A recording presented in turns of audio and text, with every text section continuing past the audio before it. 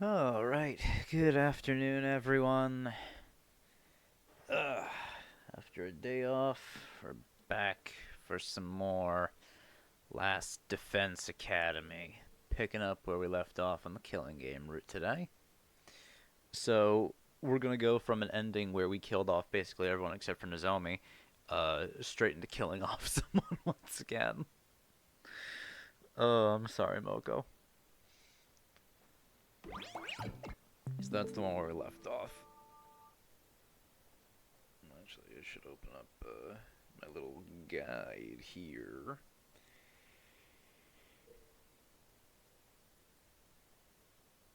Ooh.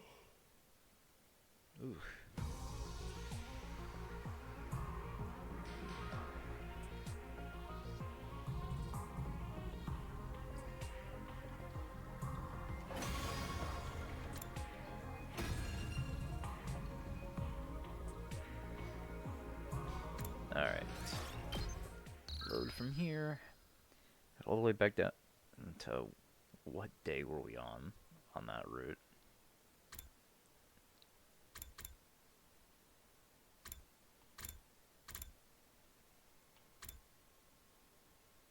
We have to go back quite some time. Oh, that's a faster scroll. Why am I down here? I need to be up here.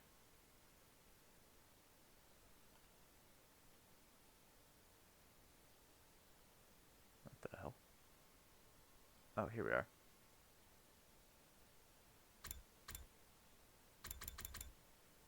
Right? Yeah, leave the school now. Okay, here we are. Yeah, that's... Decide, leave Mogo behind. Okay.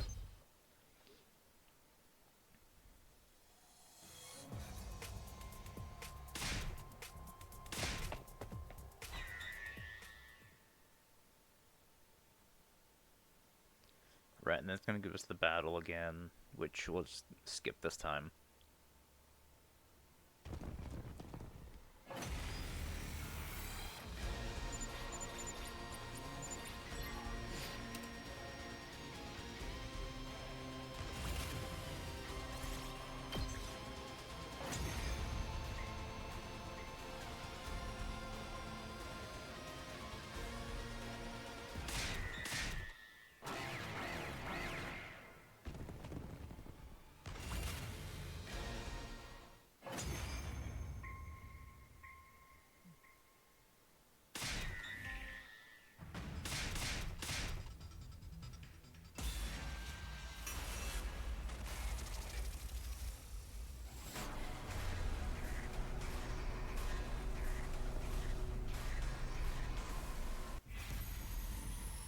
Alright. This time we are going to leave Moko behind.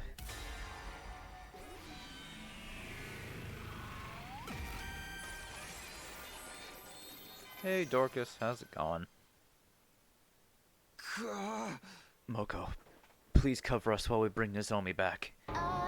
No, Takumi, you can't seriously be thinking about leaving Moko behind. Thank you, Takumi. Now I can finally keep my promise to Kurara. I refuse to accept this, Lady Moko. There's no sweetness in this parting, only sorrow. Never. I will never leave you behind. In fact, I shall be staying behind with... Chop! Gah! Lady Moko, why? I caught Kyoshika's body as she fell forward, knocked unconscious by Moko. My cutie pies are in your hands now, Takumi. I know you've got what it takes to keep Nozomi and Kyoshika safe. Because that's just what great team leaders do! Moko encouraged me with the brightest smile on her face. A smile that had been the source of my strength countless times before. Moko, I don't know how I can repay. Right, time for all you to exit the ring. The other guy's about to fly in for a second round any moment now. Tsubasa, be a darling and send everyone back, alright? Love you, honey. Yeah. See you later, Moko. Moko tossed her golden headphones over to us. She must have meant for us to hold on to them as a keepsake. We loaded the unconscious Nozomi and Kyoshika into Tsubasa's vehicle and drove off without delay. As we pulled away, I looked back to see how Moko was faring. upon Moko Majiro, the apocalyptic maiden of destruction, and her iron defense of a lifetime. You'll be crossing this line over my dead body. Get ready for the match of your life, Commander! Moko was standing in the way of the commander, determined to buy us enough time to escape. I burned the sight of that stirring scene into my mind so that I would never forget it. After rushing back to school, we called Yugumu out from the underground hangar. And then...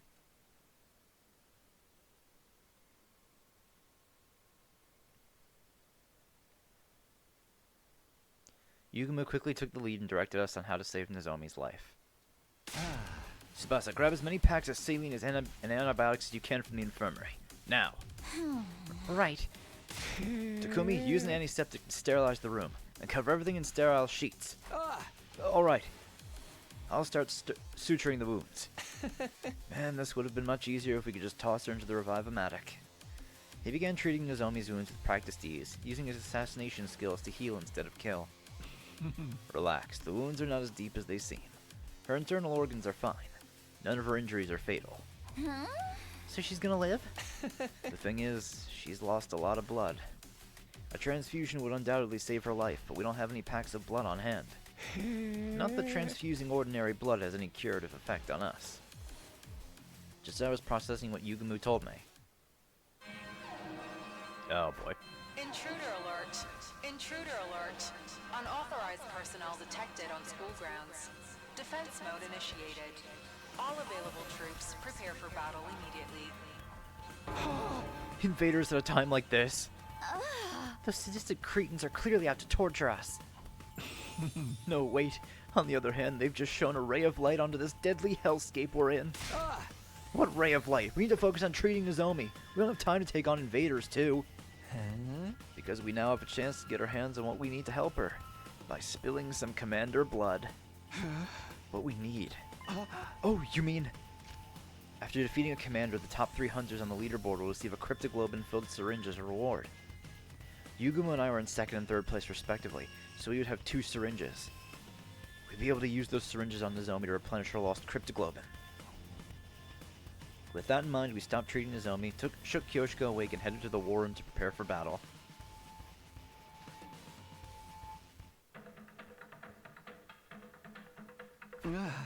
Is this... everyone? We heard Takimaru and the others. This is no time for us to be divided. Those people are frolicking around in dreamland, dead to the waking world. Sponsor, what are you doing here? You're not trying to interfere with the battle, I hope. The sponsor ignored our questions, choosing to stare intently at the war room monitor instead. Oh, this commander appears to be a skilled illusionist. They create illusions by blasting superpowered music through a sound truck that confuses all who hear it. Sound-based illusions. That has to be the Squad 11 Commander Takumi was talking about the other day. We're fine since we have our noise-canceling headphones, but... Takimaru and the others took the full brunt of the attack and are wandering around in a dream world right now, aren't they? Wait, that doesn't explain why Darumi's alright. She hasn't done anything to block out the sound. He was right, Darumi didn't seem affected at all. My head's a little fuzzy and I'm seeing things I know aren't real, but other than that, everything's great. You can't make someone already stoner than stoned even stonier.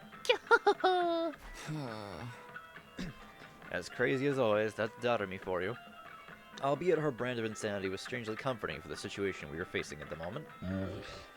I fail to see why you're all so upbeat when the enemy is rapidly advancing on the academy even as you speak. Look at the monitor.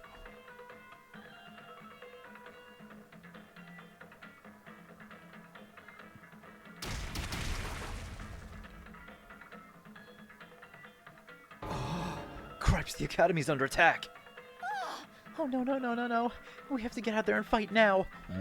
Indeed, this is hardly the time or place to get totally wiped out. You're still needed for some stuff I have in mind, understand? Now, go out there and show everyone your pride as hunters! Stop acting like you're in charge. We'll protect the school for our own reasons. Let's do this, guys.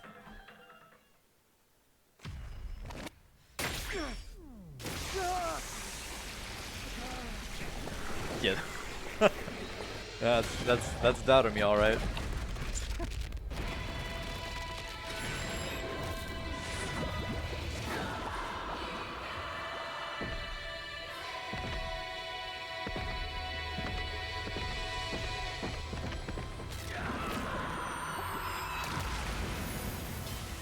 Yeah, it'll be nice using Darume and Kyoshika after so long.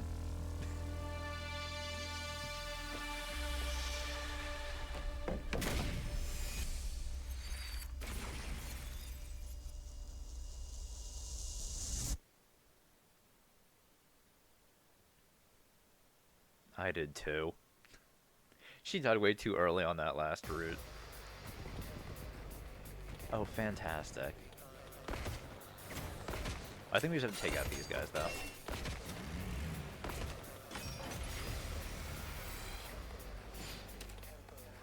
Okay, yeah, the sound sources.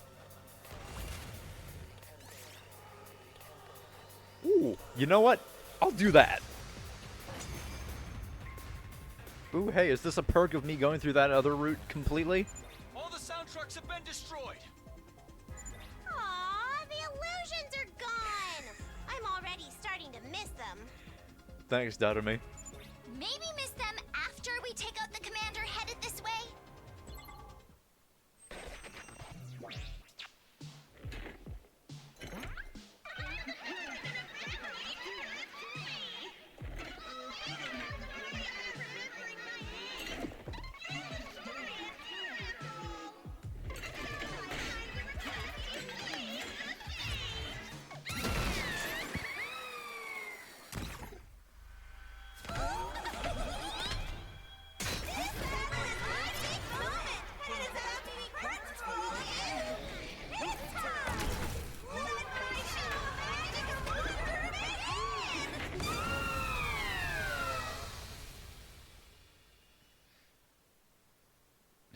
Oh, yeah?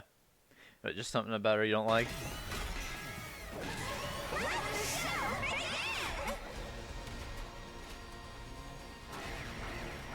It's a good thing I don't have to do any of this. Dude, this fight would have been insane with 5 people.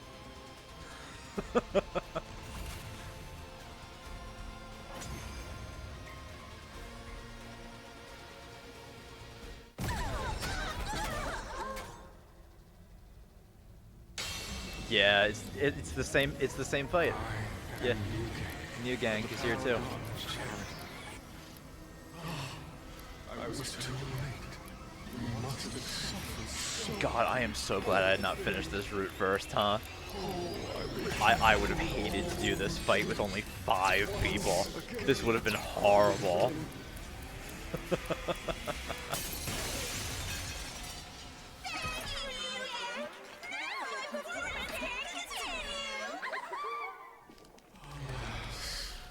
Every time I step onto the battlefield, I am filled with nothing but the deepest regret.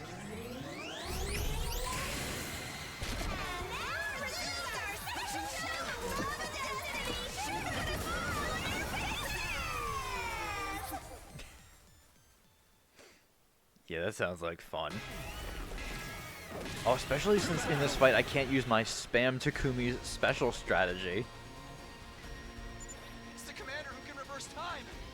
He chased us all the way here. Does that mean Moko's been?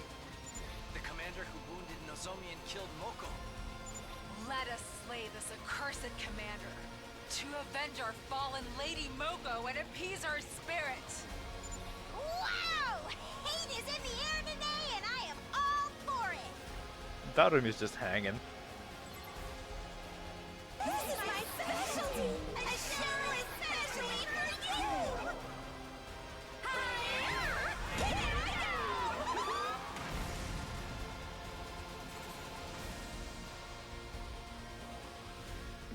go! The school's crumbling! When did they breach the walls? Take a chill pill, everyone. It's all just an illusion. What? That's a shame. I feel a lot chiller when I'm surrounded by death and destruction. Most of the illusions can't harm us, so just ignore them and focus on taking out New Gang first.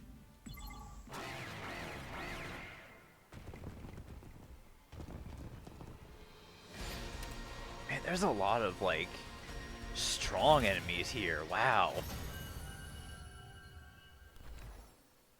Like, so few Darumars in this route. School's back to normal. The illusion was gone, which meant we had defeated the enemies for good this time. Those tricky commanders. The enemy commanders have been put to rest. Moko, we've avenged your death. New Gang is finally defeated. We couldn't have taken out the two commanders at once if Moko hadn't sacrificed herself. She deserves full credit for this. Unfortunately, our rejoining was soon cut short. Well done taking out those formidable enemies, my Special Defense Unit hunters.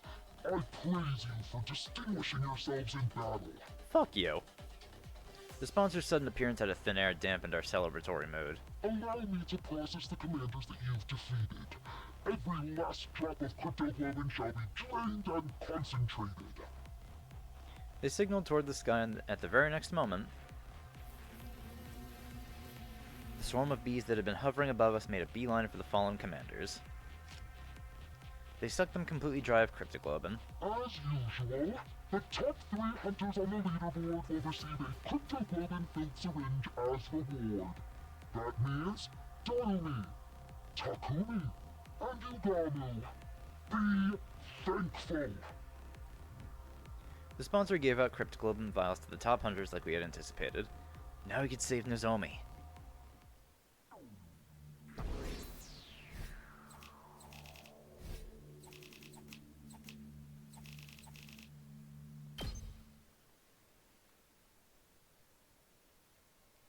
Hell, if I'm gonna be able to skip every single boss battle on this route, then that's gonna make things go a lot faster. After the battle, we rushed back to Nozomi's room.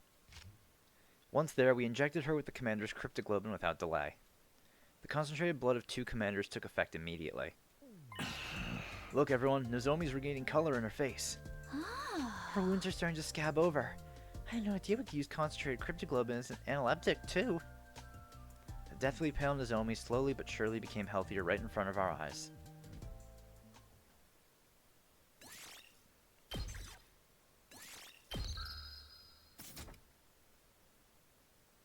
Now we're on day 48 here.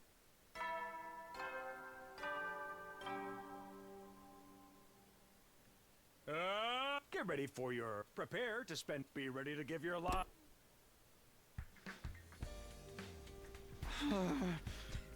Yeah.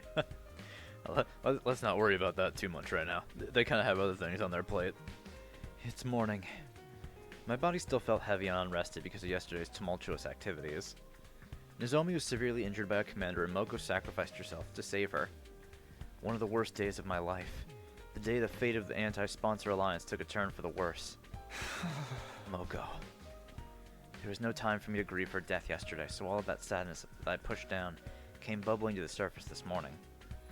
I still couldn't believe how suddenly our mood maker had met her demise. Please let her be the last.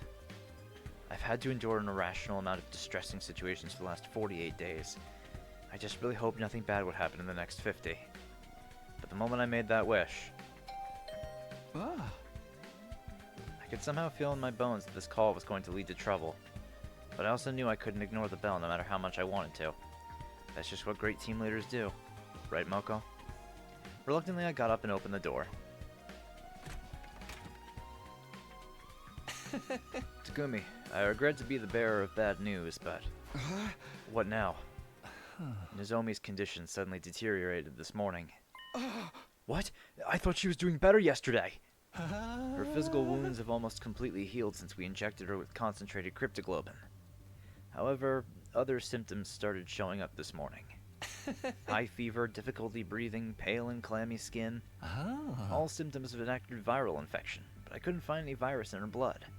I have no idea what's causing them. It's rejection syndrome, isn't it? Or symptoms. High fever and difficulty breathing. I thought Veshnes was taken care of with the Undying Flame Bomb.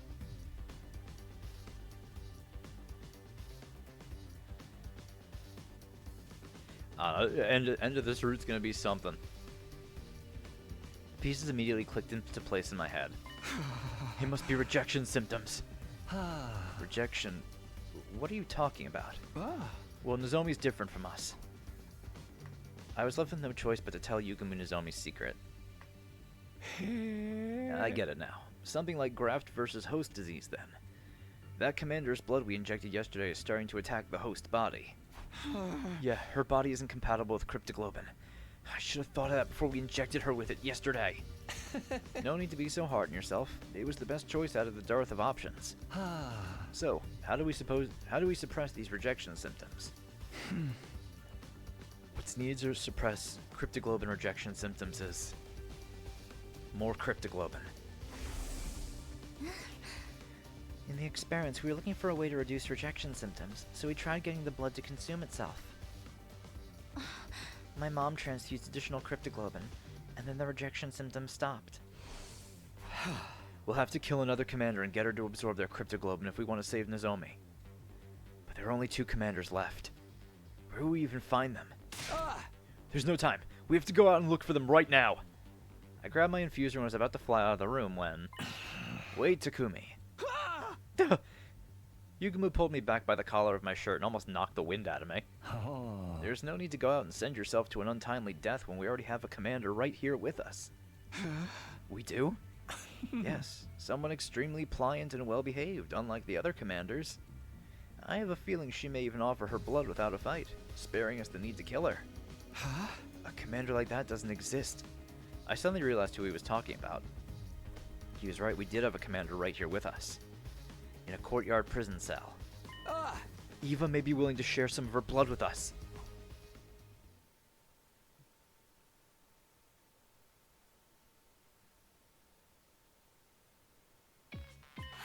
I am absolutely not giving anyone my blood. Despite explaining the situation to Eva and asking her to share some blood with us, I was coldly rejected. Please, we really need your blood to save Nozomi.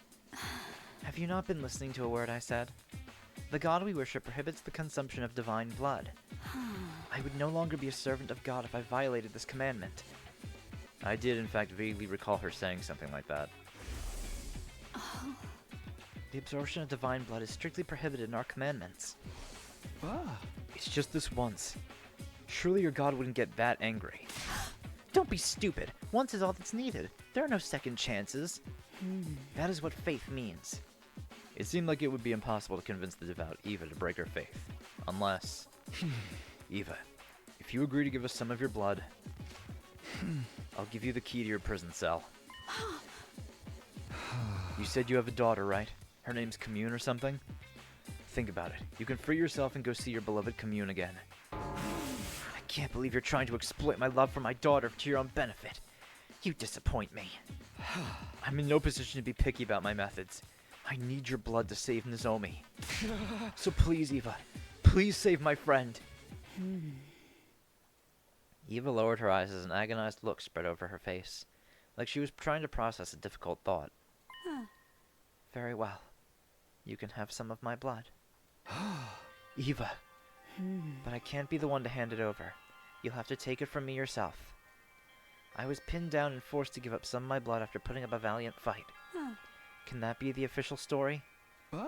Yeah, let's go with that. It was probably the best compromise she could make based on Eva's faith. We'd have to bring Nozomi here for that scenario to work. I quickly went back to Nozomi's room and brought her to the cage with help from Yugumu and the others. Can you walk, Nozomi?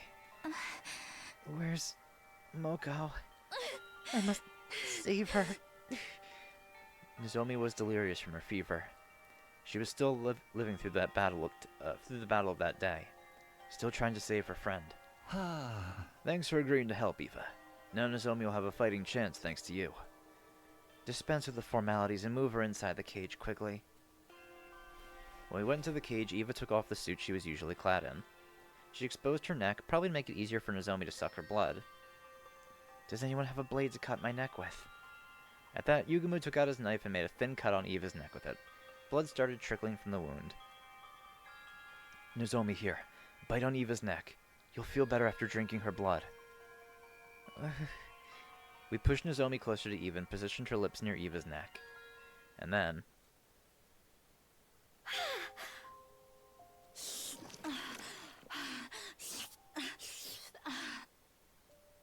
Nozomi bit on Eva's neck and started sucking her blood ravenously. She might have instinctively felt she would get better by drinking this blood.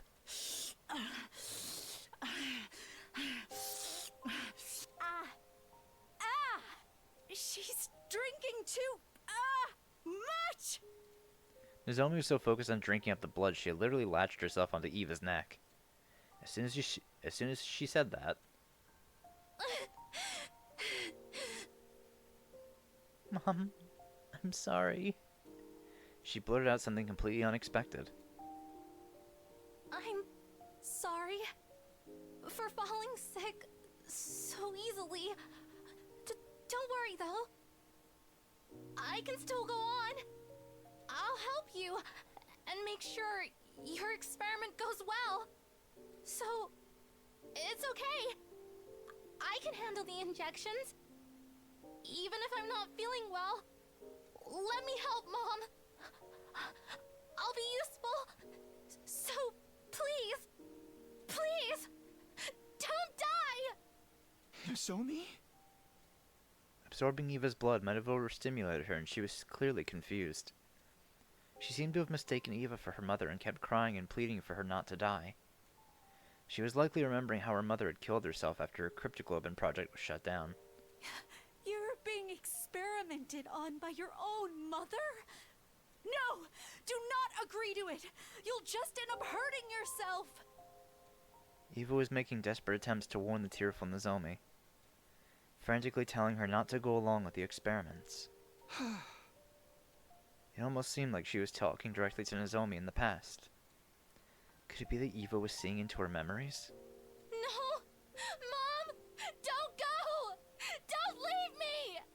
She's no mother to you. No daughter should be expected to make sacrifices for her mother. Nozomi and Eva held each other tightly and cried loudly, until suddenly, they both fell unconscious at the same time.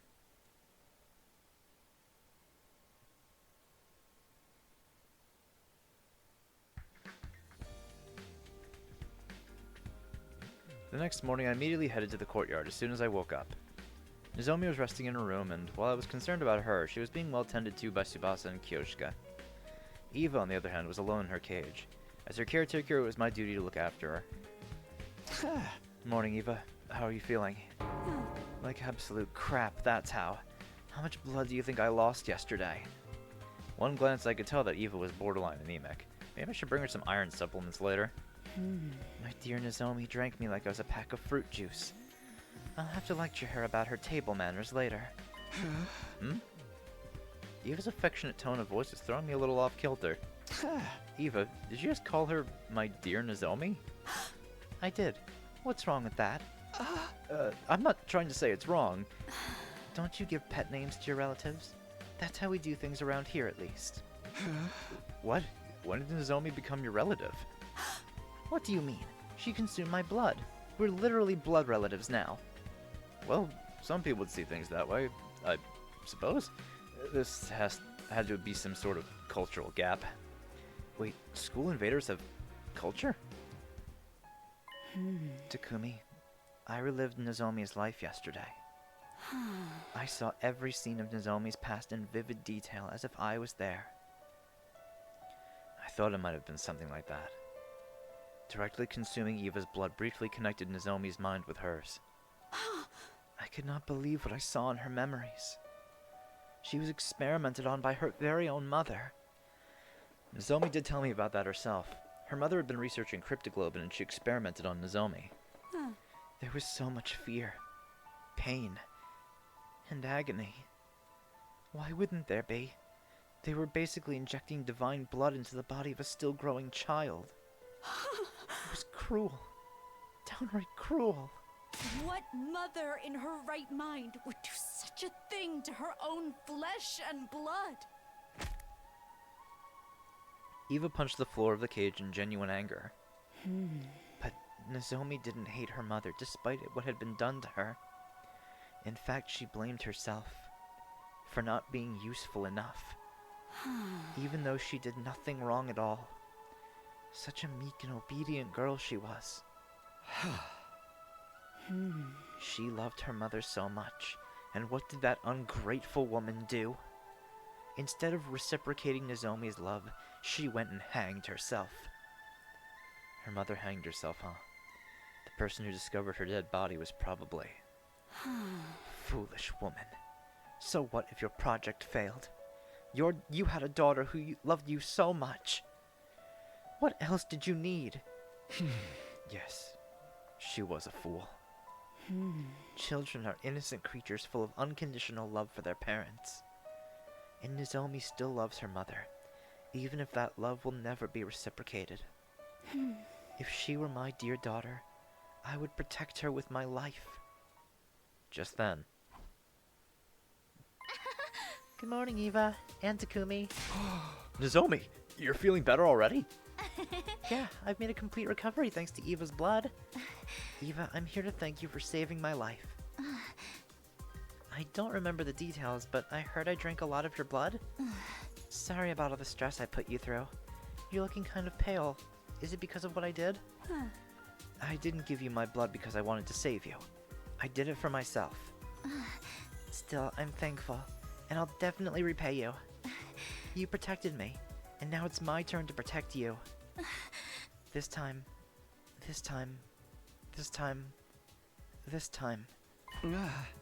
Nozomi? I'll protect you. Mommy? Mommy? Oh, sorry, that was a mistake. It didn't seem like a simple case of mistaken identity to me. Could it be that, just like how Eva felt empathy for Nozomi, Nozomi was feeling empathy for Eva as well? Takumi, if you don't mind, I'd like to be Eva's caretaker from now on. Since she's feeling unwell because of me, it's only right that I be the one to nurse her back to health. That's nice of you to offer, but Eva's leaving today. That was the condition for giving you blood. About that, actually, I've decided to stay for a little while longer. It's too dangerous for me to be wandering around outside when I'm not in top condition. I'll care for you until you get better. I can whip up a pretty nutritious porridge dish. That's settled then, Takumi. I'll take that key. Hey, wait! Nozomi snatched the key to the hut out of my hands and clutched it tightly with a smile on her face. You can count on me. I know exactly what a recovering patient needs. I'm a veteran at this frail and sickly thing, after all. Nozomi's excitement was somehow making me feel all the more uneasy about the situation. I can only hope that what she felt for Eva was purely gratitude and nothing more.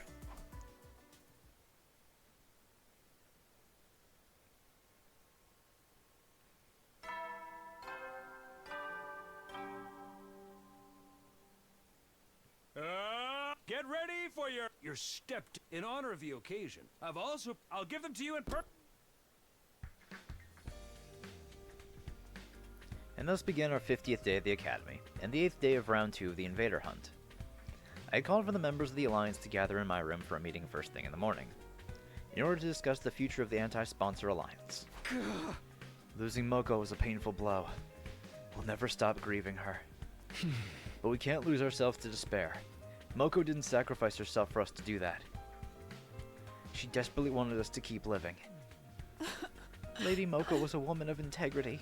She always puts our interests ahead of her own. By living on like she wanted us to, we become living proof that Moko made a mark on this world. That's right. We have to keep living. And for us to do that, Yugumu, how are the preparations for the assassination coming along? Smoothly. I have it on good authority, mine really, that the sponsor will be dead and buried before round 3 begins, exactly as I planned. Good. That means our objective remains the same. We need to stay out of last place so that none of us gets executed. Just survive. That's our only objective. Let's work toward that goal as a team. At my encouragement, everybody agreed with loud and firm voices. Moko was no longer with us, but we could still help each other to go on. Victory would be ours as long as we survived round 2. But there was just one thing I was concerned about. Sir Takumi, Lady Nozomi did not show up for the meeting. She wasn't in her room. She's most likely bringing breakfast to Eva. Nozomi had been spending a lot of time with Eva since yesterday, even though this was a critical period for us. I'll go get her. The rest of you can return to your rooms to prepare for the hunt. After dismissing the group, I headed to the cage in the courtyard. And there I saw...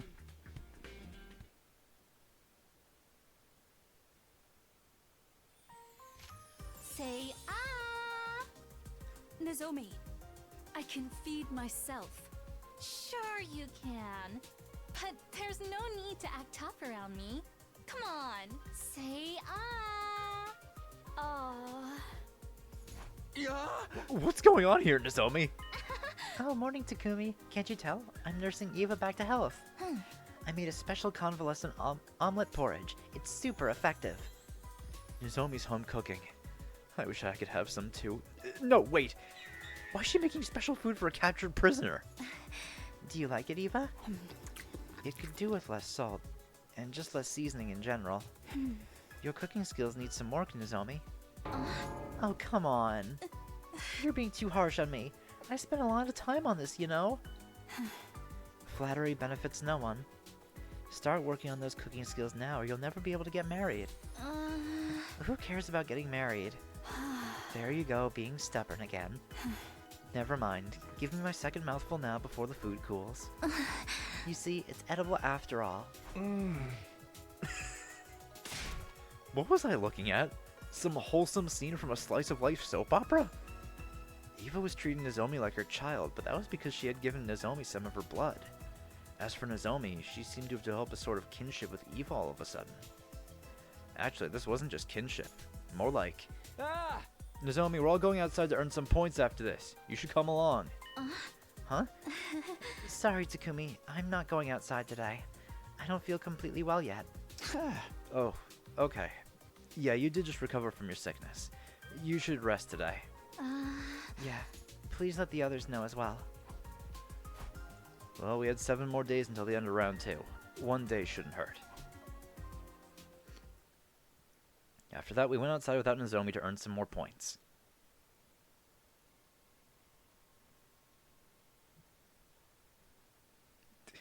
I don't know, man.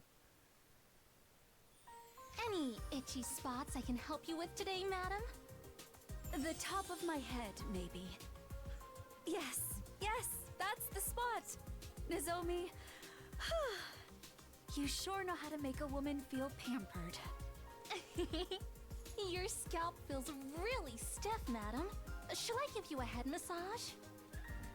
And that was the scene I was presented with when I went to the courtyard this morning to fetch Nozomi. Nozomi? What's going on this time? I'm washing Eva's hair for her. She's sick and needs some help with her hygiene. I feel so refreshed. A prisoner getting a spa day is simply unheard of. This is pure bliss. Nozomi is becoming way too attached to someone who is basically being held captive. Unfazed by my astonishment, Nozomi started blow-drying Eva's hair cheerfully. She smiled so happily like an ordinary little girl. In the end, Nozomi didn't join us for that day's hunt either.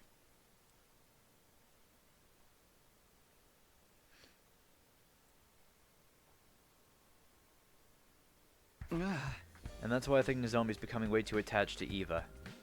When the Alliance gathered in my room first thing in the morning, we started discussing Nozomi's recent behavior. I feel like this has gone beyond mere gratitude to Eva for saving her life. What's making Nozomi so obsessed with Eva? Maybe it was because she consumed Eva's blood directly by mouth while also being in physical contact with her. Unspoken biological data was shared somehow and a strong bond was forged from that. That's quite likely. Eva admitted that she saw Nozomi's memories. Maybe Nozomi saw Eva's memories as well? Such sophisticated concepts are beyond me, but I do observe that Lady Nozomi seems to be seeking a mother figure in her life. A mother figure? Lady Nozomi has the tendency to be drawn toward women who are intrinsically maternal. Take Lady Moko, for example. Whenever the two of them were together, Lady Nozomi always exuded great joy. Moko was the very definition of maternal. Or should I say a mother hen? So in order to fill the void Moko left behind, Nozomi has become attached to Eva, someone who is equally as motherly. Alright, I think that's enough psychoanalyzing Nozomi for today. The more important thing is, how do we get her away from Eva and convince her to return to the battlefield? As things stand now, there are 2 methods we can try. The first is to drive Eva out of the academy immediately. The second is to just kill her on the spot. No killing. I feel bad if we did that. And how do you feel about Nozomi's precarious position on the leaderboard? She's currently second to last. It won't be long before she falls to last place if she keeps refusing to take part in the hunt. Yugamo was right. Nozomi didn't have much time left to rectify the situation. If she kept fawning on Eva and being unreasonable about joining the hunt, we might eventually have to take drastic measures. I'll go talk to her one more time. I ask her to seriously think about earning more points so that we can survive the second round together. And so I headed to the cage in the courtyard to do just that. I thought I would be greeted by the sight of Nozomi playing house with Eva again. However...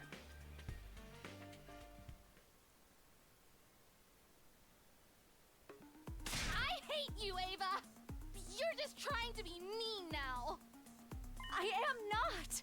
Everything I said was for your own good! Stepping into the courtyard, I immediately heard loud bickering coming from the direction of the cage. Shut up! Shut up! You don't know anything about me! Wait, Nozomi! I'm not done yet! Nozomi ran from the cage and straight out of the courtyard with tears in her eyes. I quickly went over to the cage to ask Eva what had happened. What happened, Eva? I saw Nozomi crying. Yes, because I told her what needed to be said. Huh? And what was that? I told her frankly her mother was a piece of incorrigible trash and she should stop loving someone like that. Whoa, that's a really sensitive topic for her, Eva. She's been struggling with her feelings for her mother. Of course she'd be upset to hear you say all that. So you don't think her mother's a piece of trash? We're talking about someone who subjected her own daughter to live experimentation, you know. No, that's not what I meant. The waste of breath who ended herself after her project was shut down without sparing a single thought for the daughter she tortured through those very experiments. Okay, when you put it like that, I admit she does appear to fit the definition of human trash. Still, it wasn't what you said, but how you said it. Someone had to tell her the ugly truth, or else her pain would never end. Nozomi still loves her mother, so she blames herself for her mother's suicide. Poor girl. I must free her from this suffering. It was true that telling Nozomi the truth would be good for her in the long run. But people usually avoided such conversations. Nobody wanted to be hated by their friends.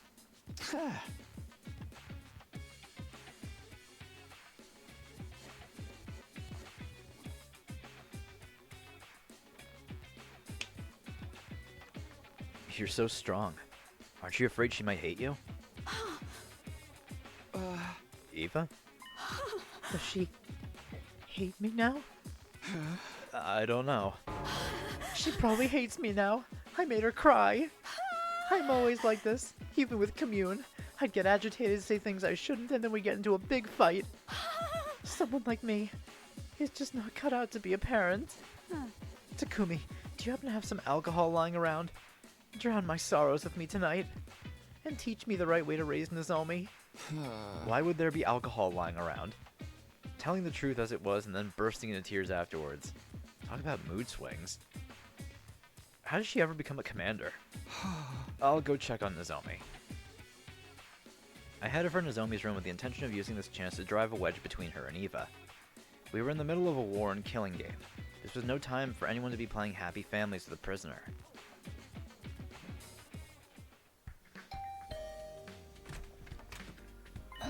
Oh, Takumi. I'm sorry you had to see all that just now. Huh? Yeah, about that. What happened, actually? Do you mind telling me?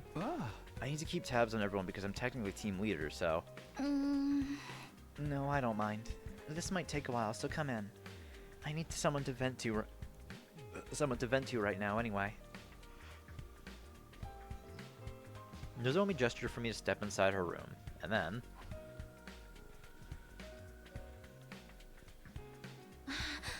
And then Eva was so mean to me. She wouldn't stop complaining about the soup I spent so much time making. She said it was bland, tasteless, and needed more seasoning.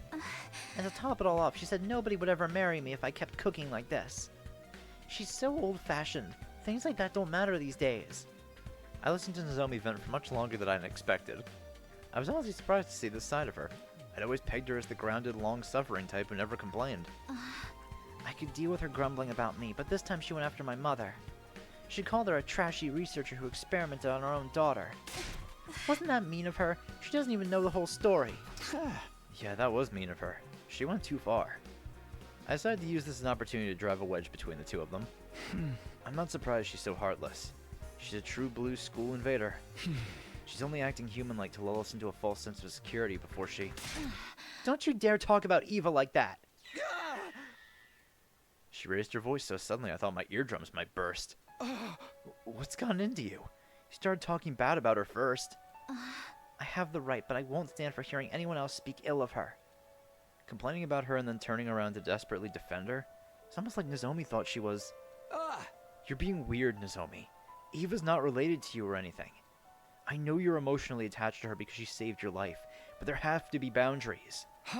This is neither the time nor place to be playing family with an invader. You'll die if you don't start focusing on the hunting game now. Nozomi lowered her eyes sadly, but I have no intention of holding back.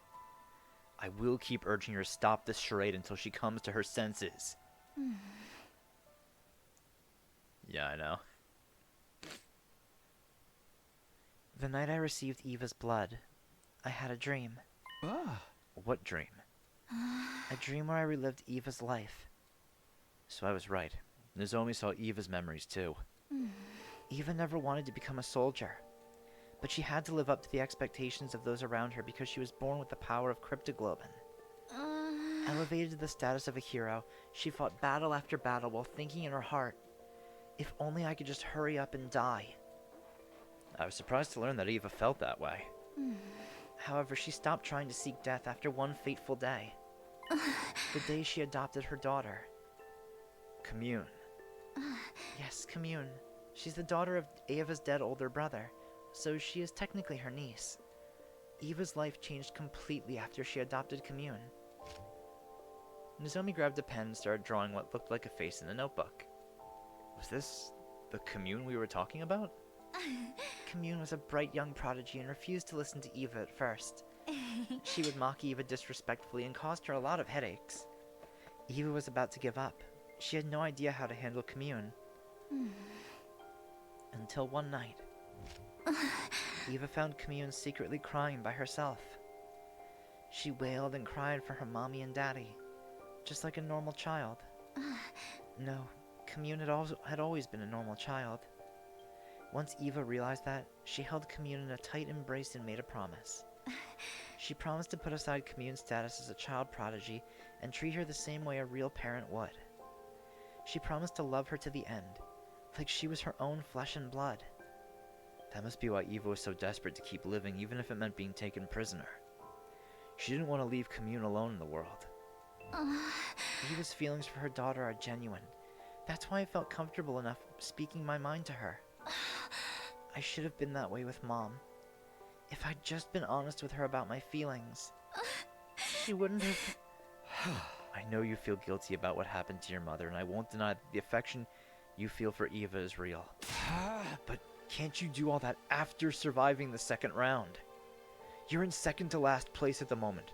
One wrong move and you'll be executed. So please, Nozomi, join the game tomorrow and start earning points. Nozomi? Why won't you look at me? I've misunderstood the school invaders. I used to think they were nothing but heartless monsters. But they're not. They have family and loved ones too, like I saw in Eva's memories. And that's why...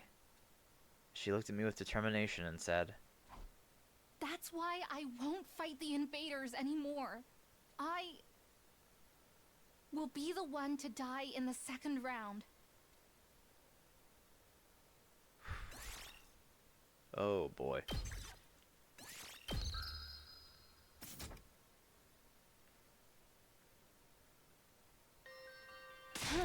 Do not be absurd, Lady Nozomi. You mustn't be the one to die.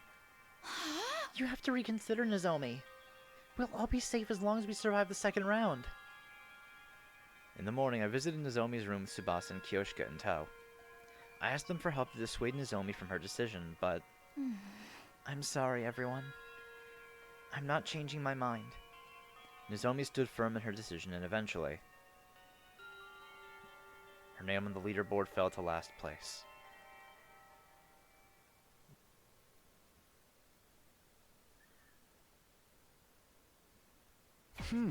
This is bad.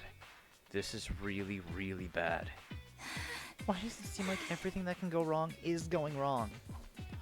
Is there no way for us to convince Lady Nozomi to change her mind?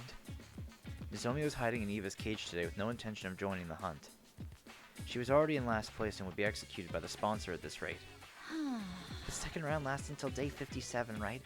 That's just 4 more days, including today. We should just force her to come with us whether she wants to or not. Of course, if we can drag her to the hunting ground. Yeah, even if she doesn't participate in any battles, she'll still gain some points through the point sharing system. There was a way to gain points without laying a finger on any invaders. Anyone present during a battle receives a percentage of the points earned. Alright, we'll head back to school, grab Nozomi, stuff her in a bag, and drag her out.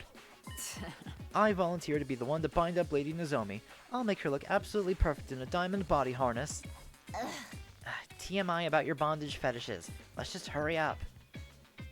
We rushed back to school with every intent to kidnap Nozomi and drag her onto the battlefield with us. It would be heavy-handed, but it wasn't beyond stooping to morally ambiguous actions to save a friend. Or I wasn't beyond stooping to morally ambiguous actions to save a friend. That was how desperate I was feeling at the moment. But we were so focused on saving Nozomi that we failed to realize something very important. Desperation was the name of the game for everyone right now. And that included Takemaru's team. The moment we entered the courtyard after returning to school, we were greeted by an unbelievable sight. What? Uh-oh. Nozomi was covered in blood. She stood in front of Eva's cage with her weapon in hand, confronting Ima and Kako. Miss Kirafuji, are you ever going to move out of the way? We have business with Ava, not you. My dear sister needs to take her life to secure her position.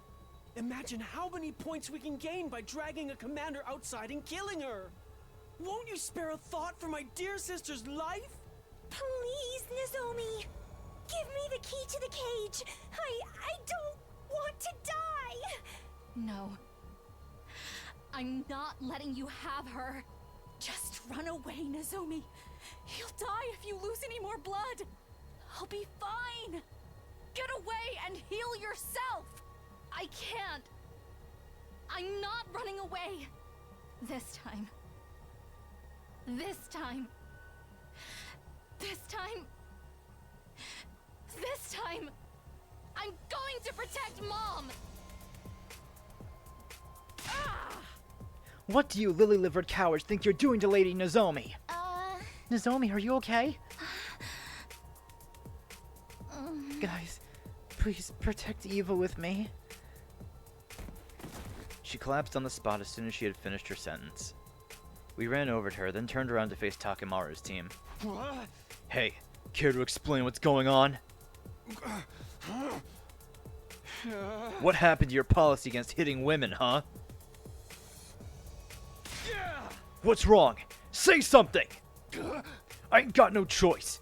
Ima and Kako are under my protection now. I gotta step up. Kako's in deep shit and desperate times calls for desperate measures. You getting me? I'd stop at nothing to save the asses of those belonging to me. Even if I have to kill Nozomi, I'll fucking do it! It was as if something broke in my head at that moment. Or it may have been the sound of me severing my bonds with Takemaru's team. I thought you were better than this, but now I know you're just trash. Somewhere deep down I still held out hope that I could perhaps reconcile with Takemaru and the others someday. But now, that possibility had been completely crushed. This place is too small. Let's settle this in the schoolyard. The winner gets to decide what to do with Eva. What do you say? Hell yeah. Bring it on, Takumi. You know I hate beating around the bloody bush. Always knew it would come down to a raw fistfight between you and me one day. And that day's today. Eva, take care of Nozomi until we're done. Let her drink some of your Cryptoglobin if you're up for it. I will. Bring her to me quickly. We left Nozomi with Eva and moved to the schoolyard where the battle between friends began.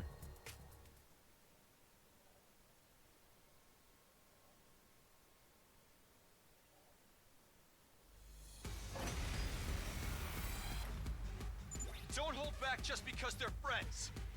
They're out for our blood. Not if we spill theirs first. We can just use the Revivomatic if anyone dies, but the idea of killing a friend is still uncomfortable. Actual fight. Anyone lifting a finger against a maiden belongs to the lowest rung of existence in the warrior code. The holy Jumanji's blade shall smite all such lowlifes. Prepare for divine punishment. Annihilate all enemies. 4? Good to go.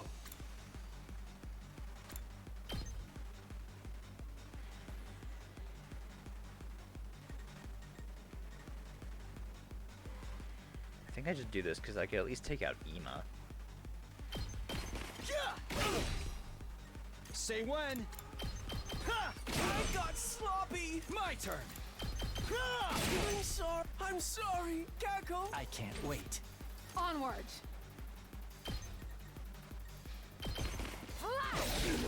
Shit. That's Takemaru mostly down. Taking the shot! I'm feeling My Oh! Are you serious? I was Bad. Oh wow. Don't I didn't know leave me he'd use his behind. ult. Banzai! Good to go. I'll remember this. There. Ready when you are. I have to keep it together. My turn. I can't go on. Yeah, it looks like things happen the other way around from the way you said. He ulted us. After our victory, we brought Takemaru's, Ima's, and Kako's bodies to the Revivomatic. Once the revival process started, we hurried back to the courtyard to check on Nozomi's injuries. There we saw... It's okay, Nozomi. You'll be okay. Come on, drink my blood. Eva was trying to share some of her blood with Nozomi. Nozomi was in a stupor, but she frantically suckled on Eva's blood as directed, looking almost like a nursing child. I protected you. Nozomi cried as she held tightly onto Eva. I protected you this time, Mom. I've always wanted to protect you. I appreciate it, Nozomi. But there's no need for you to do that anymore. It's the duty of a mother to protect her daughter, and never the other way around. So promise me, you'll protect yourself from now on, because you are my beloved daughter. Oh. After that, we carried an unconscious Nozomi to her room and called on Yugumu to treat her. We were deeply indebted to Eva for saving Nozomi's life more than once. But now that this had happened, we couldn't let her stay in the school for much longer. So we decided to... This is good enough. Thank you for seeing me off. Okay. Farewell, Eva. We released Eva from her cage that very day and allowed her to leave the school.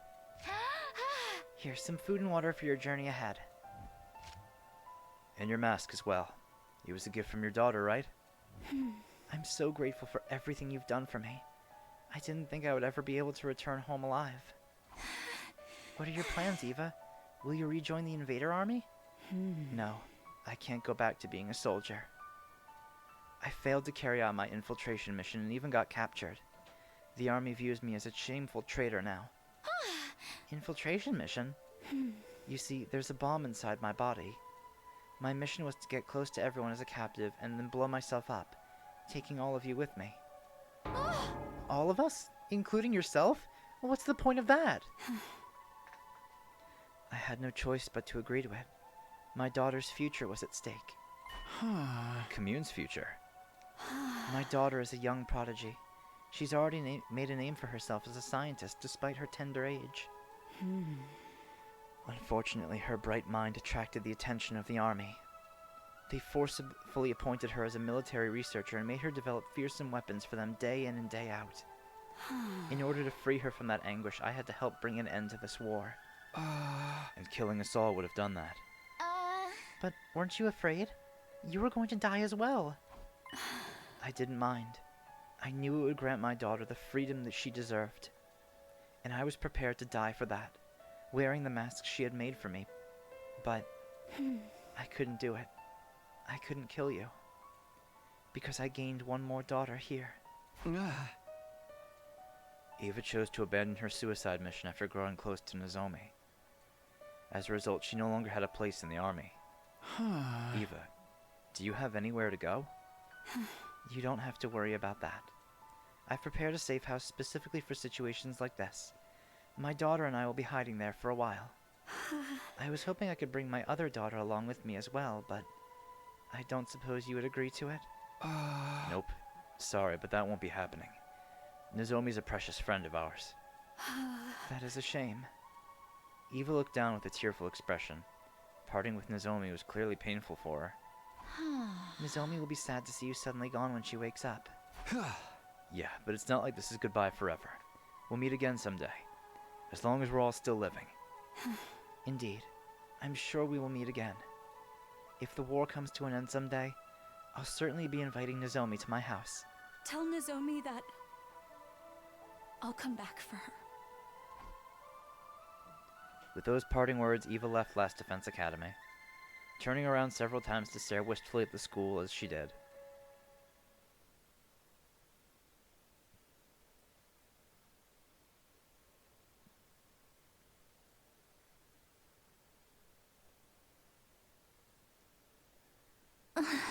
Oh, Eva left. Nozomi woke up 2 days later thanks to everyone's round-the-clock care. She didn't seem too upset when told that Eva had left the school. That's great. Now she'll be able to reunite with Commune. Family should always stick together. I'm really happy for her. I'm sorry we released her while you were asleep, Nozomi. Don't be. It was about time I gave her back to Commune. As long as she's happy, I have no regrets. Now I can die in peace. She said she'll come back for you. What? She's determined to reunite with you again one day.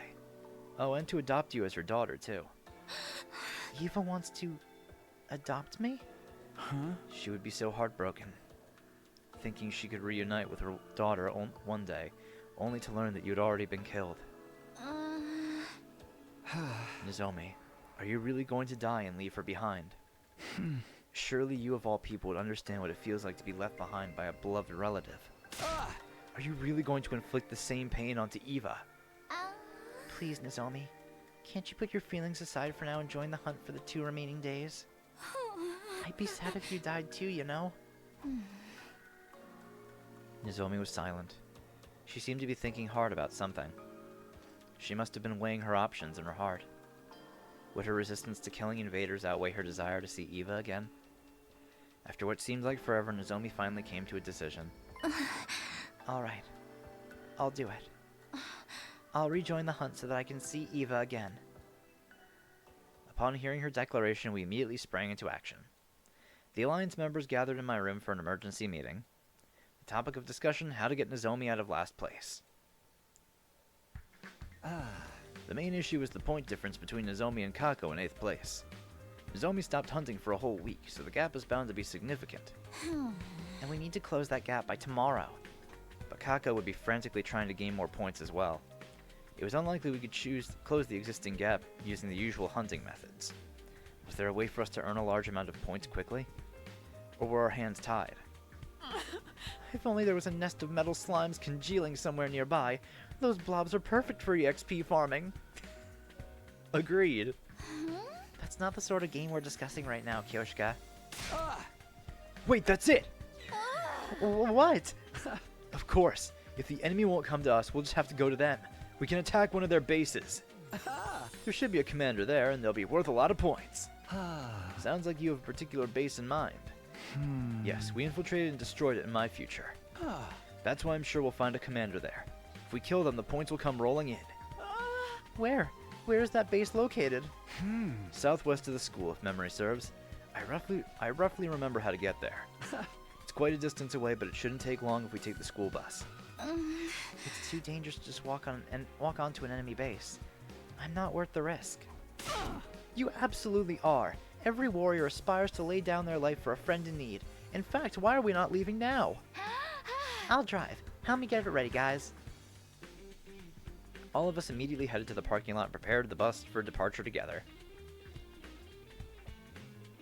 Oh yeah. Yeah, I mean, after absorbing Hiroko's cryptoglobin, yeah, Darumi is insanely strong. The engine's good to go.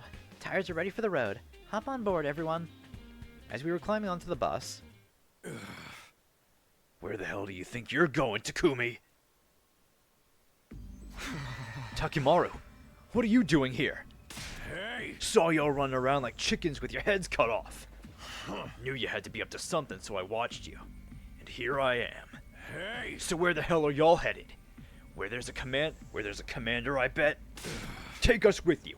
I ain't letting you guys hog all the points for yourselves. Buzz off, Takimaru, unless you want me to kill you again. Max capacity for this bus is 5, so I'm afraid we can't take more passengers. Begone, foul fools. Your wretched feet would pollute the floor of this bus. We stood protectively in front of the bus as we faced Takimaru. I'd watch my tone if I were you. Hey! What makes you think we'll just let this bus leave if we aren't allowed on it? Maybe I'll shoot out the tires with my rifle. Ima and Kako popped out from behind the bus. I hadn't noticed them at all. Sorry, Takumi. You ain't the only ones fighting against time here. Let us on the bus so the bus never leaves the school. Pick your poison. They've got us backed into a corner holding the bus hostage like that. Guess we have no choice but to take them with us. But that defeats the whole purpose. If everybody hunts in the same place, we'll all get more or less the same points. Nothing to do but leave it to fate now. We're just going to have to massacre every enemy that moves and pray Nozomi gets most of the points. Damn it, why is this always happening to us?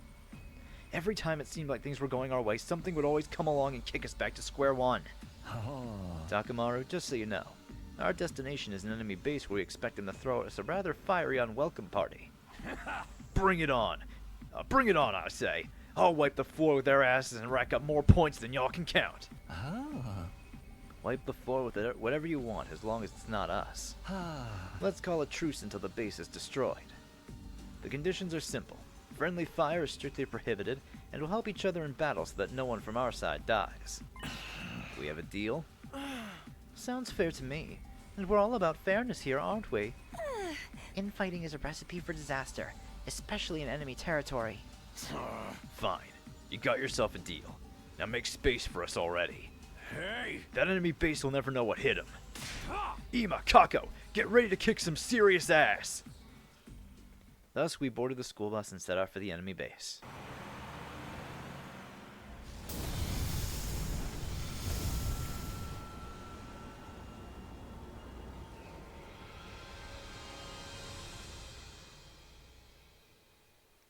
We made our way to our destination with Tsubasa at the wheel. Not long after, we finally arrived.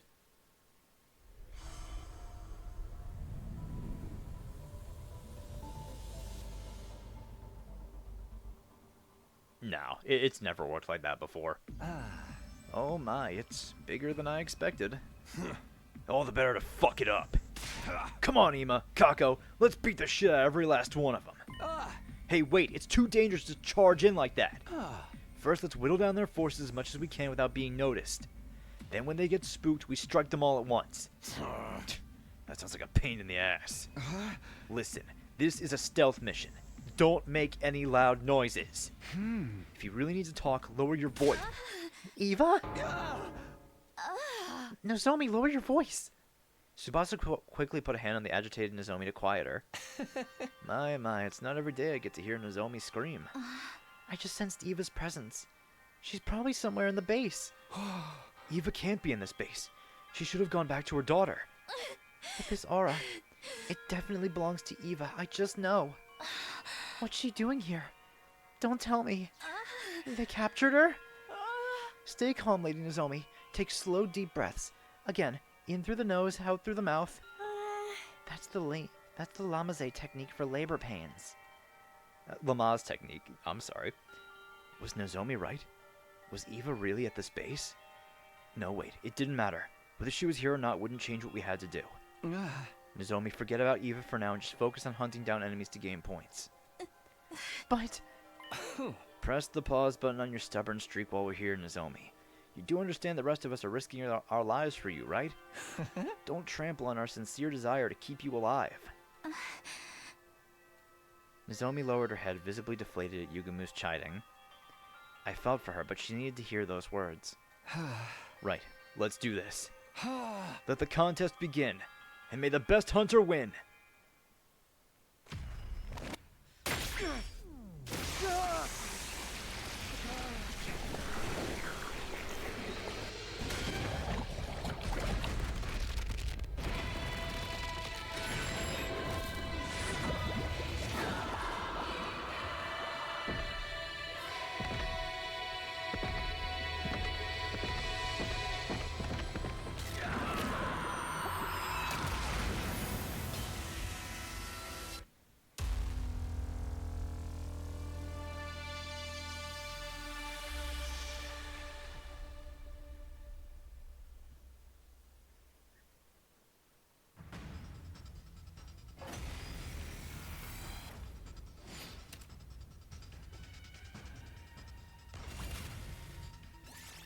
Oh good, I can skip this one too. Nice.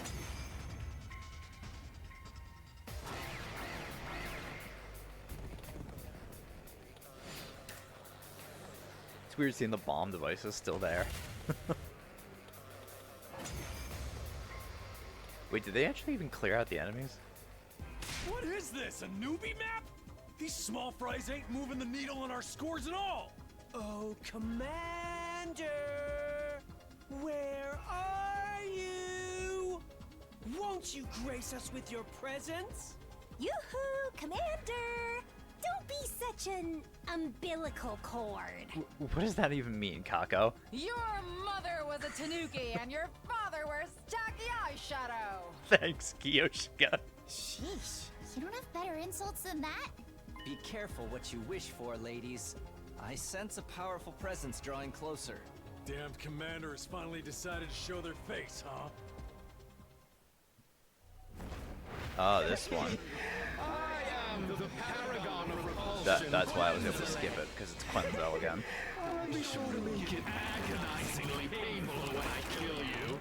Go ahead, scramble for your ugly lives. You won't escape from me.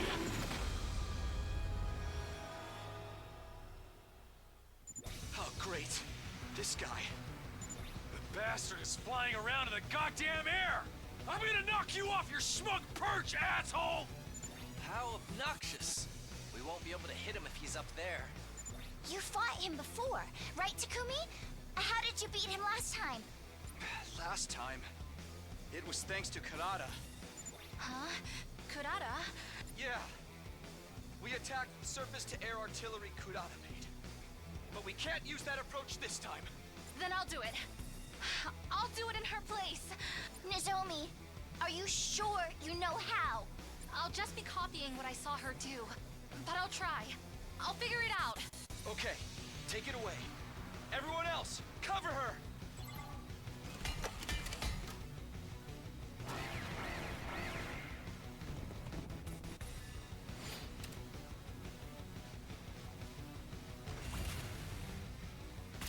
Sorry for the wait. It's all ready. Damn. Fast work, Nozomi.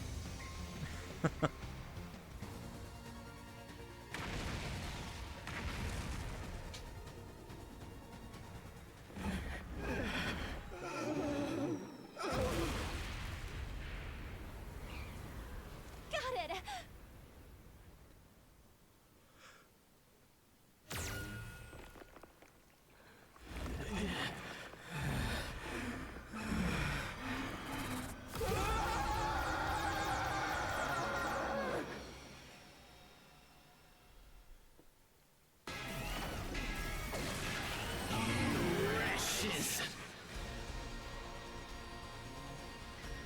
This one's got killer stamina.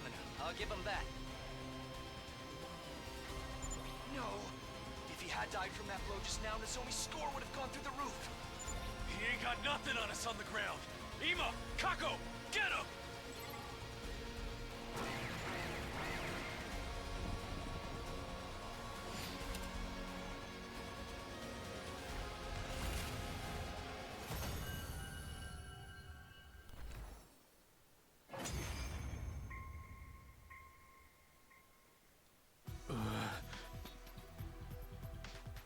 pain. It hurts. Why would you do something so cruel? This isn't how I want things to go either. I commit enough murders without love during my day job. Do you really think nothing of doing such horrific things? We would have had peace here if you hadn't come and attacked. We did attack you this time, but you guys were the attackers all the other times. What are you talking about? You were the ones who attacked us first! Huh? We're the ones who attacked first. One of them called us invaders before, too. What does it mean? Is he trying to say humanity did something to destroy Earth? Hey! Who gives a shit what the enemy thinks? We've got more important stuff to settle here.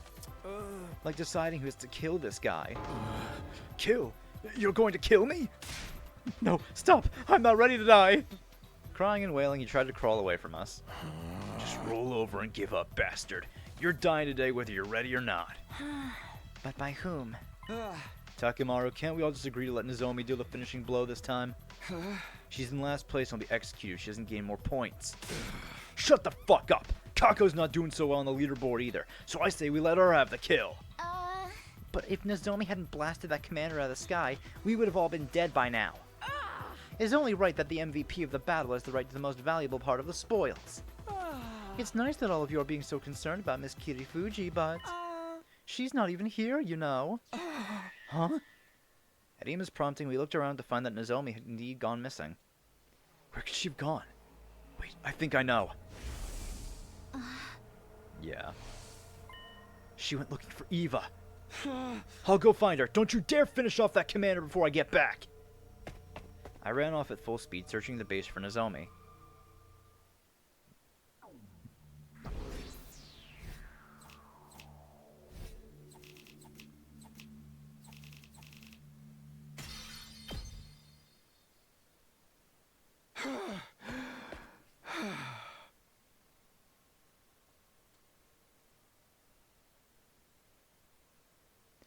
Where are you, Nozomi?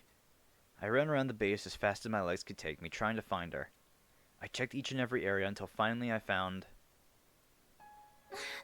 Eva! Eva, talk to me, Eva! I saw Nozomi trying to rouse a groggy-looking Eva in her arms. Eva was really here. Where am I? Thank goodness you're awake. Why am I here? I left your school and got captured on my way to the safe house. And then I wake up, and now Nozomi's here. Nozomi? That jolted Eva completely awake. She stared at her in astonishment. And Takumi as well. What are you two doing here? I should be asking you that. Why are you at an enemy outpost? Unfortunately, I was discovered and caught by soldiers. Since I was a traitor who could not even sacrifice her life for the cause, I was brought here and interrogated mercilessly. That's insane. How could they do that to you? We are in the middle of a war, and everyone's trying to get a leg up any way they can. But never mind me, what are you doing here? To find you, of course. Just being able to see you again has made my life worth living. Nozomi had clearly given up on her will to live. The non-stop killing had taken a toll on her. You came here to find me. By the way, Nozomi, there's an infirmary somewhere deep in the space. Could you be a dear and fetch me some bandages and painkillers from there? My whole body aches. Of course, I'll be right back. Nozomi dashed out in a panic. Once she was out of sight, Eva turned to me and looked me dead in the eye. Now tell me why you're really here. Okay. I told Eva the gist of how we ended up here. How Nozomi was in last place in the invader hunt. How we came here to pull her rank up. How we defeated the Squad 4 commander, Quenzel. And how Nozomi threw away the chance to deal the finishing blow. Takemaru's team has probably killed Quenzel by now. They have no reason to wait after all. This means Nozomi's position in last place is set in stone. Then Nozomi will... She'll be executed at midnight tomorrow. No! Is there no way to stop the execution? None at all. The sponsor's way too strong. And not just that, we don't know how many bodies they have at their disposal. Yugumu seemed to have an idea how to defeat the sponsor permanently, but he still needed time to get the plan ready. I'm not just going to let Nozomi die. How could she continue to think of others, even in the face of her own death? Sacrificing herself so that no one else has to get hurt. That's what love means to her. Her mother had demanded nothing but sacrifices from her. But despite all the sacrifices she made, Nozomi never received true love back from her mother. That poor girl. That poor, poor baby. Now she has to die because of her kind heart. Where's the fairness in that? Eva punched the ground again and again to vent her anger and frustration. It wasn't acceptable by any means. Neither the unjust death Nozomi was about to face, nor the adults who raised Nozomi to embrace that way of life. With tears in her eyes and breathing heavily, Eva tilted her head to look at the sky, almost as if she was praying to the heavens. While still in that position, her expression suddenly grew solemn. And then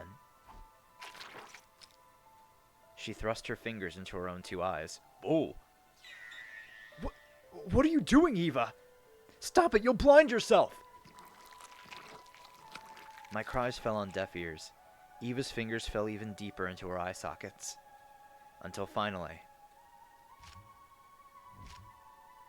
she pulled her fingers out, along with something that looked like two small chips. Did I scare you? The best place to hide something is just beneath your eyeballs. No one would think to look there when doing a body search. What are these? Chips? I entrust them to you. Decipher the red one once you return to school.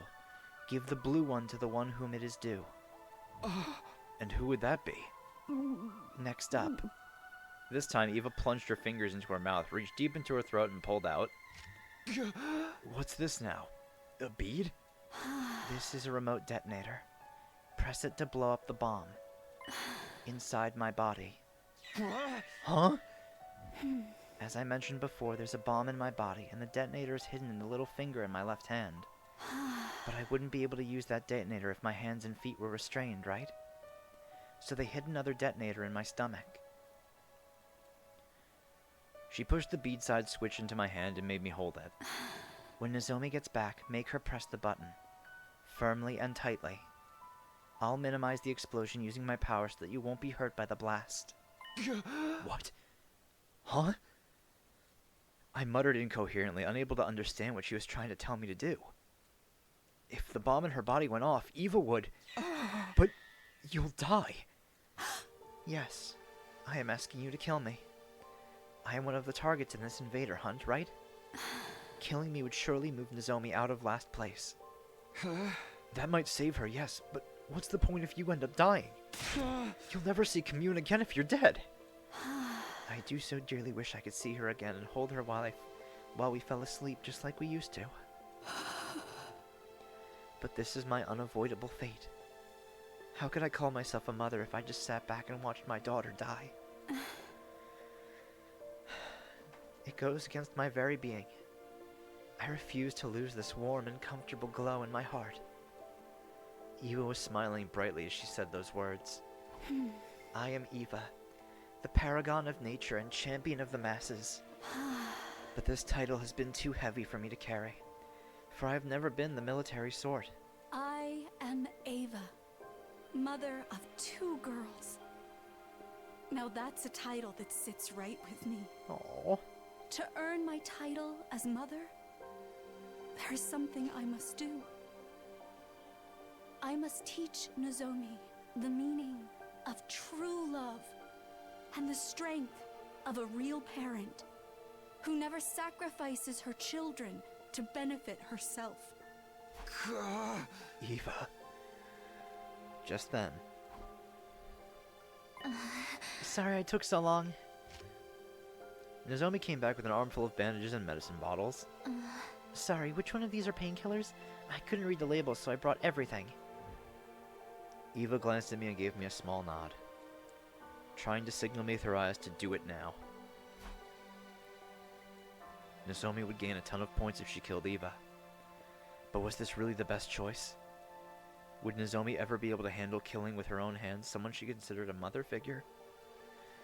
Was it even morally right for us to kill Eva, who had become our ally at this point? I decided I would.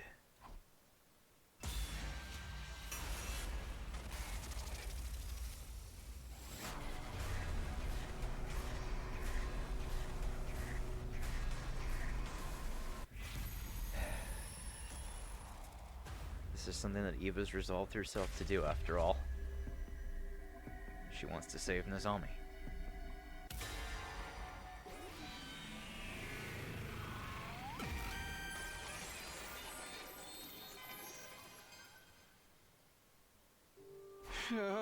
Nozomi! What? I grabbed Nozomi's hand and pushed the detonator into her palm. I love you, Nozomi.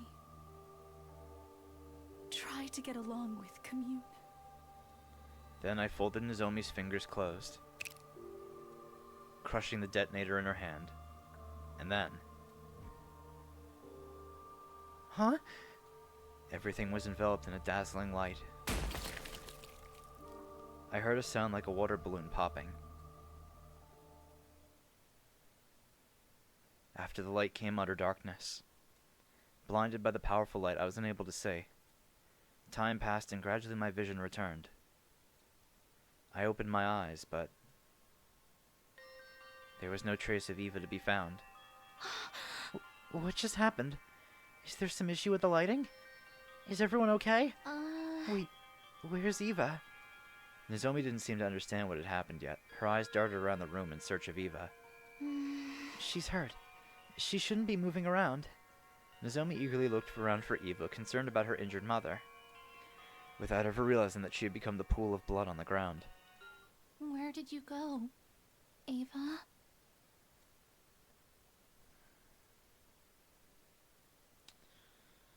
Oh, man. We drove the bus all through the night until we returned to the school. Nobody spoke a word while we drove. Everyone was probably worried after seeing Nozomi faint upon learning of Eva's death.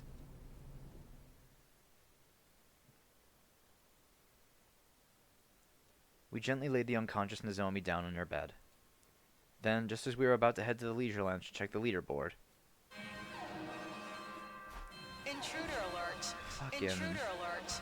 Man. Unauthorized personnel detected on school grounds. Defense mode initiated. All available troops prepare for battle immediately.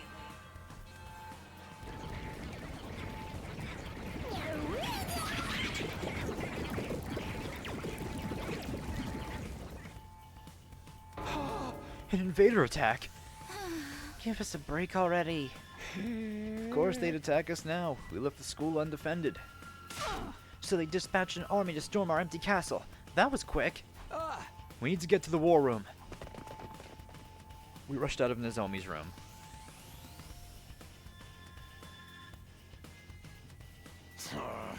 Yeah!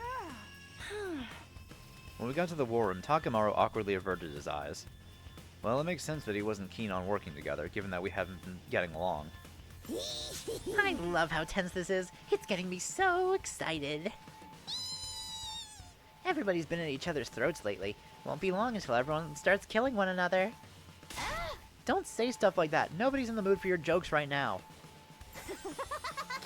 Oh, kill each other. Kill each other. We don't have time to argue. Special Defense Unit roll out.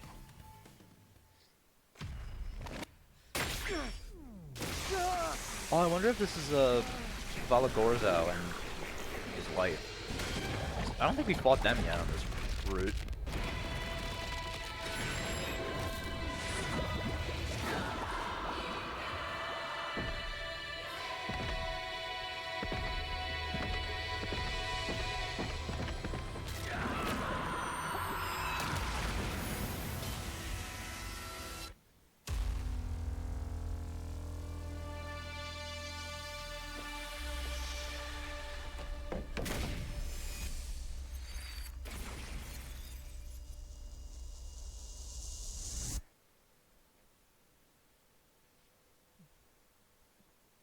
Oh, you mean Dalshia?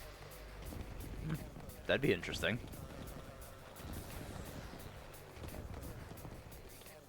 Oh, man.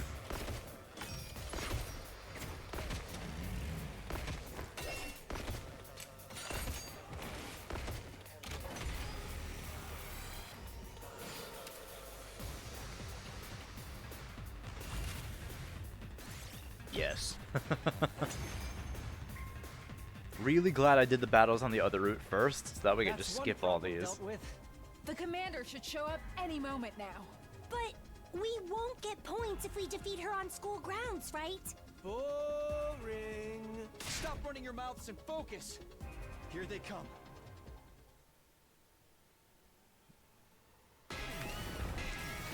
Who the fuck is this? Oh, Zenta. Oh, this is what they look like without copying anyone? I was wondering, I was like, who the fuck is that? Yeah, this is the doppelganger. What the fuck? So, this is the first time we've seen their true form. Huh.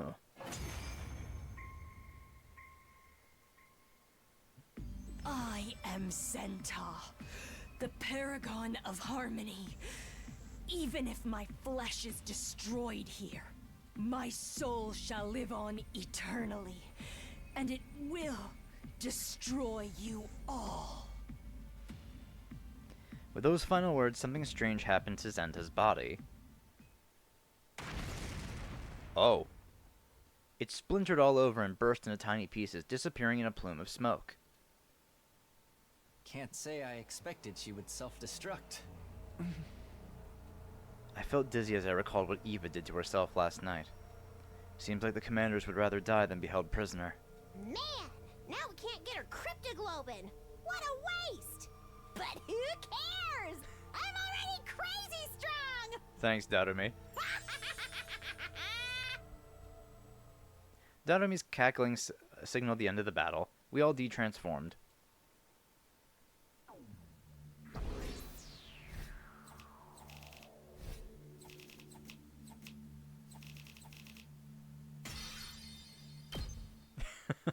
I'm sure we'll get some battles unique to this route later on. We rushed to the Leisure Lounge to check our rankings. It should be okay. Nozomi should no longer be at the bottom now. She gained a ton of points for Eva's death yesterday. She can't be in last place.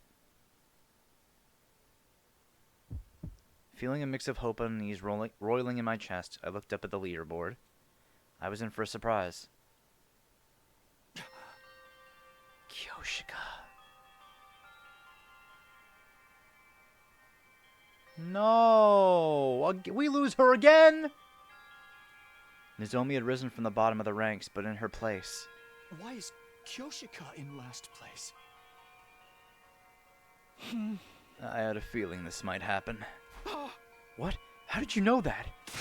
What happened? Why did the rankings change so much? Last night, Ima, Kako, and Takemaru finished off the Squad 4 commander. We let our guard down and they took our kill, so they got a ton of points. Takemaru's team had the points from Squad 4 commander. Nozomi and I had the points from Eva. This lowered Tsubasa, Yugumu, and Kyoshika's rankings, putting Kyoshika dead last. The second round ends today. If Kyoshika doesn't get out of last place by midnight, she's going to be executed. Where is she? We need to tell her. Kyoshika's tending to Nozomi. She didn't seem remotely concerned about her ranking. She's more worried about Nozomi. Why are the girls in the second to last Defense Academy so kind? Why do they have to be so selfless? She's going to die. We quickly called Kyoshika to my room for an emergency meeting. We needed to discuss how to gain points before the day was over to get Kyoshika out of last place. Do we have any idea where we could find another enemy base? No. The outpost we went to yesterday is the only one I know. Are there any places where it seems likely we could find a commander? A place that seems like it would be their habitat or something? I have no idea. The commanders should all be gone as of this morning. There aren't any left as far as I knew. Without any commanders, how in the world can we score a lot of points? What do we do? What do we do? There's gotta be a way to save Kyoshika. It's okay, Sir Takumi. Kyoshika squeezed my hands. You saved Lady Nozomi in a show of heroism. I'm fine so long as she survives. Fine? No way. This whole thing is pointless if you die. Moko told me that I had to take care of you guys.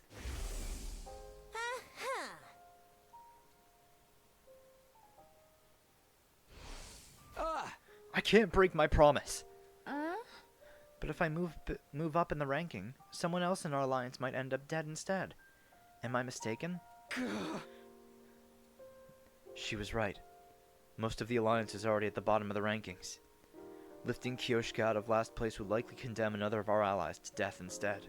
My desire to live is not so strong that I would sacrifice a comrade. The way of the samurai is a path that leads to death. I will die honorably. No, can't we do something? I don't want you to die, Kyoshka. My life will scatter like petals in the wind this eve, but I will not die in vain. I'm not going down without a fight. I'm taking some of those cursed sponsors down with me. It seemed like Kyoshka was ready to die. She pulled her trusty Holy Jumanji sword from its sheath and spoke to it with a serene expression. Holy Jumanji sword, tonight we fight gloriously on our way to hell. No. Stop fighting and die quietly. Yugumu suddenly blurted out something no one saw coming. Yugumu, what was that? I said she should die quietly. It's just more convenient that way. The blood rushed to my face. How could he say that to a friend who was about to die? Yugumu, do you have any idea what you're saying? Wait, Sir Takumi. I was about to grab Yugumu when Kyoshka stopped me. Sir Yugumu may be a perverted assassin, but he's not heartless. I'm sure he said what he said for a reason. Is that right? Confronted by Kyoshka, Yugumu awkwardly averted his eyes and sighed. Kyoshka, you've always wanted to know how to kill the sponsor, haven't you?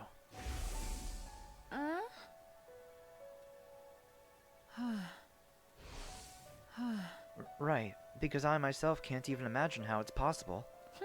I'd appreciate it if you could tell me before my journey down River Styx. I'll be able to die in peace if I know they can be killed. About that. Well, Yugumu's voice trembled.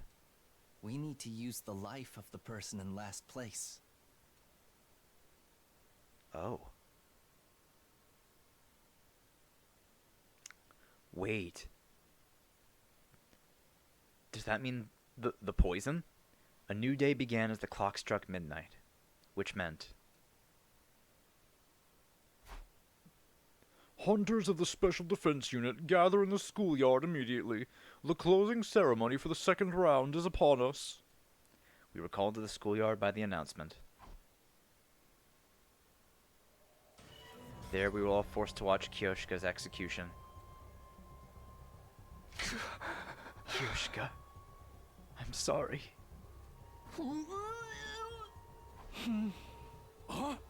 I ain't saying sorry. I ain't gonna say sorry. I said I'd kill anybody if it keeps my people alive. I'm so sorry, Kyoshka. We'll make a grave for you. It's the least we can do. Just like nectar, Kyoshka Magadori's Cryptoglobin was rather delicious. It went down smooth. It gave Kurata Osuzuki's a run for its money. Thanks to her contribution, I've gotten stronger still.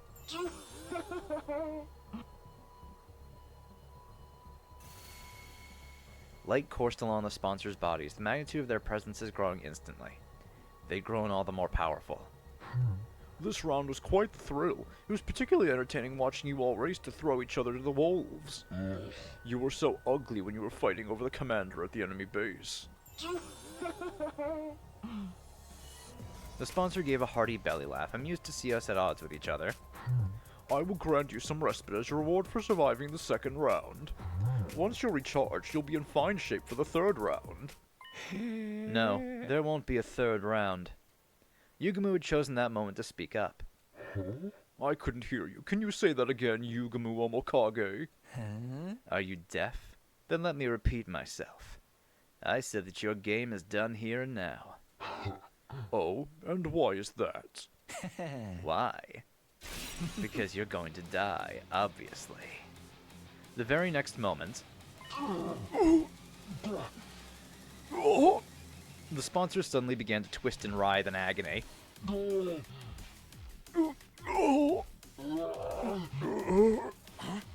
They in pain or something? Huh?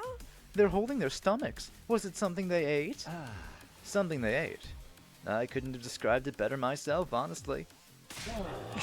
What have you done to me? Oh, I haven't done anything.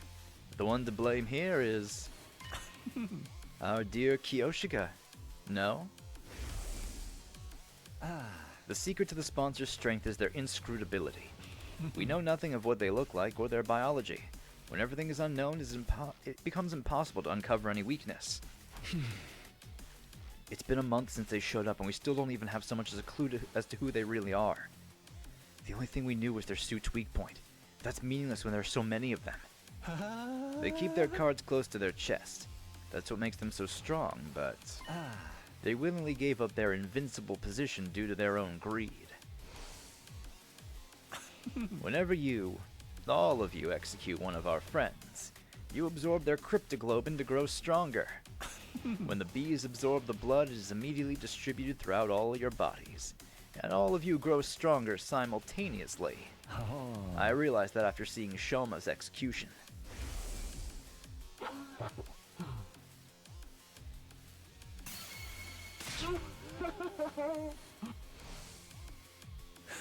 That very instant you gave up your greatest advantage. Chaos is mighty because it is incomprehensible. But the moment you revealed your true nature, you threw all that away. You grow stronger by absorbing cryptoglobin. Once that was clear, then... Aha! It's like the legend of Yamata no Orochi. Yamata no Orochi? In short, we poison their food. It doesn't matter how many bodies they have. If all of them eat the same thing, they can be poisoned all at once. The cryptoglobin they absorb courses through their bodies, so I simply need to develop a poison that acts on cryptoglobin. Sure, that might work, but in order to poison them, I have to load up Kyoshika's blood with deadly poison in advance. No! That's why I warned everyone to stay out of last place. It's not my style to use a friend as poison bait, but... No way. I can't accept this. Kyoshika's going to suffer if she's injected with poison. Yugumu, how could you? Sir Yugumu, you're incredible! To think that I could eliminate all these blackguards at once. I'll be the mightiest hero that ever roamed the lands. Do it, Sir Yugumu. Load me up with whatever poison you've got. Are you sure? It might really hurt. What a horrible way to die. No, the wasps don't actually store the cryptoglobin. It's like some kind of, what is it? Like spatial portal that flows it directly into the sponsor's blood. Upon hearing this, Kyoshika grinned. If it will save my friends, then it's all I could ever ask for.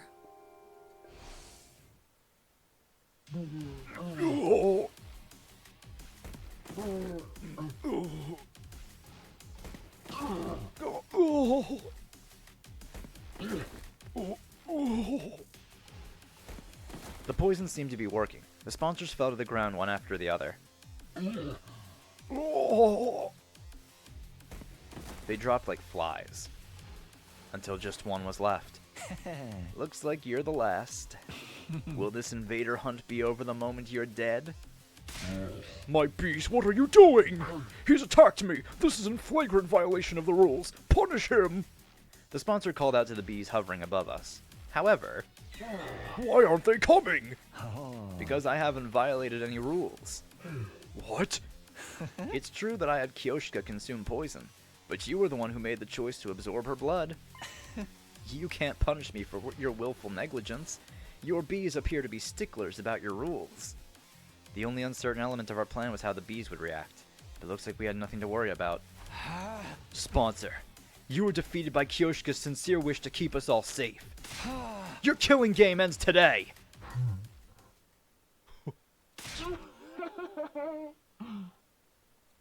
The sponsor's voice grew strained and they let out an evil laugh. Splendid, truly splendid, my SDU hunters.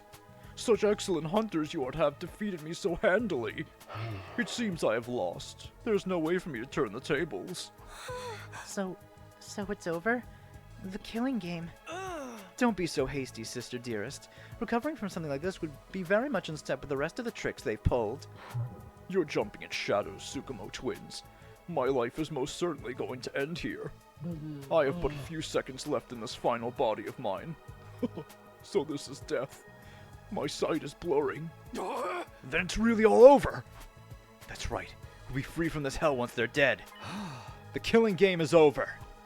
No, the invader hunt continues, even if I die. I wasn't prepared for the words coming out of their mouth. What? How? How could the game go on if they were dead? You were just a bit too late to kill me. My will has already been passed on to my successor. Successor?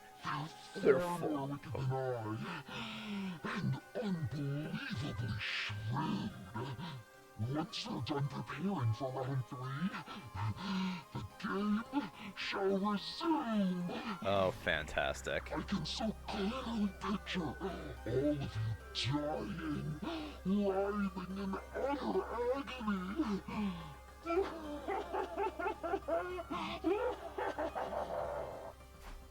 the hell is going on? I drew him closer to question the sponsor further. And just then... Everyone, get down! The sponsor's body released a blinding flash of light.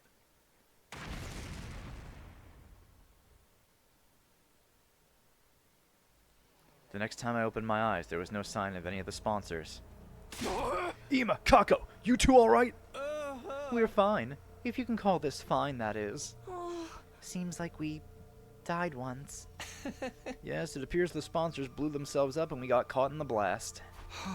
So everyone was blown up and brought back with the Revive-O-Matic then. There was something that appeared to be the singed remains of the sponsors' suits scattered across the schoolyard. They really must have blown themselves up. There's really a lot of exploding bodies. There were no bees overhead either. Maybe they got caught in the blast too. I could only hope so.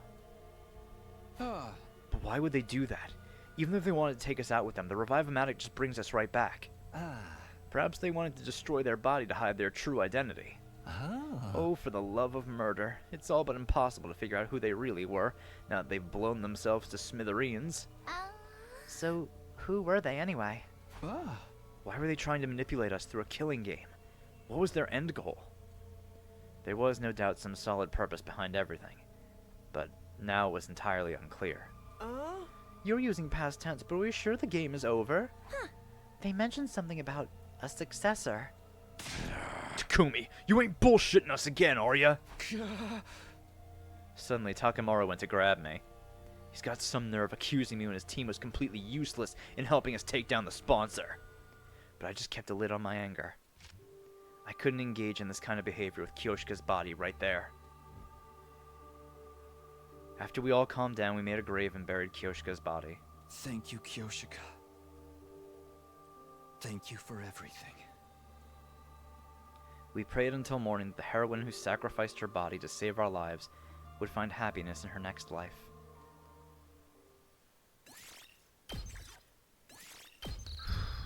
Man.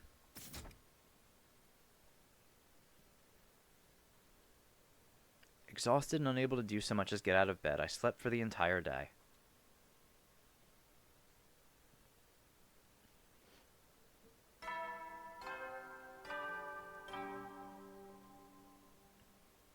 Up and Atom troops, time to rise and shine!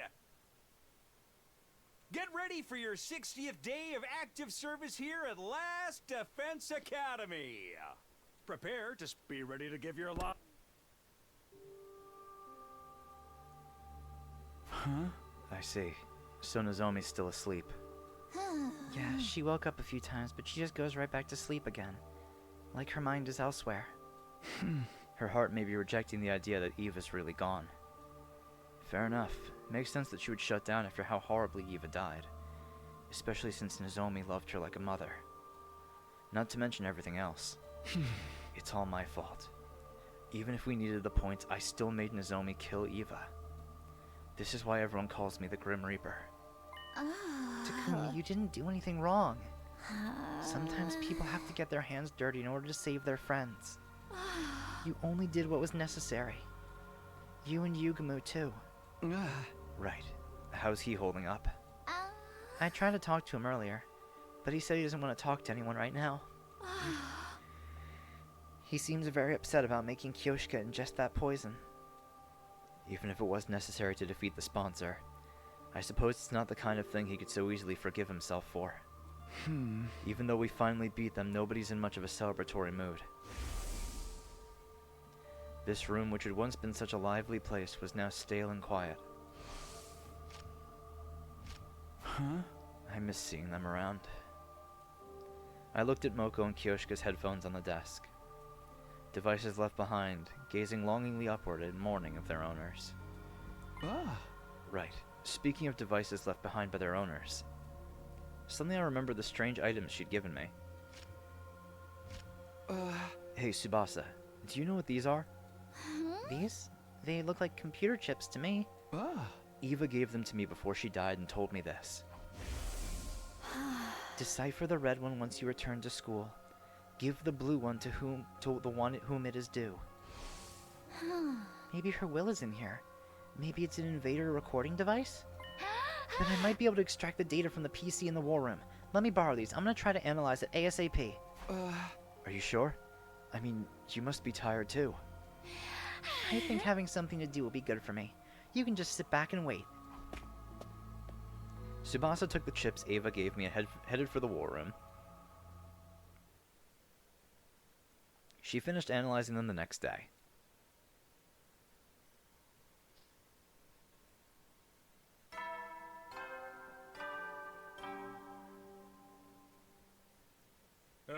Yeah, prepare. Be ready to... It's morning. Although it was good to be awake, there was nothing pressing on the agenda today. Waking up early isn't going to do me any good, so maybe I'll sleep a bit more and recover. Time for a bit more shut-eye. I closed my eyes to sleep in more when... Takumi, look at this! Tsubasa suddenly barged into my room, startling me out of bed. Hey, ring the damn doorbell! What if I was changing? You think I care about seeing you naked? Just look already! Tsubasa held out a single sheet of paper. What is this? A map? Yep, I analyzed the red chip and got this map out of it. Eva left this to you, Takumi. Eva? Me? But why a map? She must be telling you to go to this spot here marked by a red dot. It's just like a treasure map. Maybe her mementos are buried there. If she gave it to you before she died, it's gotta be something pretty important. That's for sure. Come on, Takumi, let's go there. It's pretty far off, but if we use the bus, we can make it there and back before the day's over. Oh, yeah, we can do that for sure. But why are you in such a hurry? I mean, if we find Eva's mementos or something, it might get Nozomi back on her feet. Right. So that's why Tsubasa's so eager to go right now. She's doing it for Nozomi. She must have been analyzing the chip all night. Her eyes are bright red. Okay, let's get going right away. We stopped by the cafeteria for water and food, then made our way to the parking lot. Are we ready to go? Then let's hit the road. Road trip to find Eva's keepsake.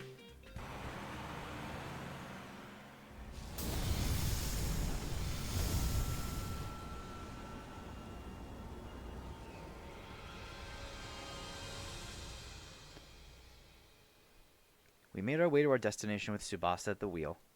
After driving for a while, we finally arrived at the place marked on the map. There we found... a cave. Looks like... a cave? Yeah, that's a cave, alright. So then, did Eva hide something in there? I brought a light just in case so we can go in, but... it's not rigged with traps, right? Come on, it's not some RPG dungeon. You go first, Takumi. I'll be a few steps behind.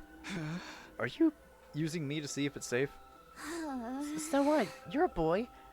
Besides, you said before that you'd always protect me.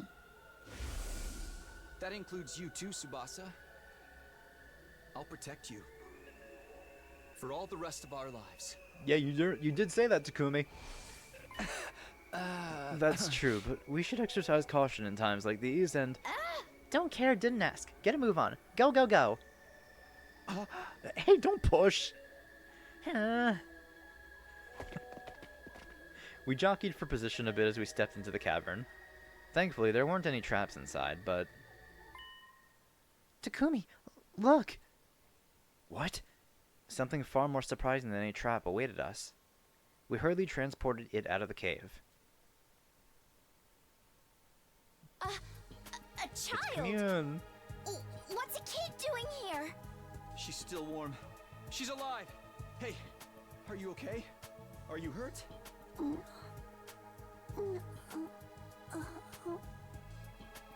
The unconscious girl let out a groan in response to my desperate calls. Water? Water? She needs water! Wait, I'll get some from the bus. Tsubasa rushed back to the bus and returned with a bottle of water. I gently brought the bottle to the girl's mouth, getting her to drink a little at a time.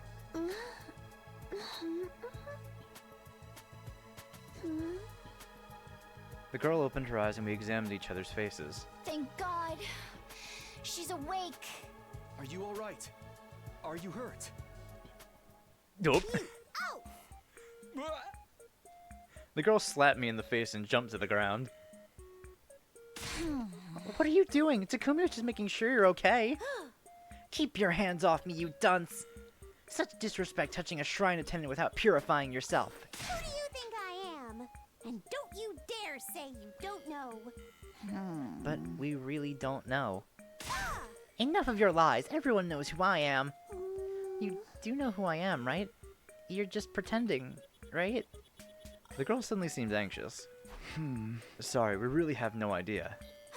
No, you don't know me? Oh, look at my makeup. Yes, look closely. The girl pointed at the designs on her cheeks. Sorry, we're not from around here. Why are you so confident about how well known you are anyway? You really don't know who I am. The girl seems to be terribly shocked. Maybe she's someone fairly famous. By the way, what are you doing here? Where are your parents? Hello?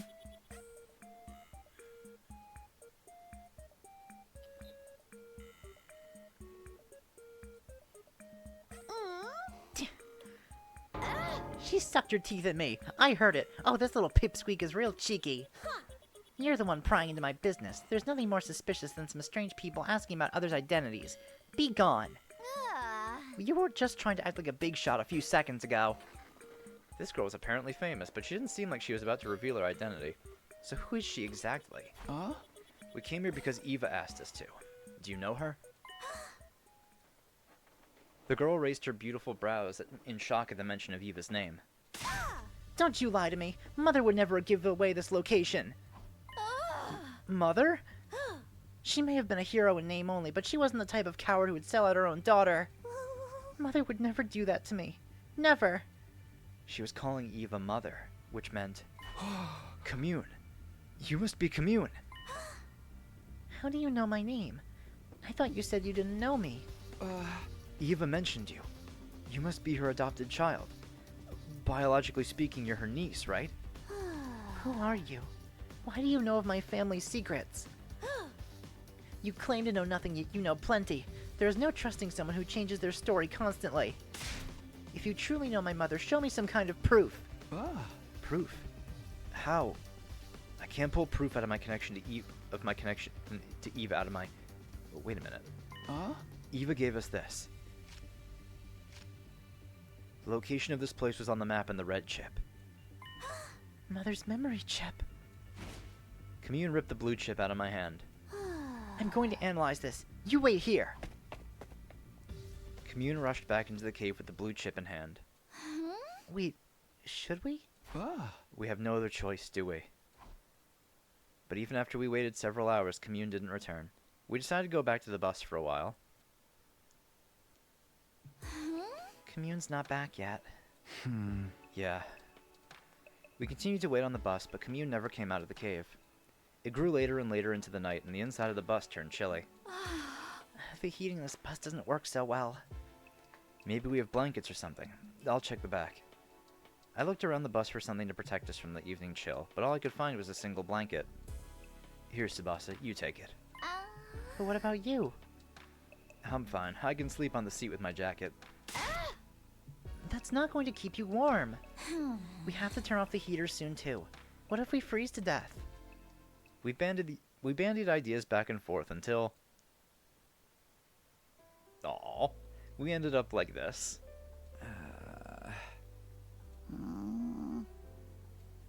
This is definitely one way for us to keep warm, but... Hey, Tsubasa. Are you okay with this? Not like I have much choice. But I mean, we're a guy and a girl. No kidding, Captain Obvious. It's embarrassing for me too, you know? Right, sorry. How did things end up this way? We were just trying to find a dot on a map. I just want to hurry up and fall asleep, but I'm so tense that I don't feel drowsy at all. I can hear Tsubasa breathing. I can feel her warmth through the blanket. How am I supposed to sleep like this? But I guess it's nice that I don't have to spend the night alone. Tsubasa suddenly muttered this in a whispery voice. Lately I've been having scary dreams at night. Everybody gets killed off one by the bees and the commanders. And suddenly, I wind up all on my own. Let's not worry about that point of information right now. It's so scary that it jolts me awake. But because it happens in the middle of the night, I end up by myself in the darkness of my room. Then I feel on edge until the sun comes up. So I just end up praying. Praying that we don't die. Tsubasa. It's okay. The game is over. No one else is going to get killed. I wanted to reassure her so badly, but it'd be irresponsible of me to make promises of a happy future if I wasn't sure they were going to come true. The killing game might not be over. I couldn't find the words to comfort her. Instead, I put my arm around her trembling shoulders and held her tight. I was surprised by my own actions. I had no idea I could do something like this, seeing as I had zero experience with girls. Tsubasa seemed a bit taken aback, but she didn't swat me away. Between the heat and the tension I felt from her, my body grew so warm that I started to sweat a little. Tsubasa, would you be willing to tell me about your life in the TRC? The complex? Yeah. I want to hear about your past. We have no idea what awaits us in the future. It might not be all good. But the happiness of our past is always there for us. So, please, tell me a happy story. Tsubasa obliged and told me story after story of her beloved family. Anyway, I love my grandpa's workshop. Ever since I was young, I would just sometimes go there and spend the whole day with him. I'd copy him and mess around with the machines, pretending to be a mechanic.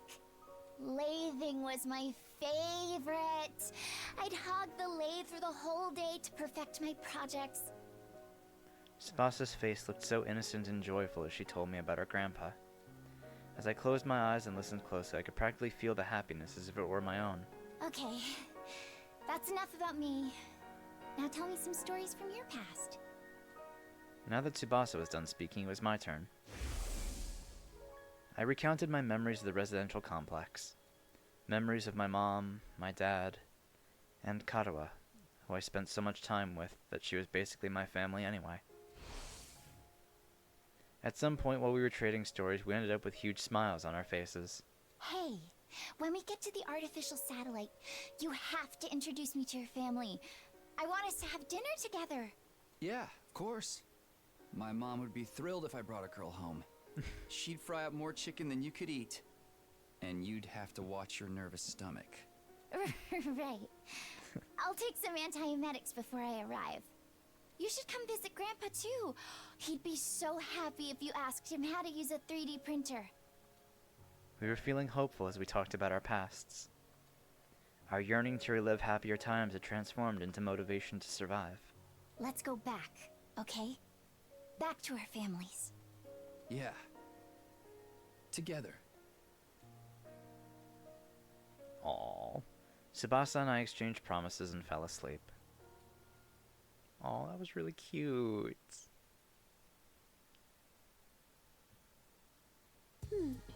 Sorry to keep you waiting. Analyzing the chip took longer than I thought and time got away from me. When we awoke the next day and returned to the cave entrance, Commune was waiting for us. I'll explain from the beginning. This thing you've brought me is a memory chip that was embedded inside of my mother. The things my mother saw and heard before her death are recorded on it. So I spent the evening extracting all that information. So, it's like a black box recovered from the wreckage of a plane. Why was something like that inside of her? We've been curious about the biology of you invaders for some time. When my mother went off to fight you, she insisted that I implant a chip in her eye socket. Although I never imagined the chip would return to me without her. Right, she must have learned exactly how her mother died. After analyzing the chip last night. Everything was recorded on the chip. Details of how she became your prisoner. How she was treated. The situation all of you wound up in. How she got dragged into it as well. How she had a maternal affection for a girl named Nozomi. And finally how she destroyed herself for that girl. My chest grew tight. Eva's death. No, she didn't do it to herself. I killed her. You don't need to feel responsible for what happened. It was Mother's choice and Mother's choice alone.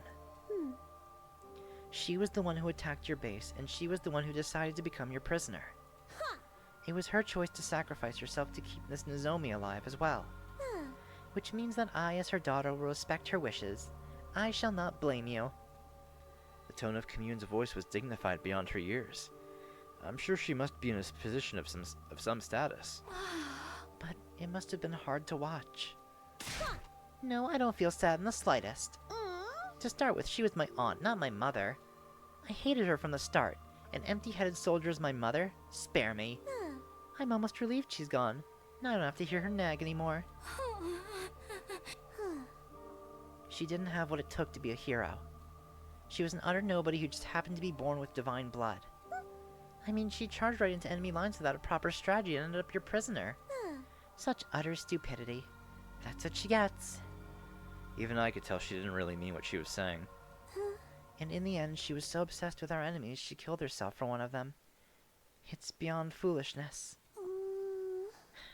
Mother, you're so embarrassing, all I can do is sigh. Seriously, give me a break.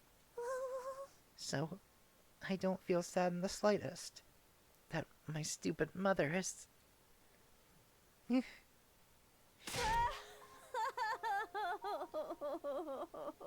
Aww. The dam had burst. Tears streamed down Commune's cheeks. Liar. You liar. You said all I had to do was wait for you to come back. And I waited for you. But... You're so stupid. Mommy.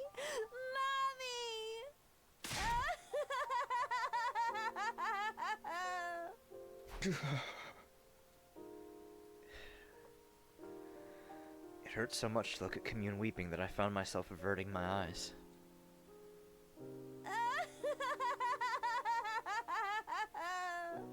Mommy! Commune sobbed continuously, wailing to the sky.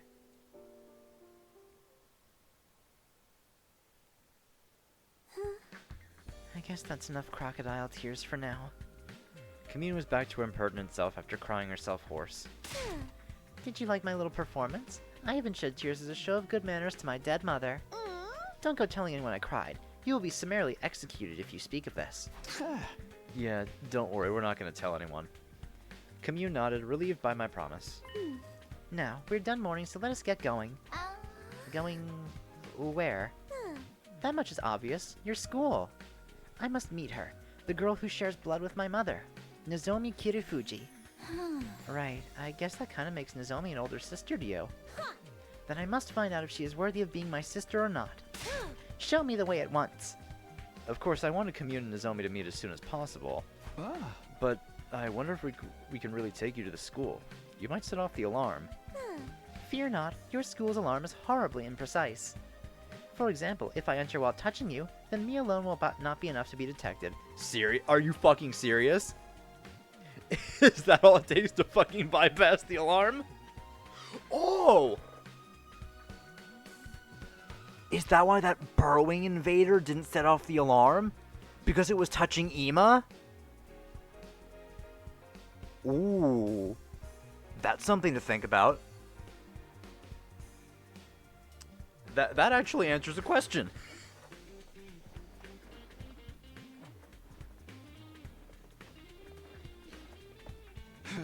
Why do you know so much about our school's defenses? Let's save that conversation for later.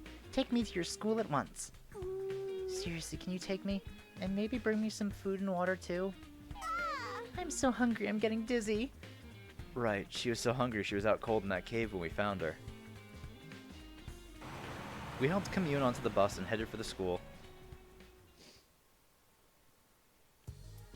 Back at the school, we secretly led Commune to the escape pod hangar. The only ones who know about this room are Tsubasa, Yugumu, Nozomi, and me. There was no way Takemaru's group would find out about Commune if we hid her here.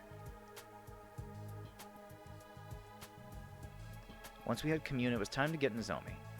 She'd shut down since Eva's death, but meeting Commune might just break her out of that mood. Nozomi, get up. There's someone waiting for you in the basement. Tsubasa and I supported Nozomi on our shoulders, leading her to the underground hangar. It was finally time to introduce them. The glimmer finally returned to Nozomi's eyes at the sight of Commune. You must be Nozomi. You look like an even bigger fool than I imagined. Nothing to say for yourself? No wonder Mother liked you. You're as much as an imbecile as she was. Explain your foul attitude. I came all this way to... Aww.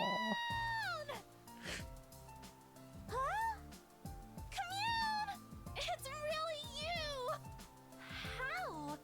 What are you doing here? You must have come to see me! Aww. Commune! Hey! Give me some space, please! What? No! Oh. Never! I'm never ever letting go! Oh boy. Nozomi, you're doing so much better. Thank God we brought Commune here.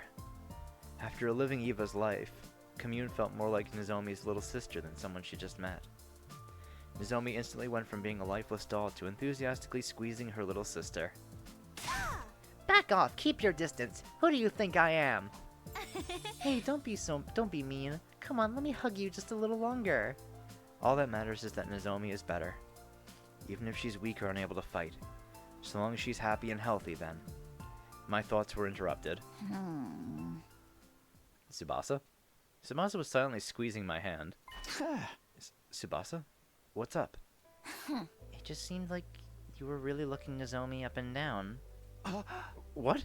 No way. I wasn't thinking anything lewd. Really? Not at all. Not at all. I told you, Nozomi just looks exactly like my childhood friend Karuha. She's like a little sister I have to look after. Sounds like your flame's starting to burn a little hotter if you ask me. Tsubasa, you're jealous? It's not, I swear. Why are you being so persistent about this anyway? I'm gonna do this right. Do what right? Go on. Elaborate. Well, I shrank under Tsubasa's accusatory gaze. My back was up against the wall, and just when I'd accepted there was no escape. Oh, for the love of murder. When did you two get so lovey-dovey? Yugumu, I thought you were locked up in your room. Wait, why are you so beat up? Yugumu's clothes were splattered with mud and he looked completely worn out. Because you suddenly disappeared on me, obviously. There was no sign of you well after nightfall, so I spent all night looking for you outside in a panic. Surely you didn't just forget about me and run off without a care in the world. Sorry, we didn't mean to worry you. There was something we had to take care of. Well, I suppose we're even on that front, but I expect a full explanation. By the way, Takumi, what is this invader-looking girl doing here? Oh, that's Commune. She's Eva's daughter. We're not exactly sure what her deal is either. We were going to get her to tell us herself. But right now... Commune! Don't fight it. Let me hug you tighter. Ah! They're getting along like long-lost sisters, so we thought we'd just let them have some time. After that, we brought blankets and food to the hangar so that Commune would have a place to stay. We'd find out more about who she was the next day.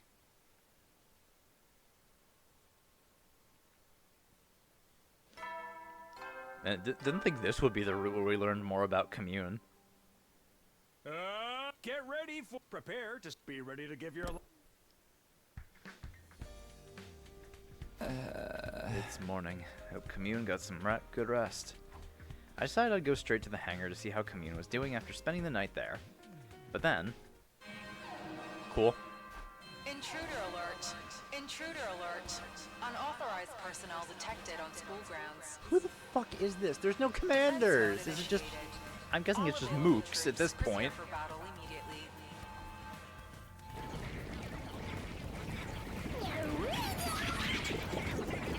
Like, it has to be just mooks at this point. It can't be, like, a commander. They're all gone. An attack! There shouldn't be any commanders left! Is it the survivors attacking? Whoever it is, we need to engage them right away. I hurried over to the Warrens, get ready.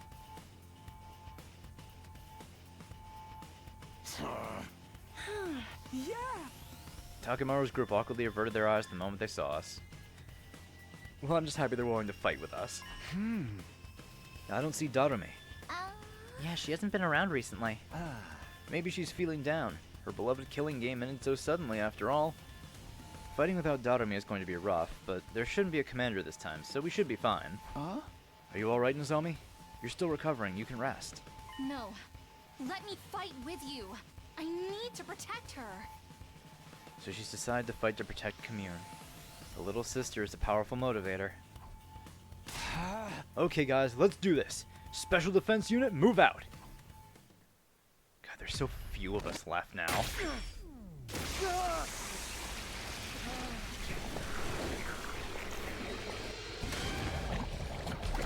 We're down to 7. Because Darumi's not participating in this.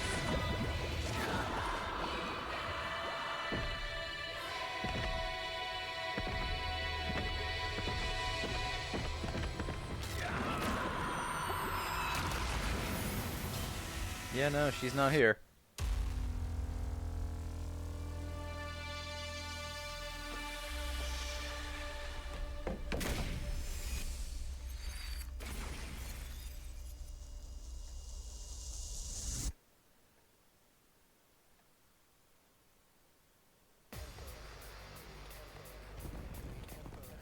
That's a lot of enemies. I guess it's just this one area.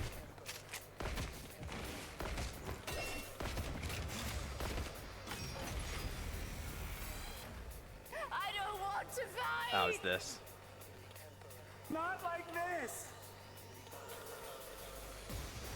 I hear voices. It sounds like it's the enemy. Are they looking for their families? They're crying for their mother. Don't let them distract you. It's obviously some sort of trick. Yeah, ignore the voices and let's make this quick.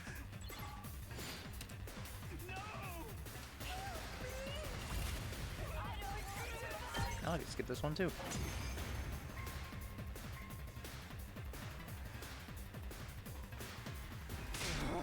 This shit sickens me. What are these voices? Do invaders have emotions? Don't think about it, sister dearest. That's right. Empty your minds and take down the enemy.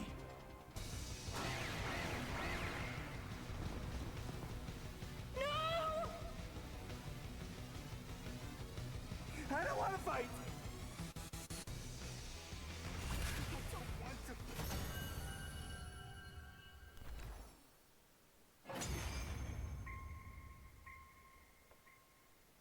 Phew. We managed to get rid of them. Thank goodness there weren't any commanders. It looks like they're really gone. Which means our future fights with the invaders will be a walk in the park. Yeah, but we can't let our guard down. The enemy will do whatever they can to take out the school. Take your own advice, Takumi. I don't know what the fuck you're scheming, but I know it's worse than anything those freaks can manage. Takemaru, come on! You're still doing this? It's fine, Tsubasa. Let him say whatever he wants to. Ima, Kako, let's get the hell out of here. Takamaru left and took Ima and Kako with him. Even though we defeated the invaders, the unpleasant exchange of words afterward ended the battle on a low note.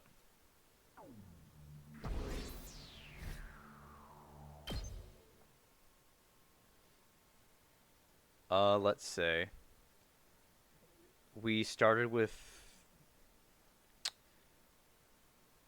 I want to say, on this route after, because Gaku got killed before we started, and Eito, so minus them it was 12. After that, we decided to meet up in the underground hangar to hear what Commune had to say. Welcome to Last Defense Academy, Commune. We're happy to have you here. Indeed. You should be honored to enjoy my company. Why is this brat so snotty? Makes me want to dote on her. You're such a naughty little girl, aren't you? I'm gonna pinch your cheeks. Forgive her. The arrogance is part of her charm. Commune was fitting right in. Her self-important attitude had grown on us overnight. Now then, Commune. Since you're staying here, there's a few things we want to ask. First, why are you hiding in that cave? Yesterday we found Commune in the cave, starving, dehydrated, and passed out. What was a kid doing all by herself in a place like that? Do you need me to spell it out? I was exiled from my village. Exiled? Why? You should know. Because my mother Eva ended up your prisoner, of course. She was the people's hero. A hero must never be taken prisoner by the enemy. So Eva was branded a traitor, and so were you, her daughter. The logic being that the daughter of a traitor must also be a traitor, and the villagers weren't going to let that go. If I'd stayed in that village, they would have imprisoned me. How awful. You didn't do anything wrong. And neither did Eva, for that matter. Nobody did anything. It's wartime. The people are paranoid. So you fled to that cave then? Yes, I had agreed with my mother beforehand that we meet there if anything happened. So that's why Eva kept that chip. She didn't want to lose the rendezvous point with her daughter. Thank you for explaining that, Commune. Let me ask you something else. Why are you dressed like a shrine maiden? I've been wondering about this whole time. She has a strange way of speaking, too. What kind of position does this girl have anyway? The reason I'm dressed like a shrine maiden is very simple. Because everyone considers me a shrine maiden. Are you sacred to them, then? Are you revered as someone godlike? Indeed. Although little in quantity, I do have godly blood coursing through my veins. I can also perform divine miracles. So, can you transform like Eva could, then? The quantity of godly blood in me is not enough to allow me to transform. Well, it's not entirely impossible, but nothing changes about my appearance. Does that mean something changes on the inside? Yes, the godly blood within me greatly affects my brain. Strengthened by this divinity, my brain receives divine wisdom. And so the people refer to me as the Maiden Sage. I see. In the eyes of the people, your flashes of inspiration seem like revelations from God. I began to dress accordingly to meet their expectations. You might say I'm self-produced. That's all for the basics about me. Any other questions? If I may. This is a very basic question, but what kind of organism are you and your people? What do you mean by what kind? Our now deceased commanding officer once told us something. He said that you were beings known as invaders that appeared to hasten the destruction of the Earth. In short, you are a blight on the planet. But from what I'm hearing from you, that's not entirely true. You have emotions, a way of life, a history. What does it all mean? I've been wondering the same thing myself. There were obvious contradictions in the story we heard from Sirei and Nigo. If we were under the wrong impression about you, would you mind correcting us? Commune, please, tell us the truth about this world. I'm a bit scared to learn the truth, but I can't ignore reality. I want to know too. I want to know more about Eva and you, Commune. I got glimpses of Eva's memories, but I only saw bits and pieces. We all stared hopefully at Commune. My heart was practically pounding out of my chest. We'd been fighting in the dark, completely unaware of the truth. Now, at last, everything would be revealed. Commune closed her eyes, her expression solemn, and at last she spoke. I cannot say. Huh? Why not? That much is obvious. I do not wish to cause you undue harm. Huh? Are you saying knowing the truth would hurt us? Commune's lips were sealed. She wasn't going to give us anything else. Oh, for the love of murder. Such a stubborn little girl. Normally I'd torture you if that's what it took to get the truth out of you. Don't think you can get away with doing anything mean to Commune, Yugamo. I'll kick you right in the junk. Whoa, Nozomi. The junk? But as you can see, Nozomi's in a mood. And I'd hate to damage a body that's not done growing, so I submit. Truth of the world. Honestly, I was still curious, but there was nothing to do but wait until Commune felt like talking. That's it for our questions, but do you have anything you want to ask us? No questions, but I do have a request. A request? Yes. Commune sat up straight and spoke with a serious expression on her face. I, Commune, am seeking asylum in Last Defense Academy. I ask that you accept this request promptly. Asylum, huh? Asylum? I've heard about it in the movies, but, what exactly does that mean? We'll guarantee her safety, and in exchange she'll provide us with some form of benefit. That's what it means. It's a kind of deal. Indeed, I desire a life of peace. In exchange, I will provide you with knowledge and technology. A fine deal, wouldn't you say? Certainly not bad, but are you sure? Being part of Last Defense Academy means betraying your former allies. It would be a lie to say that I don't have any lingering attachment to my homeland, but I have already been exiled. If betrayal will keep me alive, then so be it. I mustn't die. Mother wanted me to live. No matter how deplorably, you must live. She once said these words to me. I see. Makes sense to me. Yugumu nodded in approval, then turned to me.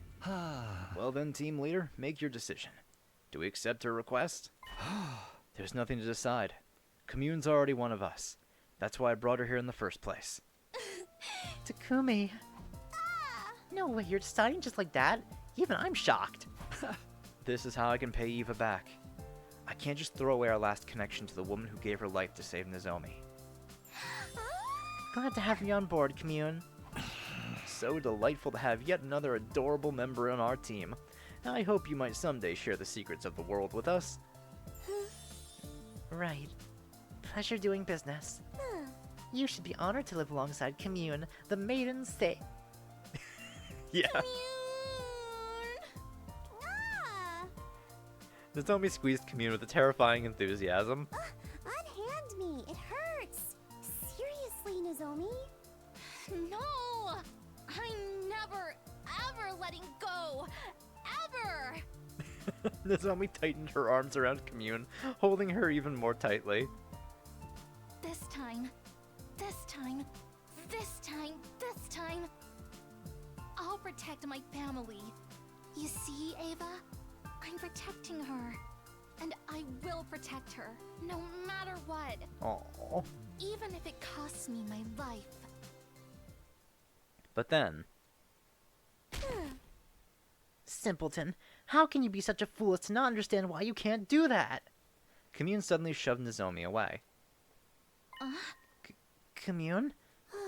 Mother wanted you to live. A child mustn't die, not for anyone. That should have been clear to you the moment Mother gave up her life for you. Do you understand, Nozomi? Commune spoke with a stern tone, as if reprimanding her. Abandon any future thoughts of throwing your life away. You mustn't die, not for anyone. But Moko and Kyoshika died because of me too. I can't keep prioritizing my own life over everyone else's. If you vow that you won't die under any circumstances, then I will accept you as my older sister. Don't you dare leave me alone in this world. Sis? Aww. Did you just call me? Hey, can you say that one more time? Sis. Maybe if I feel like it. Come on, just do it. Here after me. Sis. There, your turn. Silence, fool. Don't you dare treat me like a child. Please just say it. You'll make your big sis angry. Angry? At me? You're the one acting crazy. There they were, Nozomi, who would do anything to hear Commune call her sis again, and Commune, who was avoiding doing that at all costs. We watched fondly as the sisters from two entirely different species bickered. I hoped these peaceful times might never end. But of course, that was nothing more than a pipe dream. We were about to find ourselves in a new hell the very next day. Man.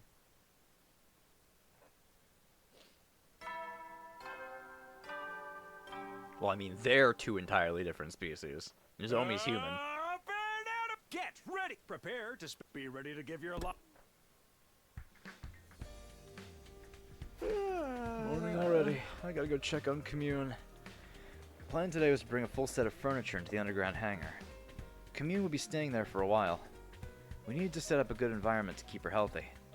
I was lost in my carefree thoughts until...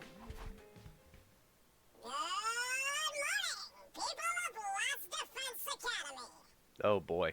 This may be a surprise, but it's time for the third round of the Invader Hunt to begin. Everybody, come to the leisure lounge for further instructions. What the hell? Is this some kind of unfunny prank? They sound just like the sponsor. Don't tell me they're back. I sprinted to the leisure lounge.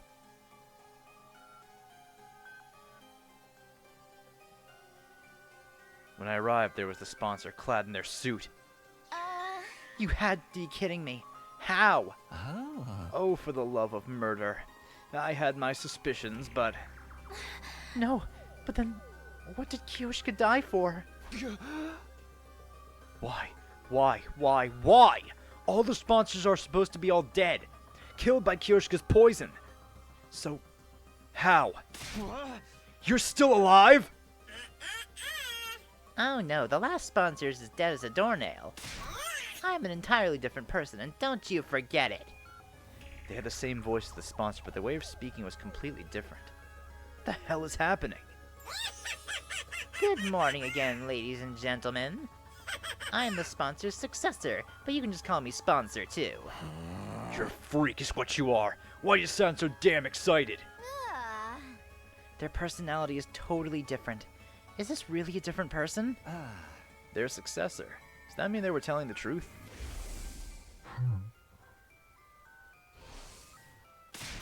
Who gives a damn who this goon is? Problem is we're stuck playing this fucking game. Back in hell again. I really wish this is over already. What does it take to kill this guy? Let me guess, you're immortal too, and you have multiple bodies? No, there's only one of me. I'm not talented enough to control more than one body. Huh. Really? If that's true, you're a lot weaker than the last one. How about we test that theory? Square up and we'll fight one-on-one. One-on-one. I like the sound of that. Don't mind if I do. Yugumu pulled a knife out of his sleeve and made for the sponsor. Stop, Yugumu! Don't do anything crazy! What if you get killed? It'd be worth it if it gets us some intel. Just pick up where I leave off. Now, where were we? And with that, Yugumu began to move at lightning speed. He was running straight at the sponsor. The very next instant... Oh. Uh-oh. An explosion suddenly echoed across the room. There were flames jetting out from Yugumu's body. Yugamu? We ran over to him panicked, but it was already too late. His body had been torn apart in an instant. Why did Yugumu just blow up? Did the bomb inside of him go off? Oh, right. I almost forgot about that. We have bombs that detonate if we disobey Sirei. But Sirei's gone. How could this happen? Did you do this? Did you set off Yugumu's bomb? Of course it was me. I just clicked this little remote. Nice, isn't it? I made it out of the parts from Sirei's head. You took his head apart? You monster! Well, I don't have the kind of fighting power the last one did. I have to use tricks like this to compensate. Yugumu, thank you for allowing me to demonstrate. Now everybody knows how strong I am. Oh wait, your ears blew clean off your head so you can't hear me. The sponsor cackled as they stared down at Yugumo's dead body. It was so cruel that it made me nauseous. You killed him and you're calling it a demonstration? You'll pay for this, I swear! Oh, relax. That's what the Revive-O-Matic is for, you drama queens. When you bring him back, tell him not to defy me again. Otherwise... Next time, these bees will suck every last drop of cryptoglobin out of him, so he can never pull a stunt like that again. I glanced up at the sound of beating wings to see an endless cloud of bees staring down at me. These asshole bees are back? So, the new sponsor inherited control over them too? We're not going to That's be a good able question. To do Where anything is to them Darome? so long as these bees are around. You see, Now then, you see how strong I am? so you see. Stop getting all worked up and focus on the third round, okay? This round will go from today until day 78.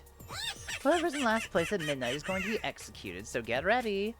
The rules are the same as before, but I have a new one for you. Ingesting poison is now banned. If one of you swallows so much as a drop of poison, you're all going to get executed. Got that? Damn, we won't be able to pull the same trick again. Without poison, how are we going to get rid of this one? Alrighty, folks, the third round starts now. Hunt down those invaders and show me what it means to be a proud and capable hunter. At the new sponsor's command, the invader hunt was back on. We'd found ourselves dragged back into the depths of hell. And just like that, we're back to doing this invader hunt again. Commune, don't leave this place under any circumstances, okay? If anyone finds out they're here, they're going to kill you. You're probably the target of this particular round, after all. Hunting us down in this game of death. Such utter nonsense. Who does this insolent sponsor think they are? Commune, you don't know who they are either? I haven't the slightest idea, but I can assure you they're not one of us. Served by fiendish bees wearing a suit that negates the miracle of God? I've never so much as heard of such a warrior. Eva said the same thing. They really must be some kind of third party in this war.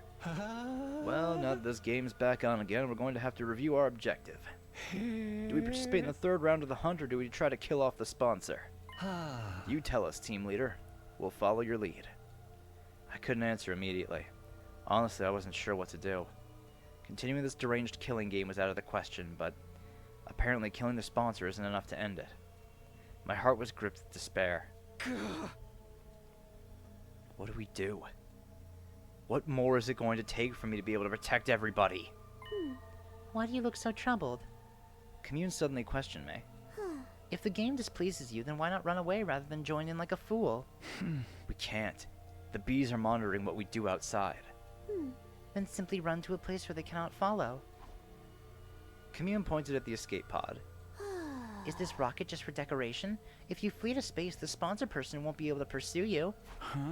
We were going to do that at first, but the plan fell through. Oh, and why is that?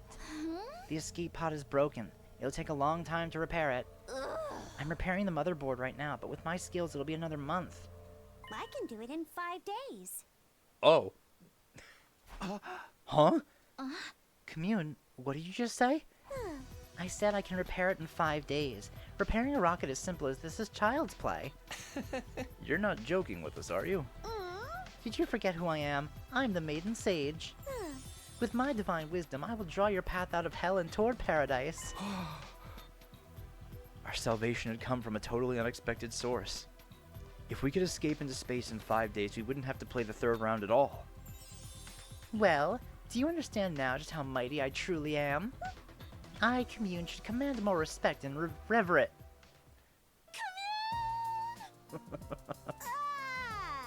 That's amazing, Commune! You're a genius! A total genius! My little sister is the smartest girl in the whole cosmos! Beauty and brains! Can you believe it? Oh, I'm gonna kiss you right on the cheek! Stop! Cease this! Come on, seriously! Don't just stand there! Save me, guys! She's gonna kiss me! Of course, not one of us offered Commune any help. Commune! Oh! Nozomi had Commune in her clutches. Absolutely adorable. Okay, time to hunt. Is everybody ready? A-okay. I'm all good. Can't wait to kill, maim, and murder some invaders. Okay, off we go. Rack up those points. We triumphantly stepped into the ruins of the city, acting like we were starting our hunt. It was a performance to trick the eyes in the sky. We might not need to participate in the third round, but it might not be a good look if we don't hunt at all. Huh? Why? They'll get suspicious. They'll wonder, why aren't they hunting? They must be up to something. Don't want them to have any reason to scrutinize us, right? So we're gonna have to pretend we're playing the game. That's how we ended up deciding to spend each morning hunting.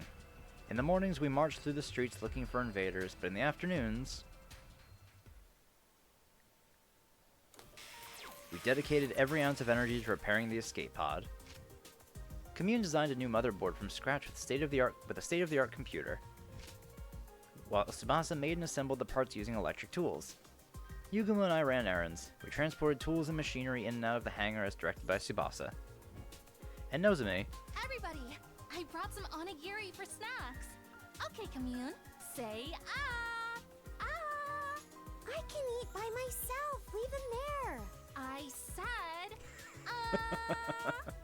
So forceful. Nozomi, give me one too.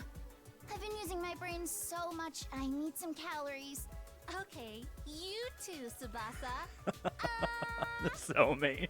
You really don't have to do the whole big sister thing to me. Nozomi was acting in a support role, or more accurately, pretending to be our big sister. All hands were on deck as our team worked on repairs day and night. This went on for several days.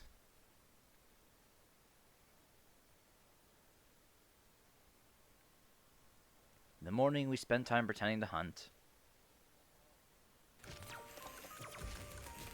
And in the afternoon, it was back to repairing the escape pod. Takumi, get me tool number 6 and sweep up the dust on the floor. Got it. Right away. Yugamu, bring the lathe from the metal shop. It's in the corner. I'm gonna need it tonight. Oh, for the love of murder. I hate manual labor. Everybody, snack time! I brought sandwiches today. Open wide, Commune. I told you no lettuce. Why you gotta be so mean? Picky little boys and girls don't get their nutrients and stay little forever. Say ah! Stupid Nozomi. The days just kept going by.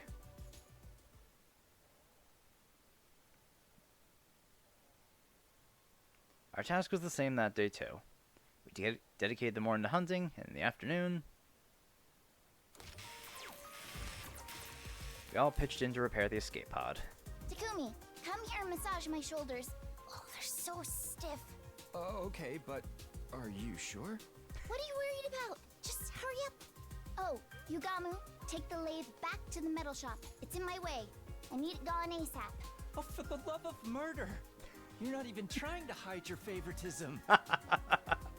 Sorry, Yugamu. Energy drink. I need an energy drink. One just loaded with caffeine. You're too young to be drinking that. Drink the soup your sister made for you instead. The days just kept going by. Yeah, Nozomi in Big Sister mode is really funny. I like her a lot this way.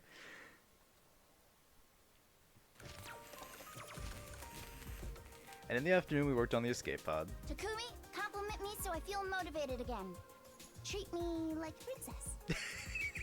Tsubasa. Tsubasa, you're the most beautiful woman in the world. You're as radiant as ever today. Oh, come on, don't make it about looks. That kind of flattery is so transparent. But thanks. Oh, Yugamu, sweep up over there. Chop, chop. Jesus Christ, Tsubasa. You know I have feelings too, right? I said no salted plums. It's so sour. I hate it. They're perfect for a pick-me-up. Eat up, eat up.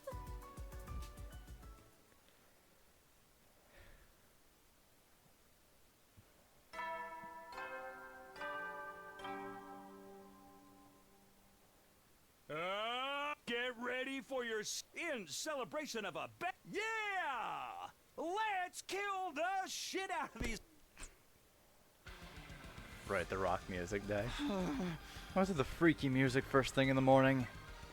This has to be the worst possible way to wake up. At least I don't feel tired anymore. If things go according to plan, we should have the repairs on the escape pod done by the end of the day. I should ask Commune how things are moving along. I got ready and headed for the underground hangar. Oh wow. Oh, Takumi, your timing is perfect. The person who greeted me when I entered the underground hangar was not Commune, but Tsubasa. Tsubasa, were you here all night? I just couldn't stop myself. I was in the zone. But as a result, and you might want to hold on to something before I tell you, we're finally done repairing the escape pod. Really?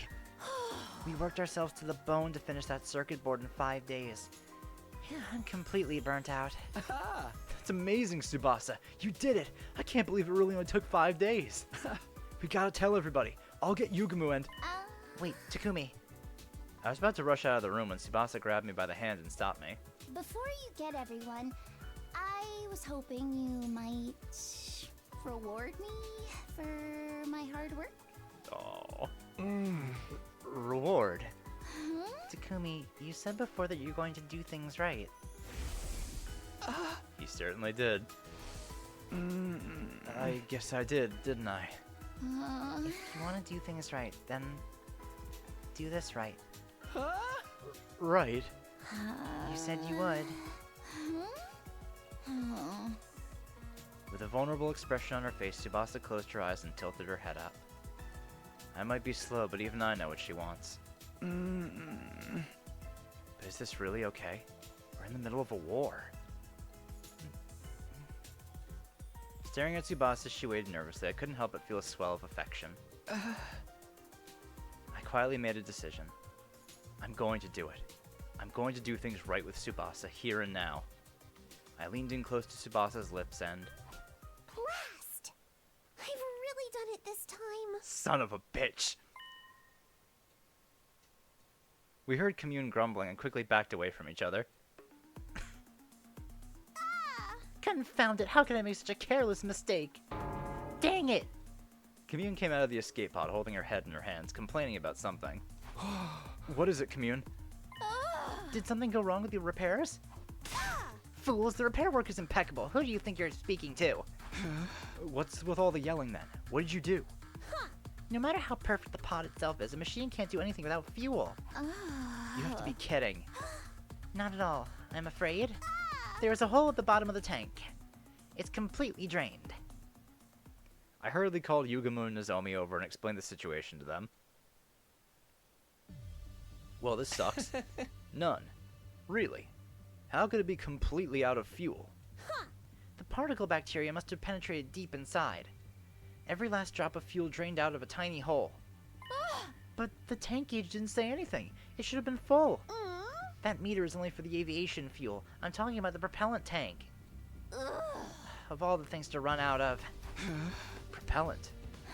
These types of rockets require 2 types of fuel. Aviation fuel and propellant. Aviation fuel provides simple energy. Propellant is used for thrust or acceleration, literally to propel something. Is propellant rare or hard to find? Not at all. It's very familiar to you, in fact. Familiar? Divine blood. What you call cryptoglobin. They were storing preserved blood in the tanks. Cryptoglobin? As fuel? How did you think a rocket of this shape, designed with no concern at all for aerodynamics, could safely make it to space? Because it's being protected by the miraculous power of cryptoglobin. Without it would immediately fall apart midair. Hey Deadpool, how's it going? If it just needs cryptoglobin, we can just fill the tank with ours.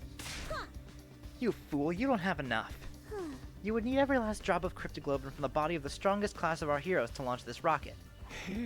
Someone like Veshnes, but she's gone now. I blew her up. Maybe Dalshia's would do. Or... Dalshia? A former hero. Commander, as you call them. He has as much cryptoglobin as Veshnes did. As much as her. I had no idea an enemy that strong was still around.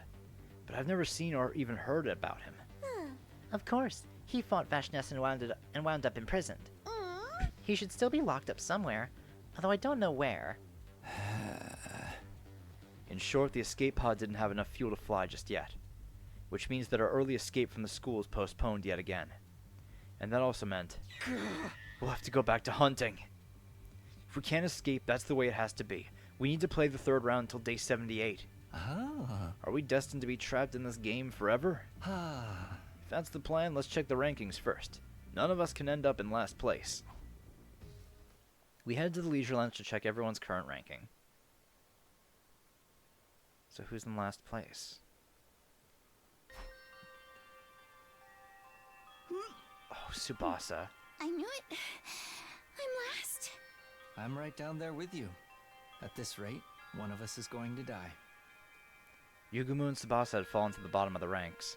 Meanwhile, Nozomi and I were still high. We had her to thank for that. Well, if it isn't the Ava killer himself! I heard a voice and whirled around to find the sponsor standing there. What did you just say? I was just complimenting you on a job well done killing Ava in round 2. Not just anyone can exploit someone's emotions and get them to choose self-deletion. You're a real lady killer, aren't you? The kind of smooth operator that can get a woman to do anything. How did it feel when you killed Eva and got her points? Come on, tell me. I'm not going to stand here and allow you to mock her. Oh, and what are you going to do about it? If you use violence against me, you'll be in violation of the rules. They were outright trying to goad me. They were nothing like the last sponsor. I shielded Nozomi as I glared at the sponsor. What do you want from us? I just wanted to chat with you. I love human beings like you. Like me? My only hobby is observing arrogant humans who will kill anyone for the sake of their own ego and journey. This kind of speech sounds very familiar. Takumi, you're the tops, kid. I can smell the stench of blood on your hands. You're a natural-born killer. I'm sure you'll dirty your hands in the blood of even more victims later. Right, Takumi, the boy with blood-stained hands. It was a low blow, but it still made me mad. I almost punched them right on the spot. But I managed to stop myself in the nick of time. I didn't want to break the rules. Just then, Tsubasa came to my side and squeezed my hand. Your hands are clean, Takumi. Does it? I don't know. We know someone else who talks a lot like that. I don't know. This seems... If this is Darumi, it's very restrained.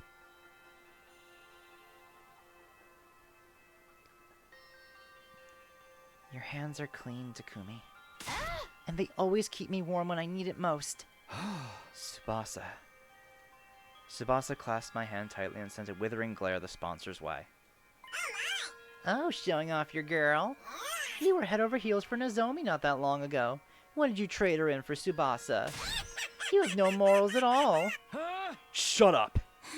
Let's go, Takumi. We don't have to stand here and take this. I took Tsubasa by the hand and led her to the Leisure Lounge exit. However, as I was walking out the door... Takumi, you're going to kill a lot more people after this. Once your hands are bloodstained, they can never be clean again. They'll keep searching for their next prey. I'm expecting an even more spectacular death from you in the third round. The sponsor made a sinister prophecy. Me. Kill people. That's ridiculous. I'm only going to kill invaders. I'll kill again and again and again. As many invaders as it takes to save my friends. Feeling determined, I set off to hunt in the city. But what I saw there was completely unexpected. There's no invaders! The area around the school, once teeming with invaders, now only housed a pitiful number. Maybe they moved. Let's search elsewhere, Takumi. Right. We wandered around the city in search of invaders. We searched every nook and cranny. We checked everywhere, even inside the buildings, but we hardly managed to hunt down any invaders that day.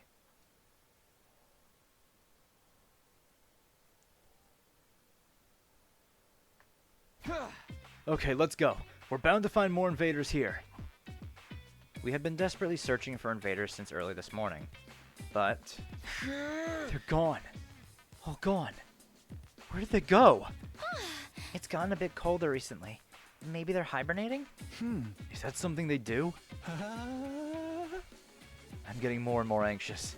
This is bad. We're not going to get any points at this rate. Tsubasa's in last place right now. If something doesn't change, she'll be killed on the last day. The fuck? Where the hell are they? Is that Takemaru? We quickly hid ourselves and peeked in the direction of the voice. Huh? We have hardly seen any invaders since the third round started. Oh! Hey, where'd you freaks shamble off to? I almost missed them. Is this love? Stop dicking around and start looking. We're gonna lose to Takumi's team if we don't do something. Takemaru and the twins ran through the abandoned residential area, panicked. Oh, you did? Looks like they're not catching any invaders either. If we can find where the invaders are before they do, we might have a chance to turn the tables. Let's get our heads in the game and look for the invaders. We continued to search for invaders, but we had almost nothing to show for our effort.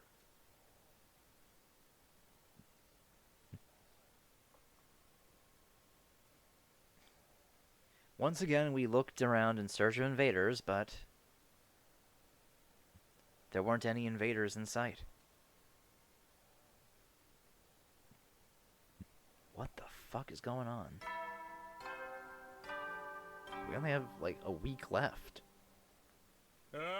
Get ready for... Prepare to be ready to give your... Hey! Gotta go looking for invaders again. My body was exhausted, but I don't have time to take it easy and sleep in. Gotta find the invaders before Takemaru and the twins do it so I can boost Tsubasa's rank. Well? Intruder alert. Defense mode. Of course, they all show up in the area where we can't get any fucking points for killing them. Really, an attack right now? Where were they hiding? No, there's no time for complaining. I need to hurry to the war room.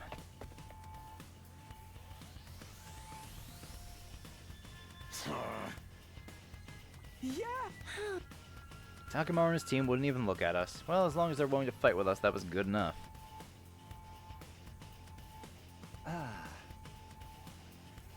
There aren't any commanders left, so we'll probably just be fighting mooks.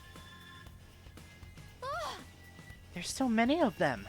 I wish we could have hunted them down outside. Tsubasa sighed out of frustration after looking at the monitor in the war room. These invaders, where have they been hiding? Huh? If there's that many of them, they should just come on out during the day. We really need the points. Seriously, my game is a total bust because they keep hiding. What are you doing here? Relax, I just came to commend you for bravely marching off to this fight to fight this completely pointless battle. What do you mean pointless? Isn't it obvious? Sure seems like a lot of hard work even though you won't get any points for killing invaders on school grounds. Don't make things worse for us, we're already on the ropes. That's right where you belong. The more desperate someone gets, the more they're willing to dirty their hands to change their situation. How exciting. Ignore them, guys. Special Defense Unit, move out.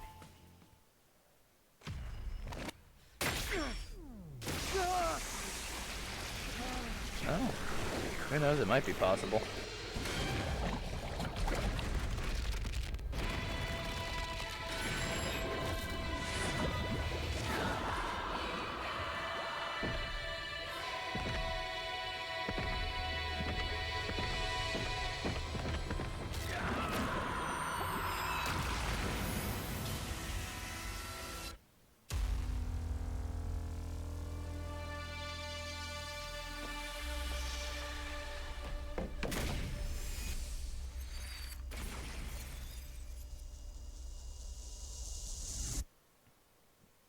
You know, I thought we were going to spend so much longer on this route. We're already on day 72.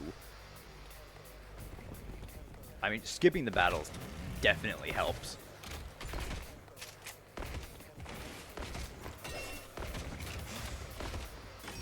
I mean, yeah, that it's helping a lot. I don't want to fight.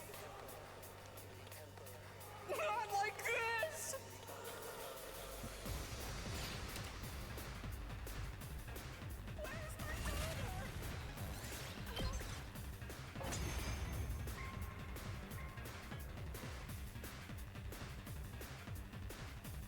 won easily, but I don't feel good about it at all.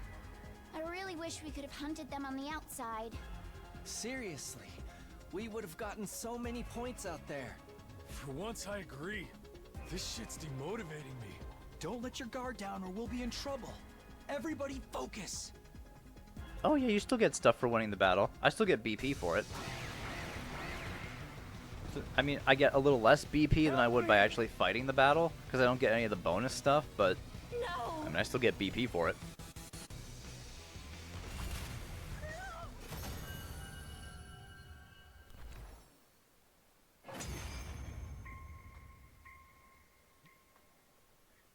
Huh.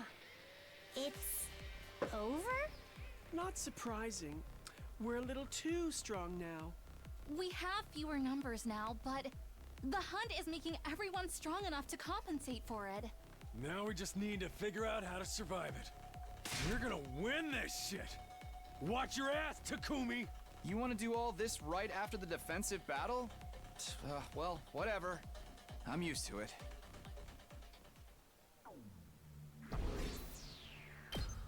I still got like almost 10,000 BP from that. It's very quality of life. After our defensive battle, we went to the hangar to discuss our future plans. I don't think we're going to get any points if we keep blindly looking for invaders. Yeah, there's a lot of ground to cover. We have no idea where to look. If only we had some kind of clue. Hey, Commune, do you have an idea where we might find an invader base? I don't want to make you sell out your friends, but if we don't do something, Tsubasa gonna die. Alas, because I was secluded in the cave for so long, I'm not well informed about the war. Sorry I can't be of any help. Right. The whole reason you're in this dilemma is because I failed to repair the escape pod. I'm terribly sorry. I apologize. You didn't do anything wrong, Commune. It's all their fault. That creepy weirdo of a sponsor. So don't you dare try to blame yourself. It's very kind of you not to blame me after my failure. You're all so kind, and kind people mustn't die. You must survive this. That's definitely the plan, but we're gonna need more than just a motivational speech. We need information. Intel. If only someone knew where the invaders were. Was there anyone around who had any idea where to find them? From what we saw yesterday, Takamaru and the twins weren't having any luck either. If none of us are catching any invaders, there's no way for either of us to get ahead. That's when it hit me. Oh, thank you, Dorcas, for the highlighted message. Thanks, bro. I suddenly thought of one of our comrades. Right. If anyone might know. Darumi might know where the invaders are. Darumi? Ever since she took first in the middle of the first round, she hasn't slipped even one position in the rankings. She's a brilliant hunter. She might still be able to figure it out. She might know where we can find the invaders.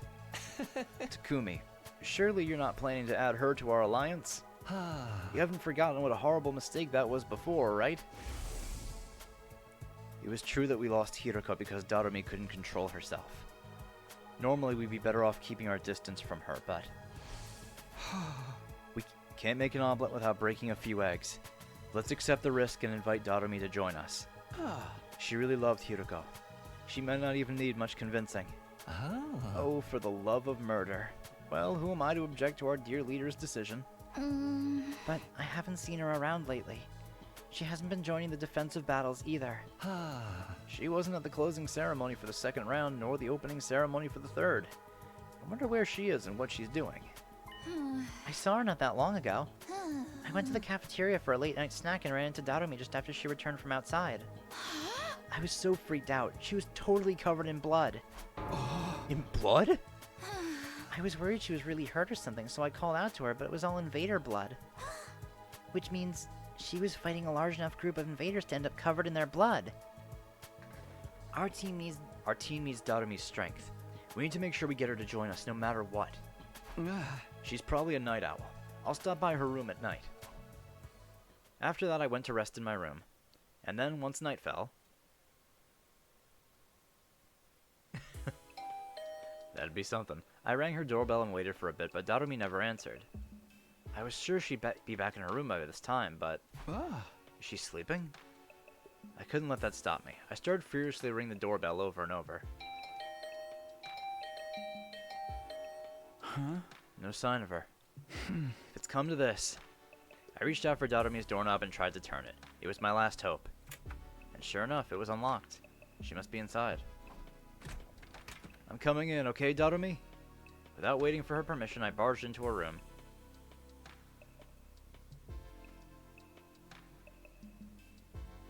Hey, Darumi. You doing okay? Darumi was sitting beside her bed, staring up at the ceiling in a daze. Huh? Hey, long time no see, Darumi. Your door was unlocked, so I just let myself in. So, I wanted to talk to you about something. Do you have a minute? No answer. Maybe she was so obsessed with hunting that she'd forgotten how to communicate with other people. I started inventing all kinds of theories until... So bored. Huh? Boring. Bored, boring, bored, boring, bored, boring, boring. I'm so bored! I'm over it. It's the same thing day in and day out. I'm just going through the motions. So depressing. No point in living like this. Darumi Amamiya gives her final regards to the land of the living. She suddenly started to bang her head against the wall. Hey, stop it, Darumi! What if you make yourself even crazier? I pinned her arms back in a full Nelson to get her to stop hitting herself. What? Huh? Takumi? Why are you touching my boob? I wasn't. It just happened. What are you doing? Wait, I know. You're here to use me, violate me, and kill me. Well, go right ahead. I'd sooner die in an erotic, grotesque, miserable, glorious way than suffer with being bored during a killing game. I don't think that's good, actually. But I'm so bored, Takumi. I don't know how to spend these days anymore. Empty days. But you were happier than anybody when the game started. You don't get it. The killing game genre is all about the initial impact. Once the series loses its initial momentum, it's doomed to be cancelled. You can't just keep it on life support forever. Can this stupid game just end already? I had no idea what kind of genre theory she was going on about, but in short, you want this invader hunt to end then? Then please, work with us. This is my chance to recruit her. I summarized everything that had happened for her. I told her that we found an escape pod in a certain location, that had been damaged but we fully repaired it. All we needed to do was find Cryptoglobin to fuel it and we could escape to the artificial satellite. But at this rate, Tsubasa might die before we can escape. Tsubasa was in last place. We needed to get her some points ASAP, but we couldn't find the invaders we so desperately needed to make that happen. Please, Darumi, if you know where the invaders are, can you take us there? If you help us, we'll let you take the escape pod with us. The location of the escape pod was our most powerful bargaining chip. If she's sick of this killing game, then this is an offer she can't refuse. Hey! I'm sick of this game. Let's work together and bring it to an end once and for... She yelled at me so loudly I thought my heart was going to leap out of my mouth. End the game? Don't play with me. You want to take everything away from me? Hey, Darumi? Don't play with me! Don't fucking play with me! Don't fucking play with me! This is all I have! I won't let you destroy it! Isn't that exactly the opposite of what you were just... Get out! Asshole! You want to take away the only thing that matters to me? Then die! I ran out of Darumi's room after she screamed at me with a terrifying look in her eyes. Our desperate play to pull ourselves from the brink of destruction was a failure. Fantastic. Wonderful, even.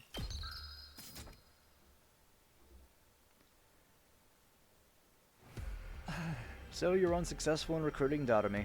Well, I expected as much. I'm so ashamed.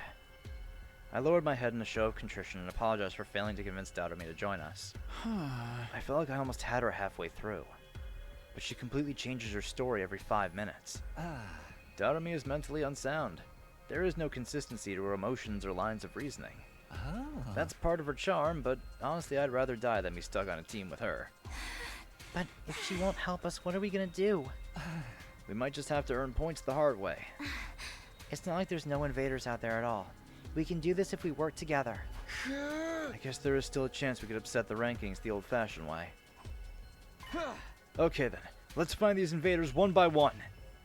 We need to make sure that Tsubasa and Yugumo are getting the points because... Oh, hey, that's Darumi. Found you! Huh? We suddenly heard an eerie voice coming from out of nowhere. Along with the voice appeared... Darumi? Yo, found you. The jerk's trying to ruin my killing game. Darumi, what are you saying? Get back. Something's obviously not right with her. Yeah. Hey, Darumi, what's the matter? Let's just calm down a bit. Shut up, shut up, shut up! None of you can keep your hands off the things I love. So I made up my mind. Before you can take anything from me, I'm going to take your miserable lives. Everybody ready up, she's serious. Your deaths are just what this game needs. Can't break through cliche monotony without killing important characters. Die, Takumi! I'm gonna play this game forever. Oh, I guess we're fighting Darumi, huh?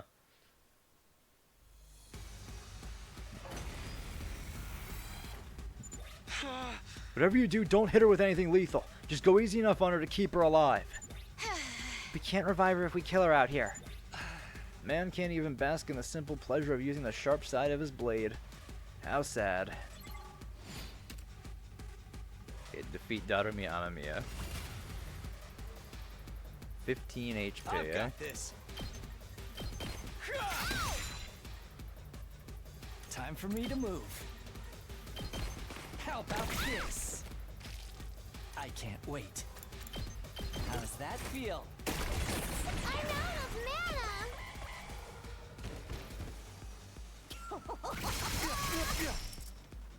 Zero. I debuffed her to the point she's not even doing damage to me anymore. I'm good to go. Time for me to move. Let's see how they like this. I'm out of mana! Let's go. Guess I'm screwed! Drop dead! Uh-oh. Oh, Tsubasa's here too. It's a good thing I lowered her stats. The bleed got her. Yeah. If only she kept that HP when we used her in the fight. Or in fighting. Oh.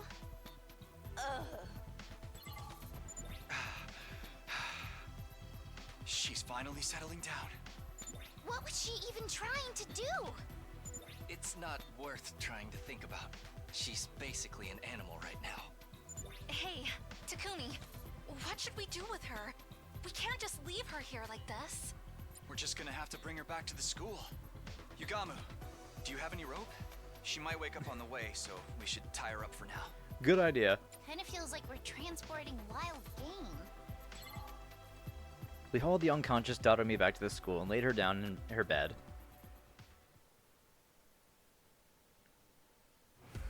After that, we went back out to hunt. We searched for invaders. But in the end, we hardly managed to find any.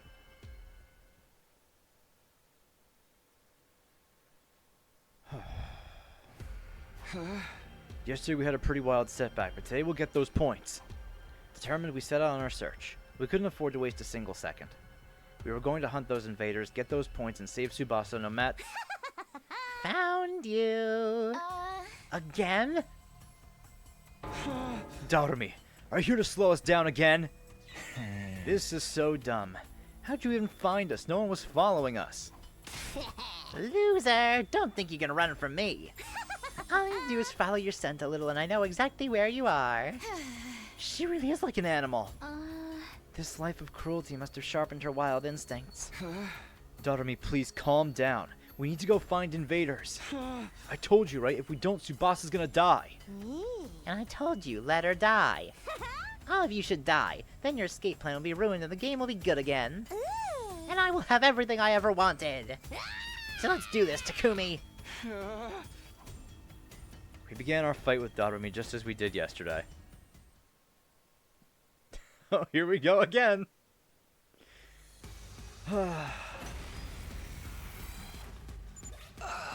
Why don't we just kill her already? The only cure for stupidity is death. We can't do that. There's no coming back if we turn this into a real killing game. Tsubasa's right. Darumi is an annoying idiot, and frankly, I wish she was dead too, but we need to keep her alive. Jesus, Takumi! Takumi, that wasn't very nice. Holy shit, dude! What the fuck? God damn. I've got this. Let's get to the killing. Alright, Stinks, doesn't it? same trick as yesterday. I'm good to go. This'll stop them in their tracks. I'm out of mana. Take that. Owie. Time for me to move. How about this? I'm good to go. Let's see how they like this. I'm out of mana. Say when. Take My body. Uh-oh. Yep, same exact thing. Oh, she's attacking me though.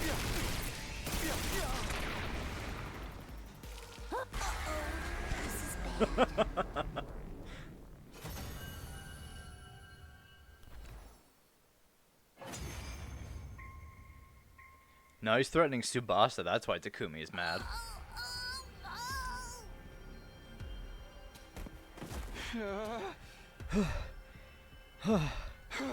It's done.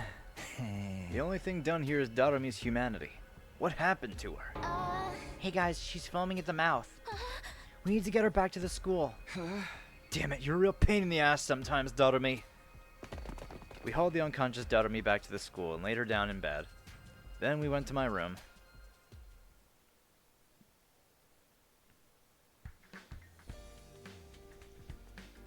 There we held an emergency meeting. We're gonna die at this rate. Can't get any points because of Darumi. What's wrong with her? She's probably going to get in our way tomorrow, too. Sorry. It's all because I went to talk to her. No, it's not your fault. Nobody ever imagined she'd end up like this. I think she lost her mind a little after she killed Hiroko. Even if Hiroko asked for it, Darumi had to kill someone who'd been like a sister to her. It would be hard to stay sane after going through that. We might not have any choice but to lock her up. Lock her up? Oh. We should put her in one of the courtyard cages. That'll neutralize her hemoanima. She won't be able to get out without help. I mean, that's pretty... It's for her own good. She needs to calm down and come back to her senses. Well, Takumi, you okay with that? It would be a lie to say I was completely on board with the idea of locking up a comrade, but... I guess we have no other choice. Let's lock her up. Are you sure, Takumi? I mean, what else can we do? If she keeps interrupting our hunt, someone from our alliance is absolutely going to end up dead. If that's settled, then we know what we have to do. Let's restrain her right away. Now's our chance since she's knocked out. Should we really do this? We went back to Darumi's room, rope in our hands, but when we got there...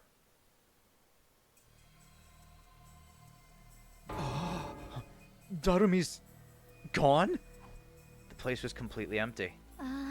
Her animal senses must have detected danger. She would basically have to be a mind reader. This isn't the time for jokes. We can't have someone like her on the loose. Let's go search for her. She can't be far. After that, we searched around the school, but in the end, we never found Darumi.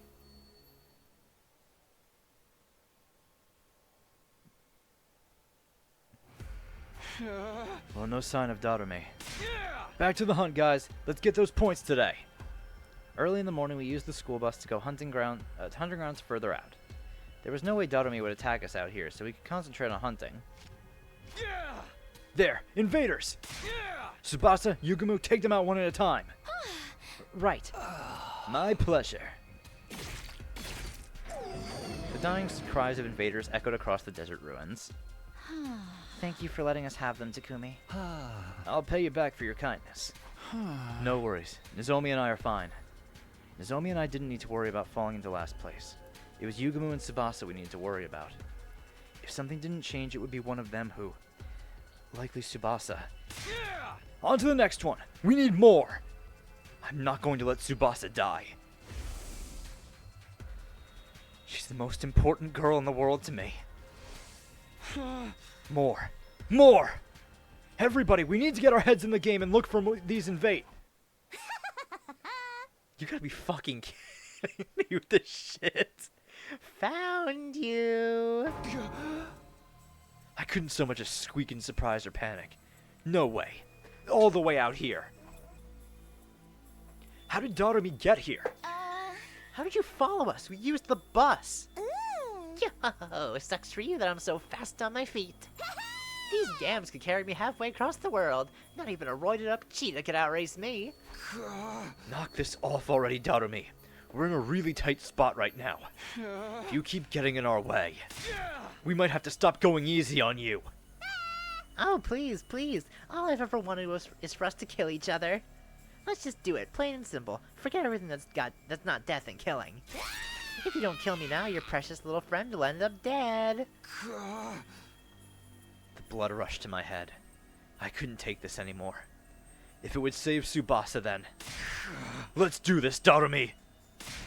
Wait, Takumi, calm down. We can't start killing each other. It might be the only option left. If we don't get rid of Doremi, we're doomed to die. No. There was no time to hesitate after I made up my mind. I raided my weapon and stood opposite Doremi. Here we go! I stepped forward, ready to cross blades. And then it happened, as if on cue. I didn't expect to see you out here, invader children. Ooh, hey, Dulcia! As soon as I heard the voice, a chill jolted down my spine. I stopped in my tracks. I turned to face its owner and saw... What? Who are you? It doesn't matter who I am. Prepare to fight. You fancy yourselves warriors, do you not? When two warriors meet, they are obliged to cross blades. Or obligated to cross blades. That mask. Are you a commander? I thought they were all gone.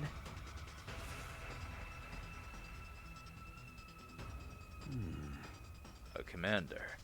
It has been many moons since I last led an army. Now I am no more than a wretched criminal. Criminal?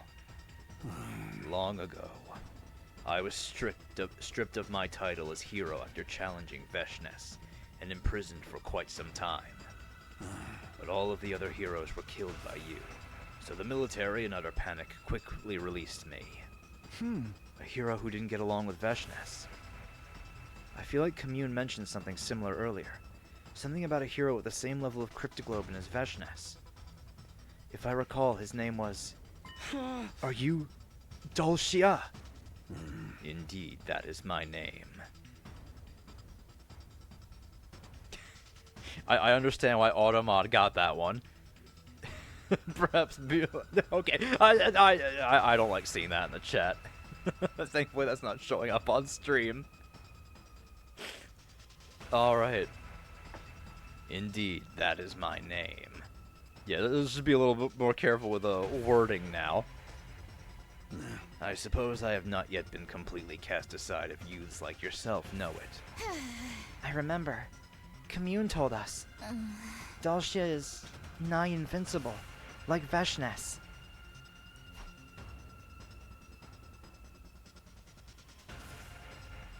No, it's in the chat, Dorcas.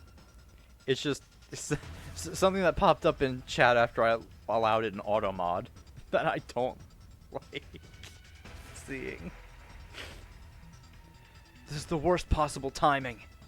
Having to fight a commander out here is bad enough, but Doremi's decided she wants to turn on us too. We're going to be able to face off with both of them at the same time? Takumi, let's kill him. Huh? I'll dart around and cause a scene. You guys aim for a clean hit from the other direction. His defense smells high to me, so it's probably gonna have to be a really strong attack. Tsubasa, it's gonna be hard for you because of your strength, so you wait at the back. Provide covering fire. What the fuck? Doremi, you're gonna fight with us? Just get ready. Right. Doremi was so calm and rational that it was hard for me to believe that she was ready to attack us just seconds ago. What was going on with her? I'm an old-fashioned man. I need to fight someone to understand what they're about. Show me your spirit. It is I, the paragon of warfare, Dal Shah. Invader children, I have come. Dulcia transformed and charged at us.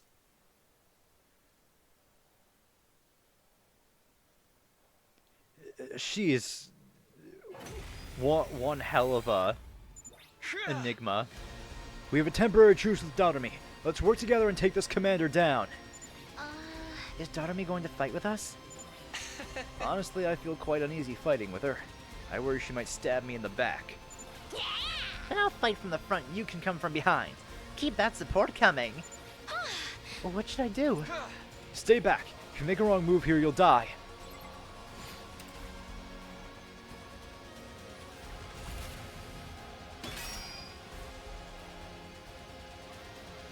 Let's go!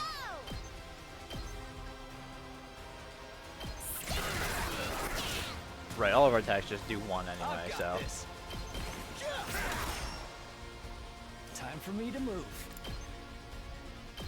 Does this do it for you? Oh, we can inflict bleed on him. I'm prepped and ready. I'll help. I guess bolstering bullet really doesn't matter.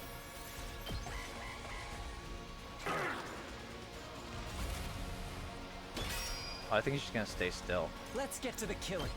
Experiment time. I mean, that is what Dotomi is best at, generating voltage. Like, her attacks generate a super high amount of voltage.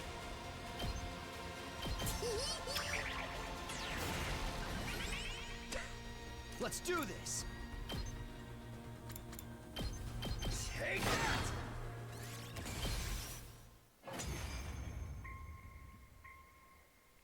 I mean, that's why Dotomi is really good. His defense is too strong. Our attacks aren't doing anything. Yo, tough guy. He's not taking any damage at all.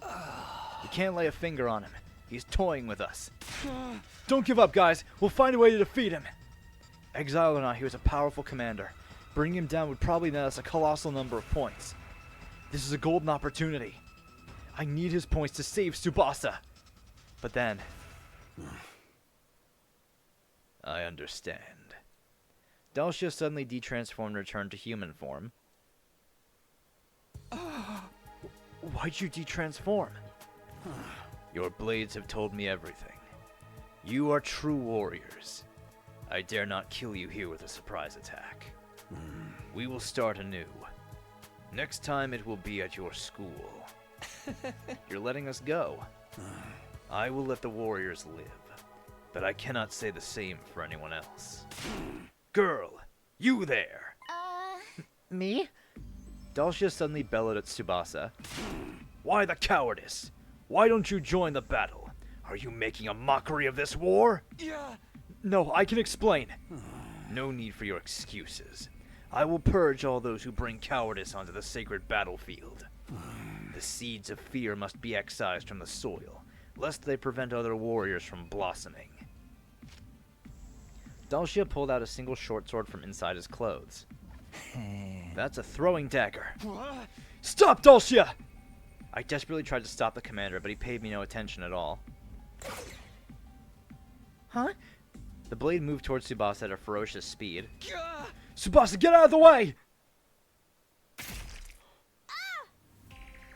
Darumi. The very next moment, I saw something utterly unbelievable. Darumi took the blade for Tsubasa. Darumi, why did you? We need to stop the bleeding. Finish me. Darumi gurgled blood as she screamed out her inconceivable request. If you don't kill me, I won't be worth any points. Target, kill me and live. Darumi. Kill me quickly. Stop talking or you really will die. Stay with us, Darumi. Darumi! We laid Darumi face down on the ground, carefully following Yugamu's instructions to stop the bleeding.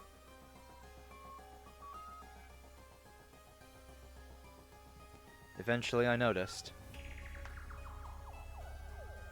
There was no sign of Dulcia anywhere. Now, quick, get Darumi on the bus!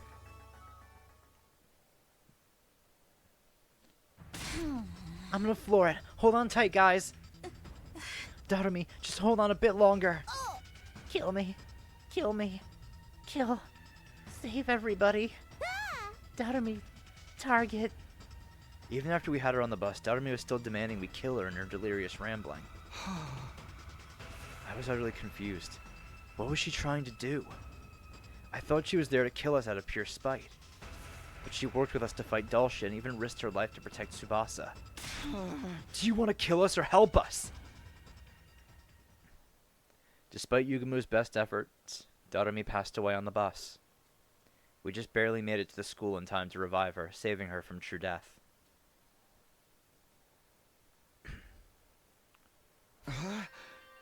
Darumi, talk to us. What were you trying to do? After the fight with Dulcia, we all gathered in Darumi's room to ask her about her intentions. Why did you protect me like that? Please tell us, Darumi.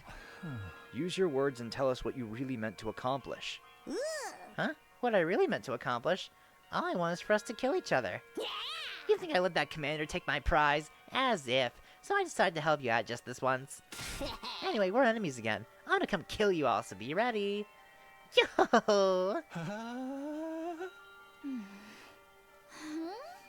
Huh? Darumi, can we move on from this already? Come on, Darumi. You've been following us around because you really wanted to help us, right? Huh? Help you why? Don't go saying stuff with no proof, okay? We have proof, actually. You said it yourself.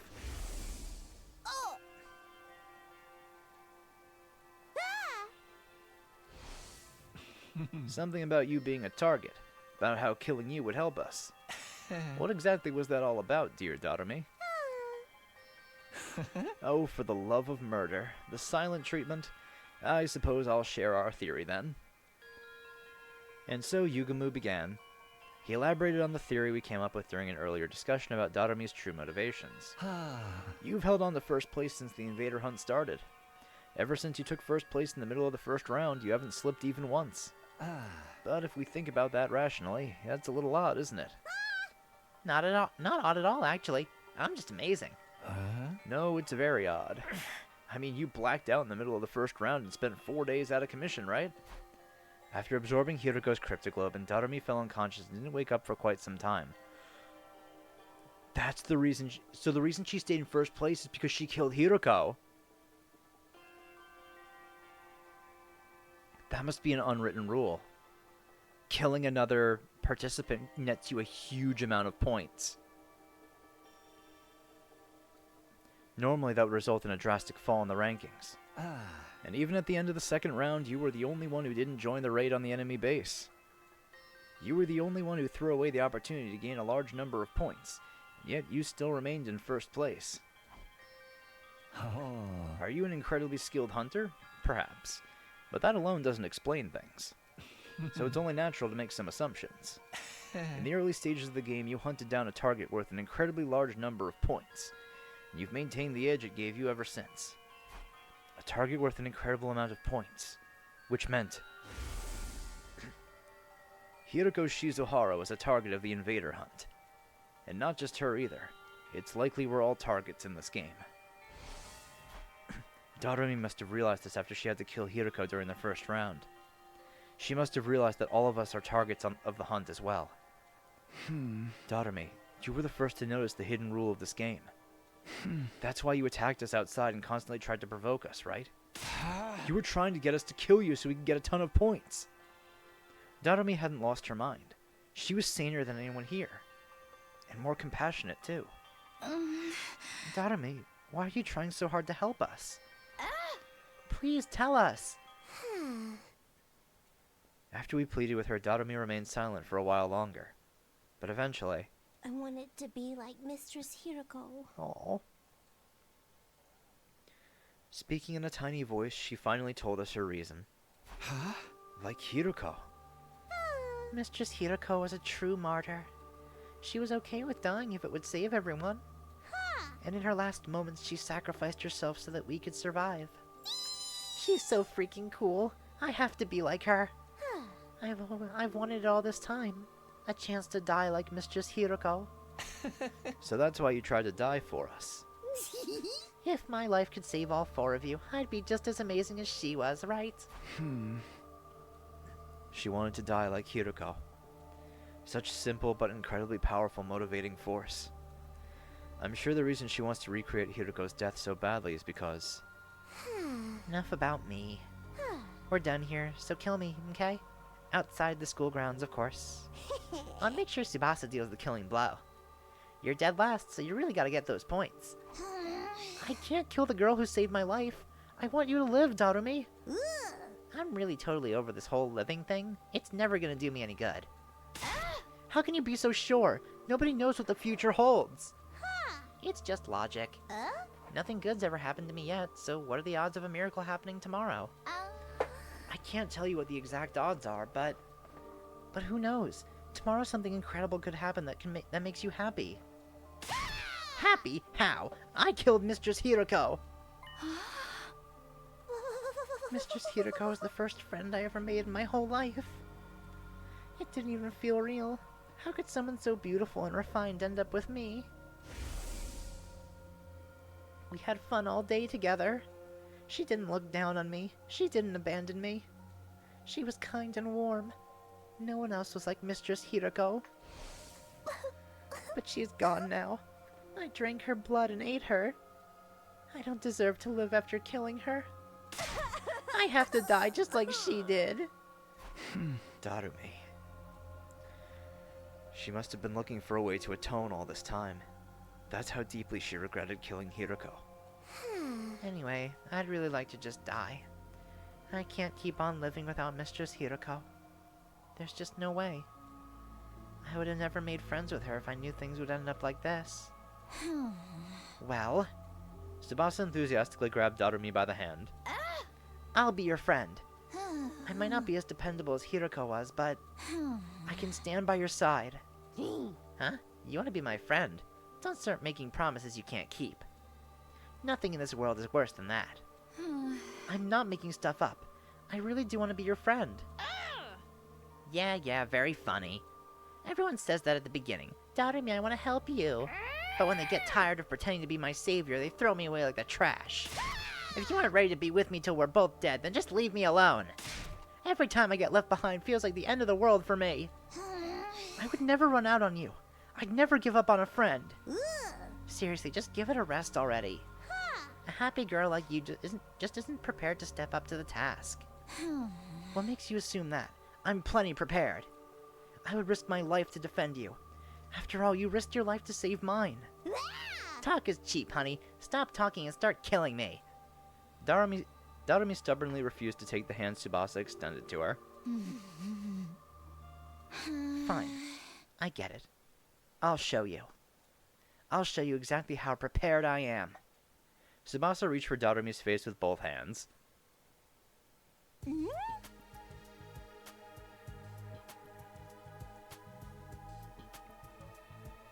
Oh. I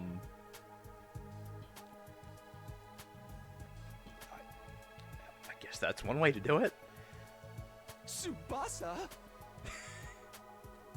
Tsubasa half forced Darumi's lips against her own. Oh my god. Zomi. Very good. Full marks for artistry. Uh-huh. It was a long, deep kiss. Darumi resisted a little at first, but halfway through she completely accepted Tsubasa's lips against hers. The kiss lasted for over a full minute.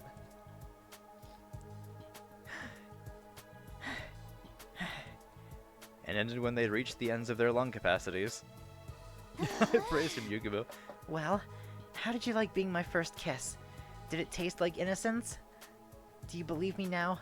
I'm ready to get hurt for you, Darumi. I think you short-circuited her, Tsubasa.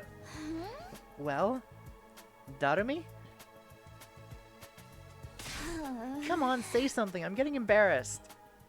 Mr. Tsubasa. Huh? Mr. Tsubasa! Huh? Well, what's going on? Mistress Tsubasa, I'll follow you for the rest of my life. I'd cross the ocean for you. So please, please, kiss me again. Come on, no way. That's enough kissing for today. No. Again, again, again, again. Be quiet. I'm leaving, and don't follow me. I'll follow you to the ends of the earth. Doremi sprinted after Tsubasa. I watched their game of chase in a speechless daze. I just couldn't keep up with all the twists. Tsubasa kissed her? Hey, Takumi. Yugumu placed a hand on my shoulder. You took so long that Doremi beat you to getting Tsubasa's first kiss. Shut the hell up. How about you and I show the girls a real kiss?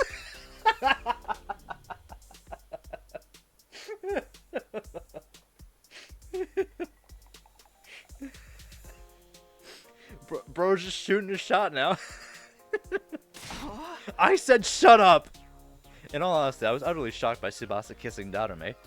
Well, it looks like it was good for both of them, so I guess it's fine. The real issue is...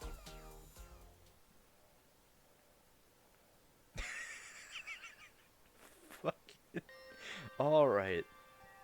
As the clock ticked over into the new day, I stopped by the leisure lounge on my way to check the leaderboard. Tsubasa was still dead last. If we didn't find her some points by the end of day 78, then... But how? Trying to earn points has led to nothing but a wild goose chase. There are no invaders anywhere. We're not going to be able to beat Dulcia. Doremi's knowledge was our last hope, but she said she had no idea where they'd gone, and that hunting hadn't been going well for her either. Apparently she'd been holding first place purely from the points she got from Hiroko. In the end, nobody had any idea where the invaders were now. Is it really just a matter of searching around? The unease was suffocating me. Would we manage to raise Tsubasa's ranking in these remaining 3 days? How? How do I protect the girl I love? Hello, Takumi. Is something bothering you? I turned around at the sudden sound to see. When did you get there? Don't glare at me like that. I just wanted to share something nice with you. Something nice? You desperately want to know where the invaders are, right? Do you know where they are? I sure do. My B Recon squad found where they've been hiding. If you're curious, I'm happy to tell you and you alone, Takumi. Because you're my favorite. You're the sponsor of this game, right? Are you even allowed to play favorites? I don't see any rules saying the sponsor needs to remain impartial. If they really know where the invaders are, then I want to find out no matter what, but... Are you up to something? Of course I am. I'm always thinking horrible things. Okay, 1. How can you admit that so casually? 2. I don't want help from a freak like you! You're a clever boy, Takumi. You're right to think it sounds too good to be true. It's never a good idea to listen to temptations of the devil. The devil's words will consume you like a drug. One taste and your life is ruined. And you're the devil here, so get the hell away from me! That was close. I almost considered their offer. Them tell me where the invaders are. An obvious trap. But you know, Takumi, I think you're gonna need to trust me. What are you even saying? I mean, if you can't get the location of the invaders out of me, our last place player Tsubasa is going to die. Oh, that's good. Nothing's better than seeing you look so desperate. I love humans trapped between a rock and a hard place. Again, I'm thinking this might be someone. Corner a human and suddenly the voice of the devil starts to sound real nice. You sure? I'm quite certain we've heard this talk before. I shouldn't even bother with them. I knew that in my head, but I couldn't get myself to leave. If I don't find out where the invaders are, then Tsubasa... Try asking me nicely, Takumi. Ask me to tell you where they are. If you ask sincerely, I'll tell you about the best hunting spot out there. What do I do? Should I trust them just this once? It's obviously shady, but what choice do I have? No. It all sounds too easy to me. There's still a slim chance I could find them on my own.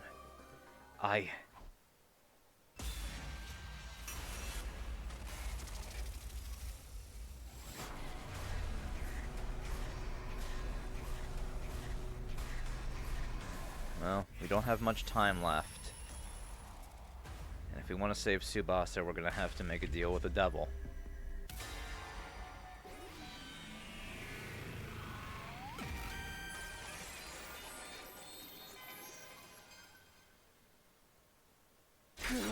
Tell me where the invaders are. I decided to trust the devil just this once. Things aren't getting better anyway. As shady as this offer is, I have to hang on to this glimmer of hope. You're such a romantic, choosing emotion over logic. I could weep. Takumi, my warrior of love, let me reward you with this map. The map the sponsor handed me had something that looked like an invader face drawn in one specific spot. If you go there, you're sure to find invaders. But you'd be wise to bring only Yugumu and Tsubasa with you. Don't tell anyone you got this map from me. Sound good? You swear the invaders are really there? I guess you'll just have to go and see for yourself. Every word out of the sponsor's mouth made me more and more suspicious, but I had to go there. After that, I waited until morning and woke up Yugumu and Tsubasa. We took the school bus to the place indicated on the map. Really? We'll find invaders if we go here. Yeah, that's what the person who gave me the map said. And just who was that exactly? I can't tell you. It was part of our deal. A deal, you say? Yugumu seemed to sense what was going on, but didn't press the matter further. His back is against the wall, too. Hoping against all hope, we headed for the spot marked on the map. Almost there. Strap in, the ride's gonna get bumpy. And we are here. And so the bus arrived at the place marked on the map. When we got there... Kinda looks like a mansion. Pretty swanky, isn't it? Maybe a commander lived here.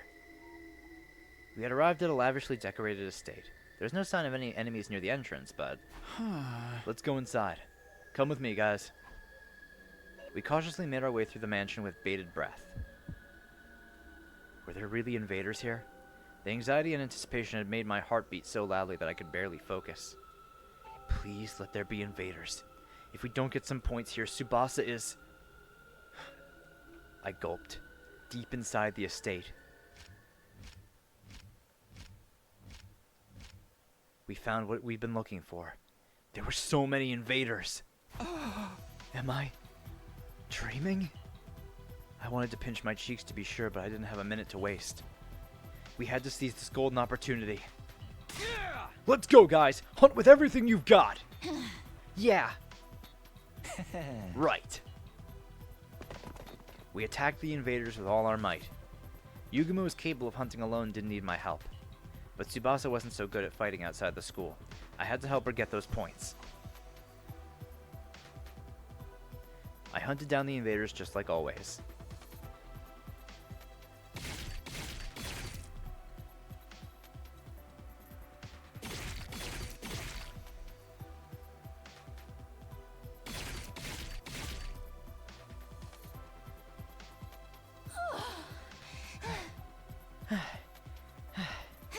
I feel like we've really racked up points.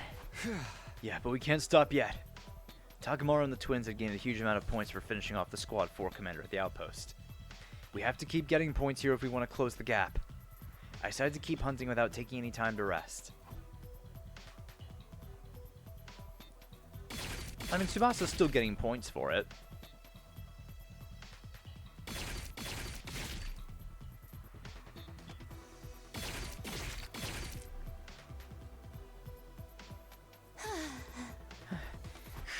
Is that all of them? Are there any more invaders? I looked around, but it had gone quiet inside the estate. Looks like we got them all. What? It's not enough. We need more points if we want to save Tsubasa. Just then, Yugumu suddenly whirled around facing the innermost part of the estate. Careful, guys.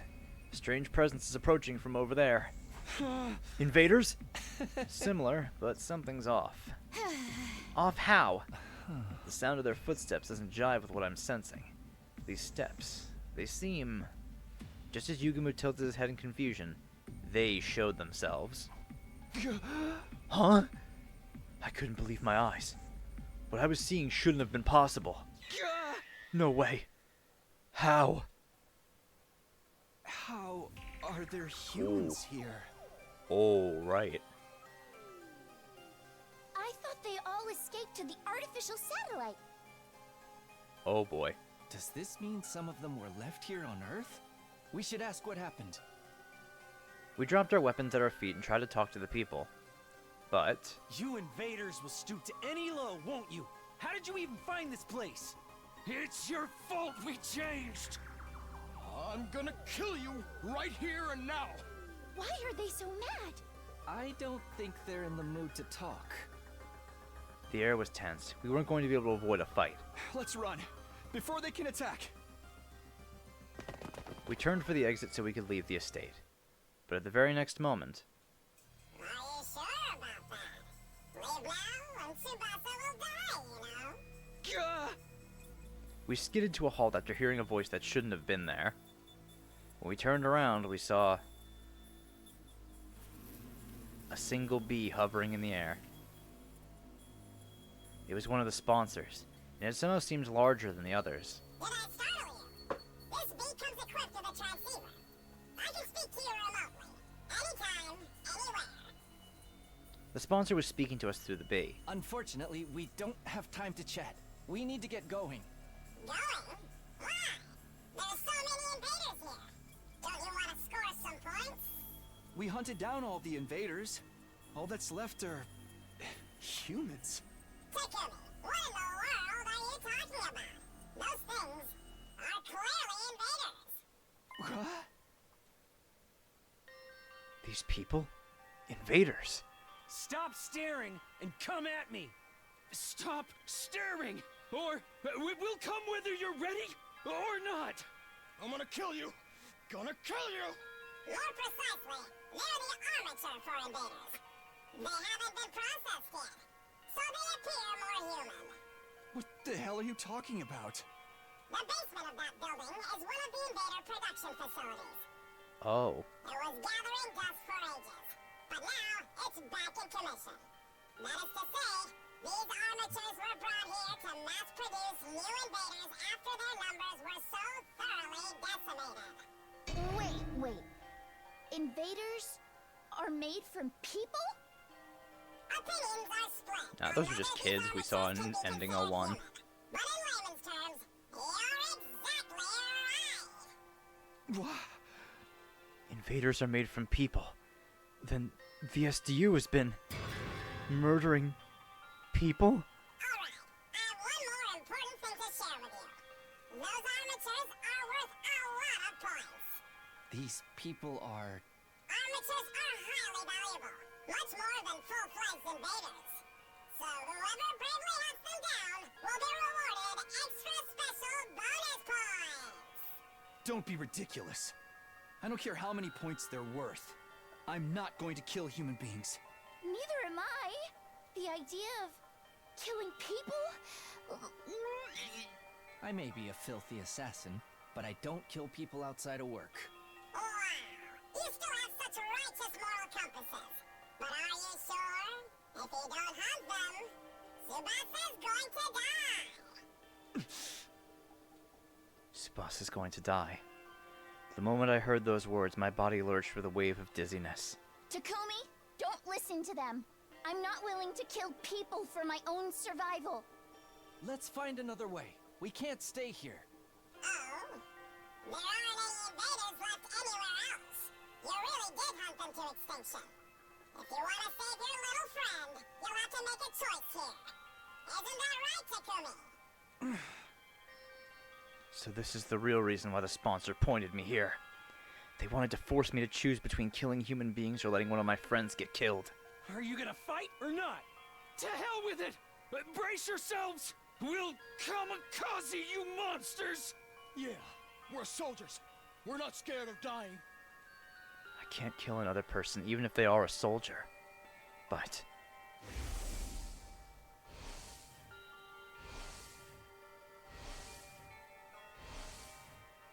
I don't want to lose another friend. Tsubasa, Yugumu, close your eyes. Takumi, what are you going to do? Don't, please, you can't. The moment I decided to come here, the choice is already made. I want to protect Yugumu after he stayed by my side through everything. And I want to protect the girl I've truly come to care about. I held my sword aloft with trembling hands. That's right, Takumi. Do it. Armatures are incredibly weak. One strike from your blade and it's all over. Shut up. I'm not doing this because you convinced me. I'm doing this of my own free will, to save Tsubasa's life. No! Takumi! Don't! Stop, Takumi! I have to summon the evil inside of me. Just this once. I need to channel Eito Outsuki. Inside my body I carry the will of the person who so despised humanity. I'll take this sword and... No! I brought it down swiftly.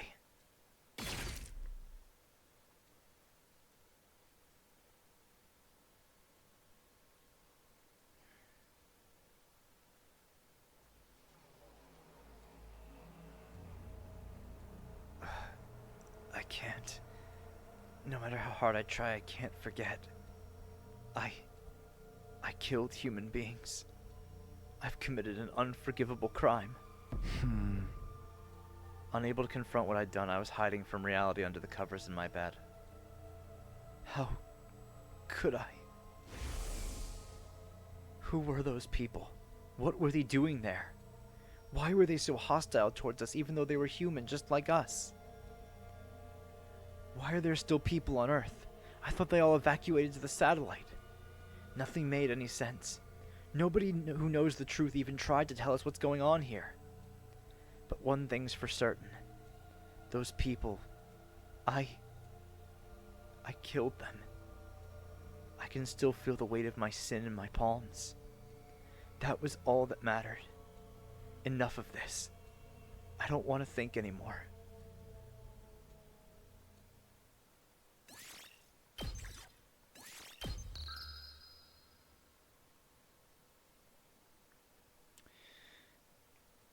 Oh, you know what? As much as I really want to keep going... No, you know what? I'm going to go a little longer today. We are going to finish this. I just want to take a break real quick first. And I want to eat something, so I will be back.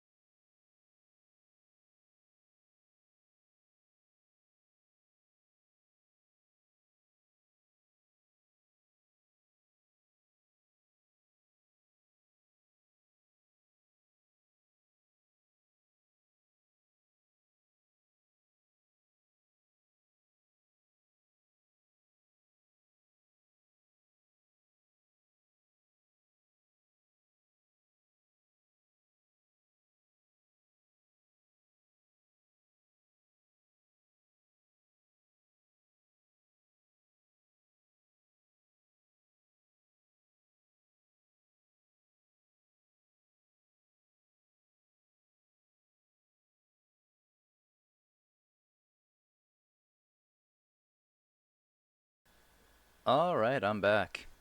Really short break today, but that's because I want to get back to this. Because I really think we can finish this today.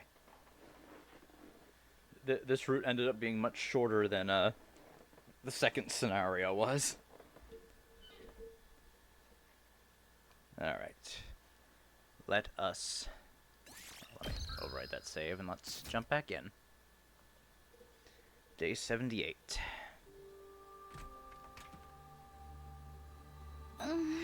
Takumi, are you up? I could swear I just heard Nozomi's voice. I thought I was hallucinating, but then I could sense someone at my bedside. The closing ceremony for round 3 just wrapped up. You saved Tsubasa. You did it, Takumi. Thank you for saving her. I saved her life. As I heard the news, a single tear trickled from my eye. Thank goodness. I managed to protect the girl I love. I really did it. Tsubasa's been in bed for a while, but I'm sure she'll be better soon. So you better get well soon too, okay? Everybody wants to see you. Nozomi's being so optimistic and cheery. She must be trying to lift my spirits. But I need to face what I've done. Who was executed in round 3? Nozomi flinched after I asked in a strained voice. It was Takemaru. Oh. I guess he gave all the invaders he found over to the twins. Oh, Takemaru. So he ended up in last place. Huh? I see. That's a real Takemaru way to go out. He was always putting his friends first. He must be cursing me from the other side. He hated me so much I ended up forcing him into last place. No, just before he was executed, he suddenly got so calm. He said he wanted to tell you he was sorry. Sorry? To me? He gave me a letter. I'll read it to you. Takumi, I'm sorry for all the horrible shit I did to you. I just hated you so damn much. But when I thought about it with a cool head, I couldn't even remember why I felt that way about you. Maybe I was using my hatred for you to avoid confronting reality. Sorry I made you my scapegoat. I'm the only one to blame for everything. You don't gotta forgive me, but you gotta forgive Ima and Kako. Adios. That's the end of his message. Takemaru. Takemaru. He was such a good guy. I always knew that since we already survived 100 days together once, but why did things have to end this way this time? Takemaru. Takemaru. Takemaru. Takemaru.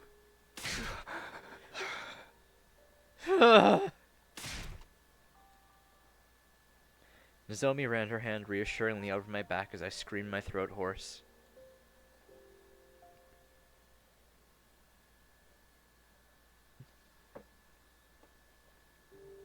Sleep, wake up, sleep, wake up. I cycled quickly between sleep and wakefulness. What I did weighed on me too heavily when I was awake, so I would retreat back to the land of sleep in search of reprieve. But whenever I fell asleep, I'd dream of the day I killed those people. The memory of my hands covered in their blood would return. I flew out of bed soaked in sweat, but even awake I was still in hell. It was agony after agony, whether I was sleeping or awake, but I didn't try to pull myself out of the cycle. I can't run away from this pain. After all, this is what just then. Yoo-hoo, Takumi, still being antisocial in there? Evening, Takumi. Two of us decided to sneak into your room in the dead of night. I could hear Yugamu and Darumi in the darkness. The two of them sat by my side and launched right into some casual small talk. You were probably hoping for Tsubasa. Unfortunately, she's not feeling so well right now. The mental shock caused her to develop a fever, but she's getting better, so don't worry. Mr. Tsubasa's getting 24-hour personalized care from me, so there's nothing to worry about at all. I dabbed every nook and cranny of Mr. Tsubasa's body with a damp cloth. The lewd sight of Mr. Tsubasa's body flushed by fever. It was crazy erotic. Takumi, you're the only one who can protect Tsubasa from the clutches of this perverted succubus. You better get up before something horrible happens. You can just call me Daughter-me the Cuckold Maker. Thanks, Daughter-me. They kept directing the conversation back to me. I wanted to answer, but I desperately resisted the urge. We brought Daughter-me to meet Commune yesterday, but it was a total disaster. Daughter-me got way too excited by how cute she is. Who could possibly keep their cool after seeing a cute little shrine maiden girl? Oh, Commune, my light of my life, fire of my loins. I grabbed her and munched on those cute little ears. Even when she tried to fight me off with tears in her eyes, I munched without mercy. Daughter-me was all over her, so Nozomi got jealous. Hearing them talk made me want to return to normalcy. But I can't go back. I can never go back. I took the lives of those people. I robbed them of the days that lied ahead of them. It wouldn't be fair if I just kept living a life of joy and pleasure. I can't allow it. I'm not going to get out of this bed. I'm going to stay here until I die. I need to wallow in the anguish of hell and die a dog's death. After all, this is the only way I can atone.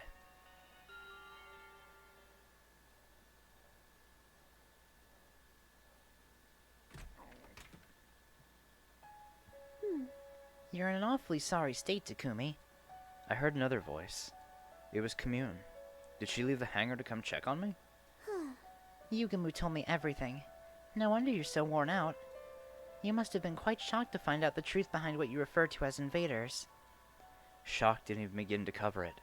My whole world had been turned upside down. Takumi, as you've discovered, invaders were once human. The truth of the invaders is that they are combat organisms created from wounded soldiers and veterans. I never wanted to tell you this cold, painful truth. Huh? So we've been fighting other humans all this time. Yes, in a sense. Which means the destruction on the surface isn't because of world death. It's the scars left from the ravages of war. The Tokyo residential complex we'd all been living in before must have been some kind of underground shelter then. Even if it is war, we can't kill people. It's true that you killed people, but you could view it as an act of salvation. The people you killed were poor soldiers fated to be turned into combat organisms in the near future. You allowed them to die as humans. You freed them from their fate of being turned into monsters. That's compassion, not evil. All things are ordained by God. Our scriptures say there is no such thing as destiny. Commune tried desperately to reason with me, to free me from my guilt. And while I appreciated the thought, I didn't want to be freed. If I let myself forget what it felt like, I'm sure I'll just end up doing it again.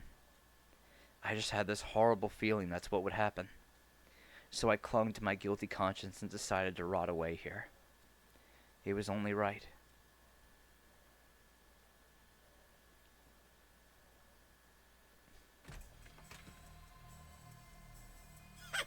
You're completely depressed, aren't you, Takumi?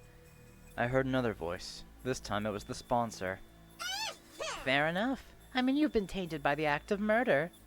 But it was splendid the way you killed them so mercilessly. The noble knight dirtying his hands to protect the one he loves. You really are quite the romantic. It gives my life so much meaning to push romantics like you to commit mortal sins. You should see the look on your face. You look like a prisoner locked up in a dungeon. A prisoner? Well, I am a criminal, so I deserve to die a miserable death in a filthy cell. The knight awakes from his delusions of romance and confronts his crimes to discover that he is no more than a mere murderer. He must find himself hideous. He must be repulsed with himself. It must make him wish he was dead. A murderer pretending to be a knight in shining armor. That describes me perfectly. I don't regret my choice, but I wish I was dead. They're right. I only wish I could torture you now that you're so weak and fragile. But I can't. It's against the rules for the sponsor to touch you unprovoked. Damn it! Who made this ridiculous rule anyway? I want to play with you, Takumi! I guess that leaves me no choice. I'll just have to toy with your mental state.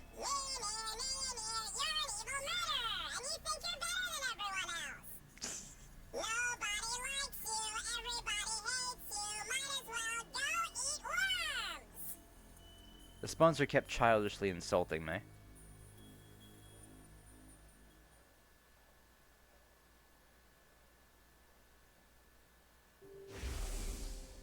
Every time I fell asleep, I dreamed of the people I killed.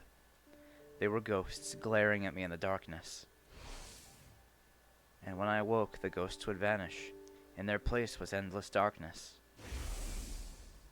I'd go back to sleep, and the ghosts would hover in the air once more.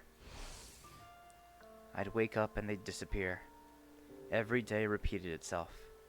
Gradually, I started to be unable to discern if I was dead or alive. Oh, maybe the night I killed them, I died with them.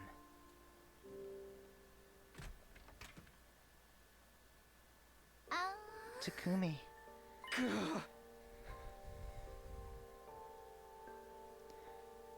I was on the verge of tears the moment I heard her voice. I wanted to leap out of bed and cling to her. It took everything in me not to act on that impulse. I'm sorry I wasn't here sooner. I've been in bed all this time, too. I'm sorry. You're in so much pain and you shouldn't be. I'm sorry you had to do something like that because of me.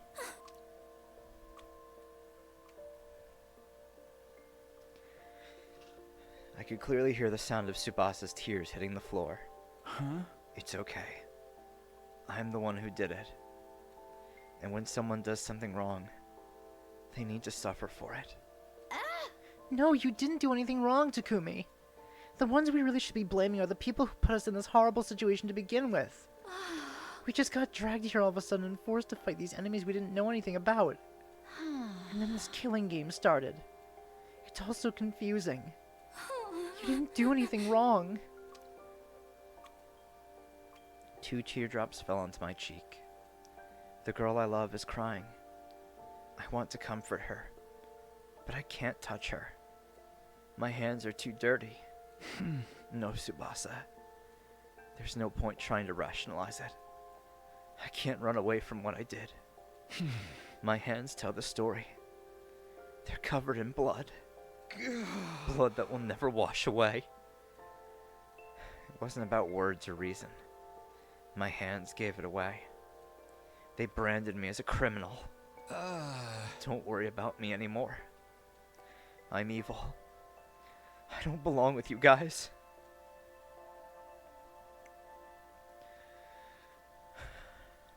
I wanted to get Tsubasa as far away from me as soon as possible. I didn't want to sully her with all of the sin and death I brought with me. But she never made any attempt to leave my side. Fine. If you think you're a criminal, so be it. Takumi the criminal. I'm fine with this new label of yours. So at least hear what I have to say about our future. Our future? I talked with Yugumu and Darumi earlier. We're never going to be able to go back to how it was before. Yugumu made Kyoshika drink poison. Darumi killed Hiruko. Even if we tried to live like normal in the complex, I think we'd suffer trying to readjust to peaceful lives. She's right. We've strayed a long way from the lives we used to live. I couldn't face Mom or Dad. I couldn't go back to that life. Not that I even planned on trying. But Tsubasa, you're still clean. You can still go back. Listen to me, Takumi. We'll live together as roommates when we get to the artificial satellite. Roommates? We'll rent out some cheap little detached home and all 4 of us criminals can live together in poverty. It might be hard for us to reintegrate into society when we get back from the war, but at least when we go home, we'll have the friends who went through it with us. I'm sure we can overcome anything as long as we're together.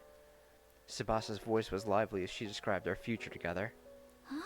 We'll get part-time jobs so we can afford food and pay the bills. I need to start researching some cheap but tasty recipes right away. Oh, and we should get some cheap appliances from secondhand shops.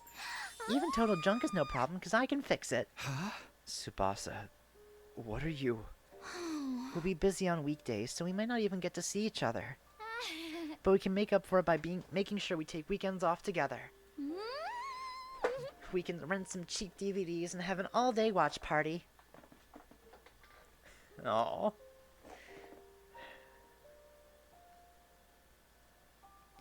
That very moment, I could clearly envision the life Tsubasa was describing. It was so vivid. Almost like I could reach out and grab it.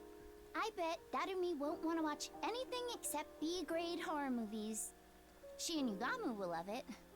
We're gonna feel left out. But we'll still watch all of them to the end. Doesn't take much to convince us, huh? After we're done, we'll all clean up the popcorn Darumi threw all over the place. We'll all sigh and laugh as we sweep. You'll say, "You made us waste our day off watching these garbage movies." And I'll say, "But I kind of enjoyed it." An overwhelming feeling welled up as I played out the scene in my head. This feeling rising up inside me. It was longing. I wanted this future. I wanted it so bad it hurt. No. No, no, no. I can't start dreaming about the future. I can't let myself have a future after taking so many lives. It's not right. Go away. Go away. I frantically repeated these words in my head. Demons aren't allowed to dream about happy endings. Oh. There was a warm sensation on my lips. Tsubasa's lips rested neatly atop mine. Her breath, her warmth, her hopes, her life. I felt all of it in my soul. I just took half of your sins, Takumi. Guess that makes me a criminal too. And in exchange, I gave you half of my life. The moment I heard those words, I truly felt like I've been reborn. There was a faint warmth in my chest. It's okay. You can make things right. I know you're a kind person, Takumi. So please, make my dream come true. Let's all be roommates. After giving me another kiss on the cheek, she suddenly jolted back. No, I did it again. I kissed two people practically back to back. Am I just easy? Anyway, Takumi, get well soon. I'm out of here. Tsubasa rushed out the door. The sound of her briskly shutting it behind her echoed in the room. The moment I heard that sound... Huh? I'd unconsciously risen to my feet. My body was moving. My heart was telling me it still wanted to live. It was as if I'd never lost the will to keep going in the first place. I felt almost as if I wasn't myself. Right. I guess I'm half Tsubasa now. Tsubasa had breathed half her life into me, and she'd taken half of my sin, which meant... Okay, Tsubasa. Let's do this. I'm the most horrible person to ever exist. A complete villain who kills people. Scum that doesn't deserve to live. Trash. The Grim Reaper. A demon. But that's exactly why I have to fight for my friends. I'll use these filthy hands to cradle Tsubasa's beautiful dream and keep it safe. And in order to do that... I'm gonna finish this invader hunt, once and for all.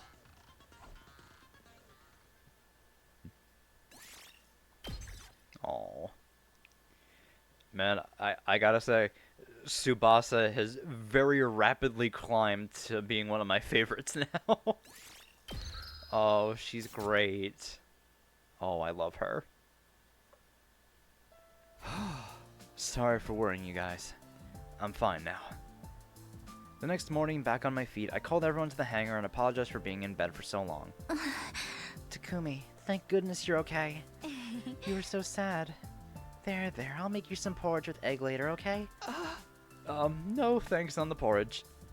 I get the feeling the zombie's been turning more and more sisterly ever since she started looking after Commune. Doremi, Yugumu, you two came to visit me a lot. Thanks for cheering me up. Too bad you didn't die so I could have Mr. Tsubasa all to myself.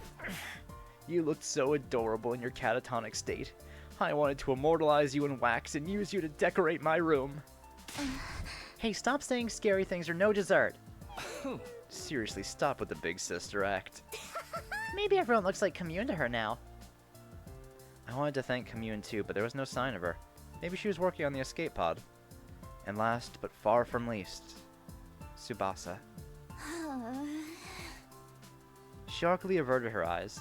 I guess she must be feeling embarrassed about what happened. I decided I would talk to her about it later, then looked to Yugumo. He urged me to keep talking with his eyes. Takumi, sorry to do this when you're just getting back, but we need to discuss what happens next right away. If we take too long, round 4 will start. Round 4 will last from day 86 until day 100. Right now is our break. There's no way we're going to do this a 4th time. Absolutely not. We're all in agreement then. We're not participating in this invader hunt again. But if we want to leave the game, we're going to need to procure fuel for the escape pod somehow. Fuel, as in a large amount of cryptoglobin. Commune said before we need the cryptoglobin from the strongest class of commanders. Strongest class of commanders. That Dulcia surely fits the bill. If we can beat him and take his cryptoglobin, we'll definitely be able to launch the escape pod. But he was insanely strong. Our attacks didn't do anything to him. I have PTSD from almost getting killed by him. Are you alright, Mr. Tsubasa? If you need somewhere to puke, aim for my face. Doremi. I can relate to your nausea. Dulcia is beyond powerful. How is it fair that his defense is enough to nullify every attack? He's the only one we just can't beat. Alone, that is. Alone? I wondered what he was implying. And just then... Please, allow me to handle Dulcia. Whoa, when did you get here? Oh my god, the jailbait shrine maiden! Doremi. It's so cute when you just show up like that. My sister's the cutest girl in the cosmos. Sure enough, but more importantly, Commune, do you know anything about Dulcia? Dulcia is one of the most renowned warriors in all of history. Naturally, word of his abilities spread throughout the land. Then, do you know how we can get through those impossible defenses of his? Dulcia. He's permanently cloaked in a mist of divine blood. Cryptoglobin. The blood he expels is the true form of his impenetrable defense. In order to damage him, you must first destroy his cloak of cryptoglobin. Destroy it? How do we do that? It's quite simple. Use poison. Pure divine blood is weak only to poison, even more so when it's exposed like that. So we need poison that works on cryptoglobin. We better figure that out. Wait, hold on. I could swear we already... Right. Hey, Yugumo. You made a poison that works on cryptoglobin when you killed the previous sponsor, right? Could we use that to beat Dulcia? Yes, I was thinking the same thing. I've already given Commune the poison I made. Yugumo's poison is quite well made. After I make a few improvements to it, it'll be able to break through Dulcia's impenetrable defenses. Things were moving smoothly and quickly. If we keep this momentum going, we'll be able to take down Dulcia and get his cryptoglobin. But don't celebrate just yet. We have another foe who's a far bigger nuisance. Let me guess, the sponsor.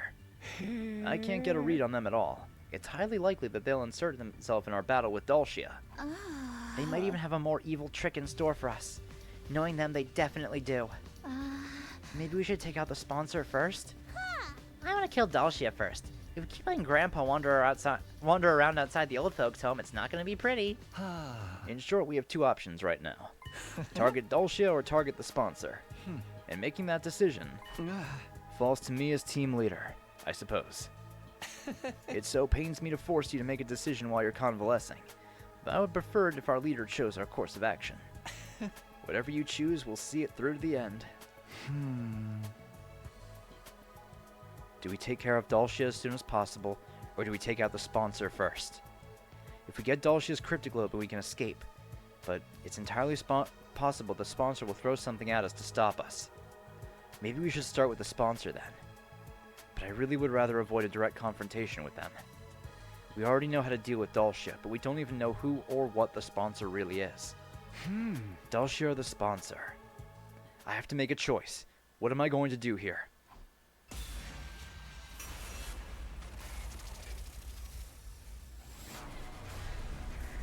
Indeed we are.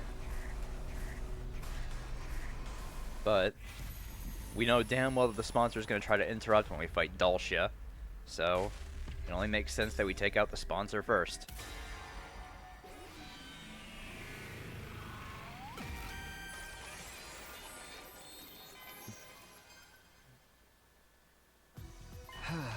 I still want to defeat the sponsor. They're the embodiment of evil. Unless we eradicate them from this world, they'll come back to haunt us again and again. I fell for their ruse and became a murderer. I can't let anyone else make the same mistake. I totally agree with Takumi. I'll never forgive the sponsor for toying with us and exploiting our kindness. Never! Nobody gets away with harming my dear Takumi. My dear Takumi? Is there something we should know? That was a joke. Just a joke. There's nothing going on between Takumi and me. Nothing at all. Right? Right, Takumi? Oh, yeah. Absolutely nothing. Nothing. Like, not even a teensy little thing? Cross your hearts and hope to die? What sort of a follow-up question is that? I already said it was nothing.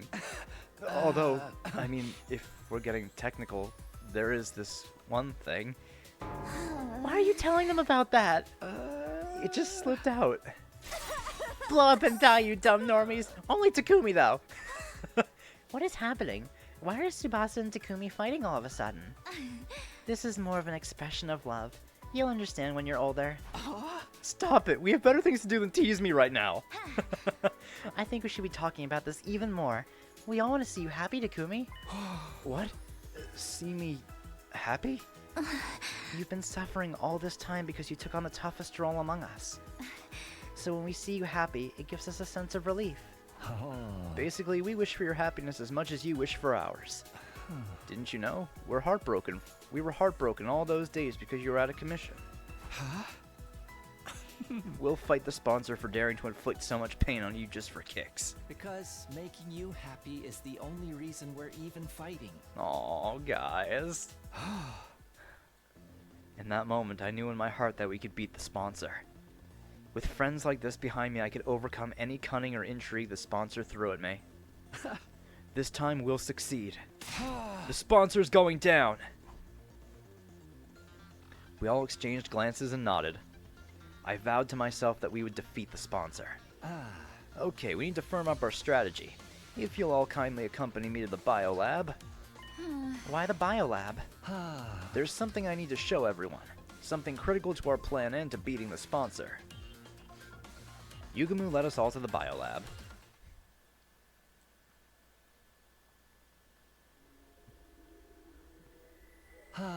Here you go. Take a look at these. Yugumu retrieved some things from a shelf and laid them out on the desk. These are dismembered parts of a dead body. Yes, indeed. I went around collecting them from all over the schoolyard while we were on our little break. A dismembered body in the schoolyard? Whose is it? There is no mistaking it. These are the body parts of the first sponsor, the one who self-destructed on the last day of the second round. They blew themselves up to hide their identity after they realized the poison was lethal. That must be why some of these body parts are charred. Anyway, I analyzed these assorted remains the other day, and I discovered something very intriguing. This body had already been dead for several years. Years? But the sponsor only self-destructed 20 or so days ago.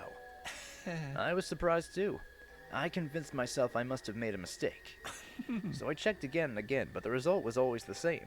Every corpse had been dead for at least a few months, sometimes years. So my final conclusion was this. The sponsor's true identity was a dead body. Dead body? You mean they were a zombie? Think about it. Doesn't it make a lot of what we knew about them make sense?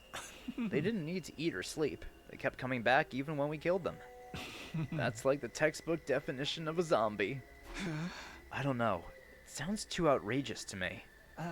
You think it's impossible, right? Oh. But how many impossible things have we already witnessed since coming to this academy? There's probably an actual person controlling these dead bodies using hemoanima. That would explain why the sponsor had so many bodies at their disposal. They were all corpse puppets. And they could grab as many dead bodies as they wanted from a cemetery or something. That's what the first sponsor really was, an army of dead bodies. This idea could also explain why they organized the invader hunt in the first place. Huh? What do you mean? By making us slaughter invaders by the dozens, the sponsor would get their prime pick of dead bodies. Then they could create as many spares as they wanted. They were powering themselves up by making us create dead bodies for them. Exactly. To the sponsor, we're just corpse-churning contractors. That's why the rules of the hunt are fairly lenient towards the players. It was set up in such a way to ensure the sponsor wouldn't lose too many of their contractors all at once. Only executing one player per round did seem kind of half-assed to me. And the duration of each round suddenly went up to 15 days, slowing down the pace of the executions. The points distribution system was to help us stay alive for longer as well. Because of that, we were able to hunt together in teams. Also that we could create as many dead bodies as possible. We've been dancing to that zombie's morbid tune and it irks the hell out of me. Do you think the second sponsor's also a corpse puppet? Odds are deathly high. They claim to be the sponsor's successor, but they're likely just one of the many corpses the first sponsor still has at their disposal. This is mind-boggling. The sponsor's been using us all this time to create dead bodies that they then turn into zombies. But wait. A blood-curdling possibility suddenly flashed across my mind. If the sponsor could control dead bodies... Yugumu, if the sponsor's ability is to control corpses, could they use our friends' bodies as well? What if they raid Kyoshika's grave or steal Kurato's body? Gaku and Eito's bodies are in danger as well. We've left them in the morgue. The sponsor could have easily stolen them from under our noses. That's just inhuman. Using their bodies even after they died. Let's go check the graves and morgue immediately. We need to make sure the bodies are all accounted for. We all turned at once and started to dash out of the lab when... Whoa, chill out, guys. Yugumu stopped us, his arms outstretched across the doorway. I've already secured our friends' remains.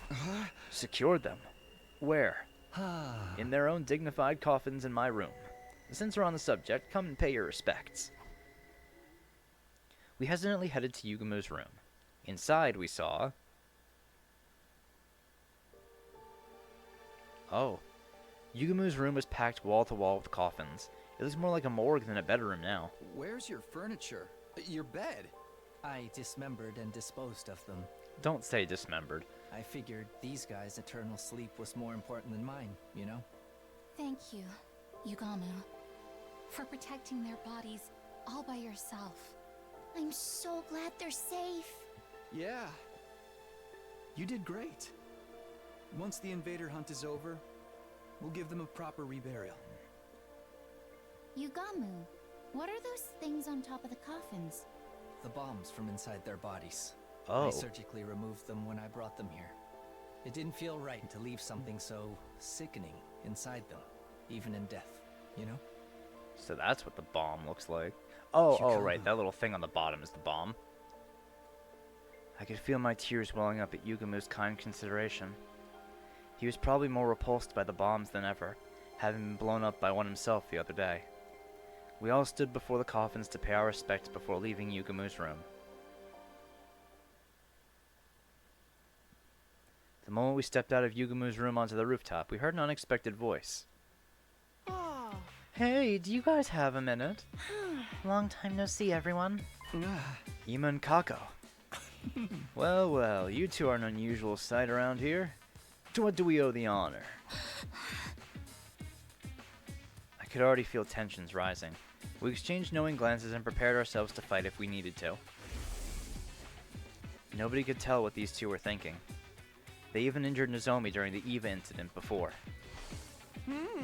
No need to be so wary. We're here to offer you our unconditional surrender. Right, like a white flag.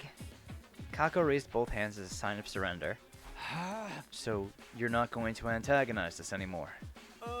I mean, it's not like we can beat you guys, right? And now Takemaru is dead. Huh. There's really no point competing against you the way things are right now. In fact, we were hoping we could join you. Sounds like a good deal. For you. After all those terrible things you said to Takumi. I'm not expecting you to welcome us for free, of course. I come bearing a gift. What kind of gift? My life. I'll stay in last place all throughout the next round and die. In exchange, I ask that you keep my dear sister safe when I'm gone. What? Brother dearest, what are you talking about? I'll even let you lock me in that cage in the courtyard if you doubt my sincerity. Then I'll die in the same cage Eva once occupied. Poetic justice for my attempted murder of her, don't you think? Ima. Brother dearest, no. How could I live without you? Come now, sister dearest. This is the way it should be. It's an unspoken rule that an older brother takes the place of his sister when she faces certain death. Ima's words made me remember what Eva said just before she died. To earn my title as mother, there is something I must do. I must teach Nozomi the meaning of true love and the strength of a real parent who never sacrifices her children to benefit herself. A loving heart that moved someone to give their life to protect another. Completely contrary to what the Killing Game stood for. And that was why. It's fine, you can both join our team. Really? Yeah, Takemaru asked me to forgive you two anyway. I'm so grateful, Mr. Sumino. I will die as promised, so please take care of my dear... on one condition. Ima, you're prohibited from dying. You need to survive too. What? Oh, hold on, Mr. Sumino. If I survive, someone else has to die. No, nobody has to die. We're going to put an end to this game. Don't worry. As long as you remain united, the sponsor will be no match for us. Seems like somebody's developed a killer new attitude since we saw him last. But that's how our leader should be. I feel like we're letting these two off too easy. But I'm good if Takumi is. Ima, Kako, let's put our past behind us and work together for the future. Gross, I usually can't stand cringy stuff like this. But I'll let this one slide. It'll be a change from all that awkwardness at least. To be fair to the others, we all fell for the sponsor's ploy to divide and conquer. Now we're finally united as one again. The pride of the Special Defense Unit is at stake. Let's take down that sponsor! Our newfound unity made us all the more determined to fight against our enemy. We'd carry on the will of those who passed before us and do what needed to be done.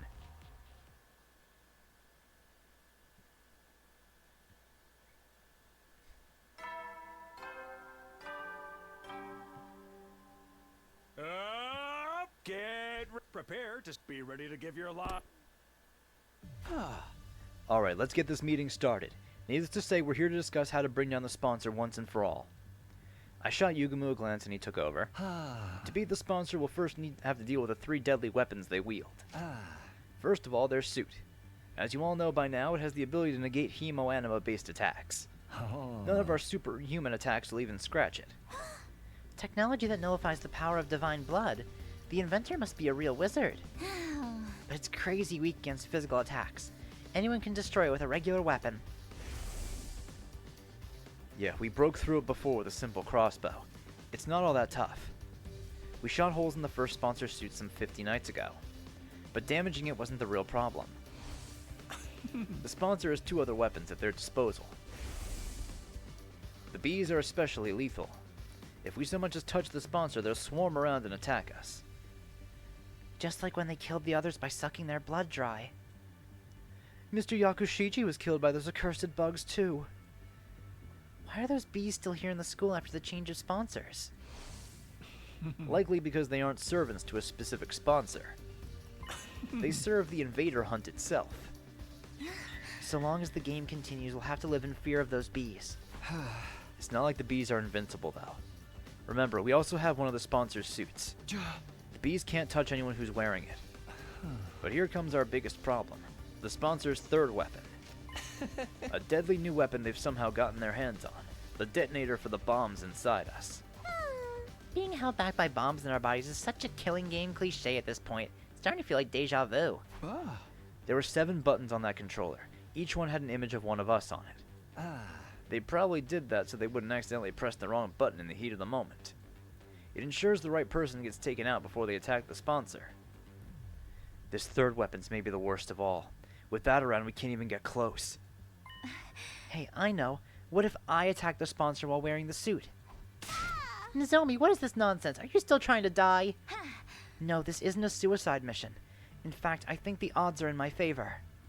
Think about it. There's no one better than me to do the job, because I don't have a bomb in my body. Oh, right. You're not an official member, so... Nozomi came to the academy of her own free will.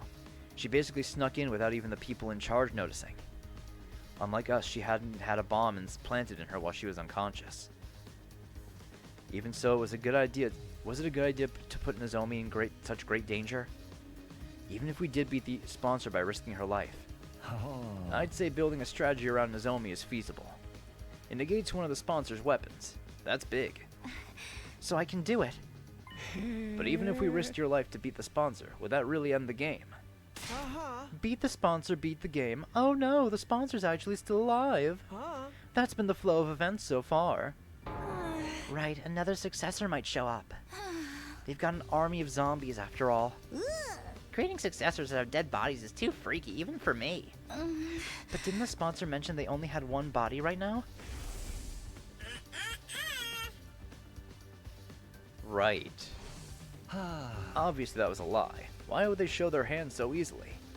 We should assume the sponsor still has multiple bodies. It's pointless to kill just the one we can see. How about if we find and kill the person controlling them? There being one person in control is just a theory. Even if I was right, where would this person be? How could we find them? The sponsor's like a roach that can't be squished. Tsubasa suddenly raised her voice in frustration. They should just drop dead already. Why won't this game end? Don't be sad, Mr. Tsubasa. It's basically stylistic form for killing games to drag on and on. Stylistic form? Ever noticed how killing games in movies or comics never seem to end once they get started? The players exploit a loophole and think they've won, only to find themselves at the start of another game. They beat the mastermind and think it's finally over, only for the true mastermind to show up. It sounds like you are describing the invader hunt. Yeah, because so far as killing games go, this hunt's about as cliche as they come. I mean, have you seen the rules? There's no clear rule explaining how the players can win this game. I bet the sponsor's hoping it'll drag on forever. Oh, just knock me out now. I prefer killing games that start and end with a bang. Oh, my recent wrecks include... Doremi proceeded to go on a tangent about killing game reviews and theories, but I already tuned out by then. There was something she said earlier that I couldn't get out of my mind. There's no clear rule explaining how the players can win this game. She was right. There was nothing in the rules about us winning. For some odd reason, the statement stuck in my mind, even though I couldn't figure out for the life of me why it seemed so important. Takumi? Are you okay? Oh, yeah, I'm fine. Just thinking about something. I ignored the odd sensation and focused on continuing the discussion. Let's put our heads together and come up with a way to beat the sponsor and prevent another one from showing up. We talked over different ideas right until nighttime, but still couldn't come up with anything viable.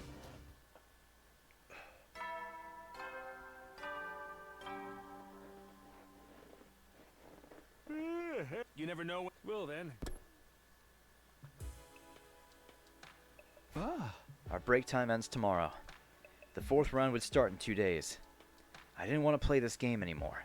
I've been hoping we could take out the sponsor before it started, but getting flustered now solves nothing. I should just go to bed. I slipped into bed and lay down with every intention of sleeping. But it was not to be. My mind was still actively thinking about Doremi's words from the afternoon, and sleep had all but fled from me. There's no clear rule explaining how the players can win this game. I bet the sponsor's hoping it'll drag on forever. Oh, just knock me out now. I didn't know why I was so hung up on that one point, and I still couldn't find an answer no matter how hard I thought about it. Eventually, I finally started drifting off.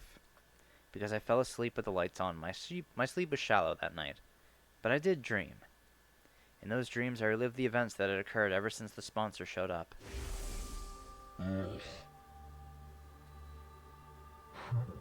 The game will immediately cease if the sponsor harms a participant without just cause.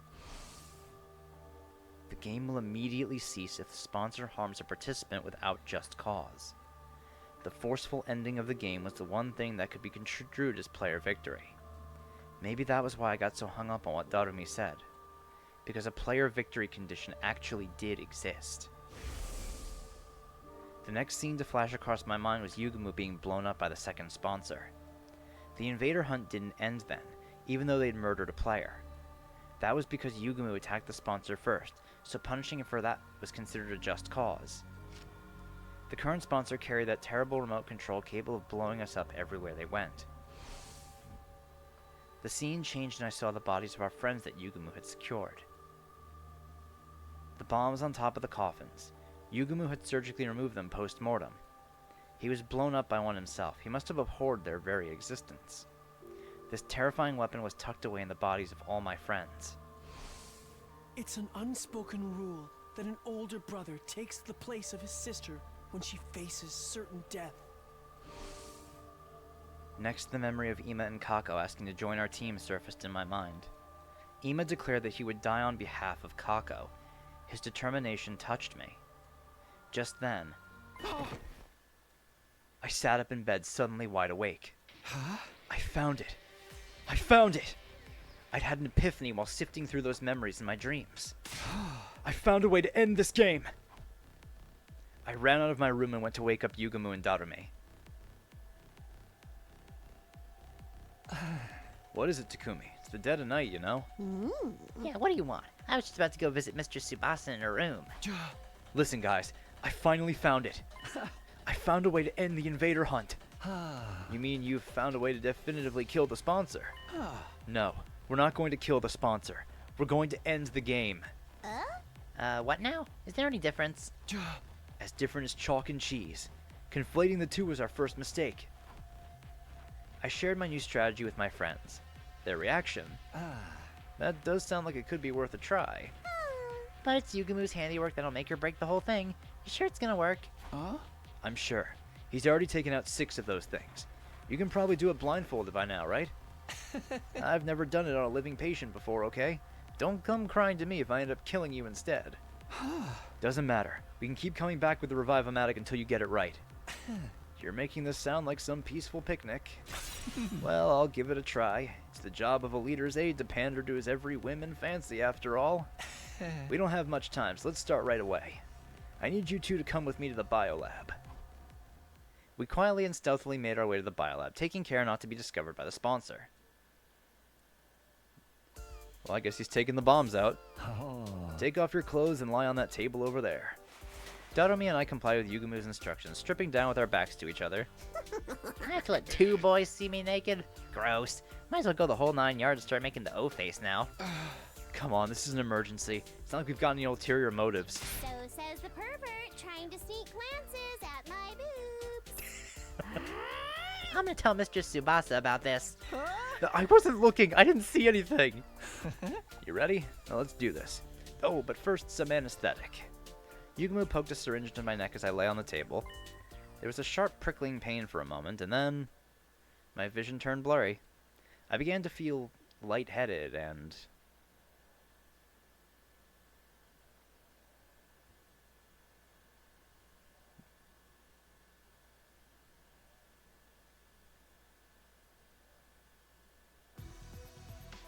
You did it, Yugamu.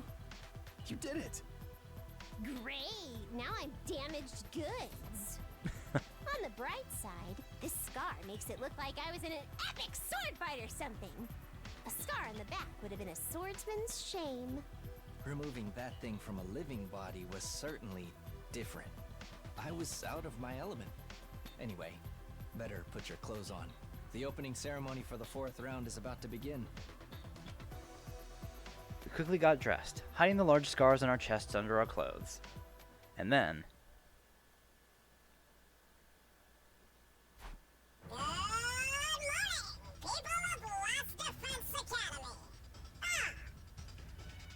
The 4th round of the invader hunt will now begin. Gather at the leisure lounge so I can explain the rules. This is it. It's do or die time. Yugumo and I will go on ahead and tell the others about the plan. Come join us when you're ready, Takumi. Yeah, I'll be right there. After parting ways with Darumi and Yugumo, I went back to my room and got changed. Once that was done,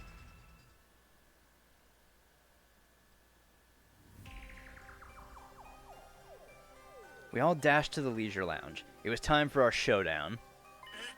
Finally. Although, what's with that getup of yours? The sponsor seemed a little confused by my appearance. It was only natural since I was wearing the same thing they were. I stood before them in the suit that Hiroko had retrieved at the cost of her life. Takumi? Why are you dressed like that? What's going on, Takumi? Everyone else looked equally confused. That was the act they were supposed to be putting on. I smell a big fat rat. Is this your version of a taunt? Coming here in that suit can only mean one thing, am I right? That depends on your response. I answered the sponsor in a calm, quiet voice. One question for you, sponsor. You've been hounding and pestering me ever since you showed up. Why? I thought I told you before. It's 'cause you're the most entertaining one here. You're such a little goody-goody, which also makes you capable of the cruelest decisions. A pair of goody two-shoes would happily step into the most disgusting puddle of filth to protect someone if they could. I just knew you would provide top-class entertainment if I pushed you into a corner, and that's exactly what you did. Are your hands still stained with the blood of those people you murdered in cold blood, serial killer Takumi? The sponsor's jarring laughter echoed throughout the room. Okay, now's the perfect time to act angry. I'm glad you're still entertained, and I hope you're ready for more. Let's see how funny you find this! Wait, Mr. Samino, what are you thinking? That's against the rules. Down, Takumi, down! You can't be serious about this. Don't do it, Takumi! Everyone tried to stop me. Of course, this was all part of the act, too. We needed to make it seem like I was acting on my own, totally independent from the others. That was the scene we were trying to present to the bees hovering above. Let go! I've made up my mind. I have to do this! I shook off the pleas of the others. The sponsor has to pay for what they did! For making me kill other humans! Ha! I charged at the sponsor full speed, a knife in my hand. The bees swooped towards me with a familiar cacophony of beating wings. Obviously, they meant to suck the blood of the rule breaker dry. But their stingers couldn't penetrate the suit I was wearing. I raised the knife. The suit could repel any cryptoglobin-based attacks, but was weak against physical attacks. Even a knife should be able to break through it. You really didn't think this through, Takumi. Have you forgotten my other weapon? The sponsor took out the remote control. Sheesh, I was hoping you could entertain me for a while more before you broke. Alas, all good things must come to an end. So long, Takumi. Let's play again in our next lives. The sponsor pressed the detonation button for the bomb in my body.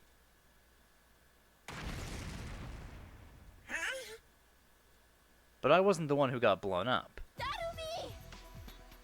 Instead, it was Darumi.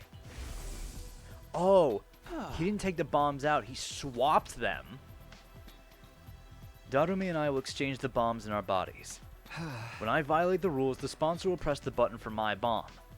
But when they do that, the one who actually explodes will be Darumi, who hasn't broken any rules at all.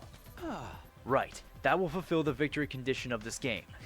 The game will immediately cease if the sponsor harms a participant without just cause. That's how we'll win. Will the sponsor really honor that rule, though? They could just change it on the spot. Between the two of them, the sponsors have tampered with the rules of the hunt plenty already. That's true. The rules seem more like guidelines than anything else, but I have a feeling this one is set in stone. When I was laid up in bed before, the sponsor came to my room. I wish I could torture you myself, but alas, that would be against the rules. They sounded genuinely sad when they said that. So this is a rule not even the sponsor with all their authority can change. I think so. The moment they blow up Darumi instead of me, something will happen. I didn't know how, but the sponsor would be heavily punished. That would give us the opportunity we needed to beat them. Hold up, you're talking like it's given I'll get blown up in your place. Why's it gotta be me? Doesn't matter who does it, right? Couldn't you use Ema or one of those other guys? Hey! No, you have to be the one. It absolutely has to be you. I've decided. Yo? And why's that? Because you got to kiss Tsubasa before me. So it's just a personal grudge? You're the normie who needs to blow up and die. Why do you care? We'll bring you back with a Revive-O-Matic right away. Of course I care. This mouth that kissed Lady Tsubasa's delicate lips will be destroyed. God, good you home wrecker. Those lips are mine. You're killing me, Takumi, but in a good way. That's the sort of high-handedness I'd expect from a successful leader. Oh, man. He loves his Tsubasa. Once I ascertained the bomb had gone off, I took off the suit and stormed toward the sponsor. That was against the rules! You broke the rules, sponsor! Blowing up Darumi when she didn't do anything at all? That's a grave violation. You killed Miss Amamiya. Yeah, give her back to us. What the? You're back already? For a while, the sponsor said nothing as we surrounded and hurled accusations at them. You really had me fooled. Eventually, they let out a subdued sigh. Darn it. I totally miscalculated. You switched the bombs in your bodies, huh? When I pressed the detonator, I ended up hurting Darumi without just cause. You're right, I've broken the rules of the game. So you see, Therefore... I officially surrender. That's it? No mortified denials, sloppy excuses, death pleas, nothing at all? Huh? I thought you'd bring out at least one last desperate gambit. What am I supposed to do? Have you seen the state of my unbeatable weapons? We followed the sponsor's glance toward this, to the ceiling. Huh?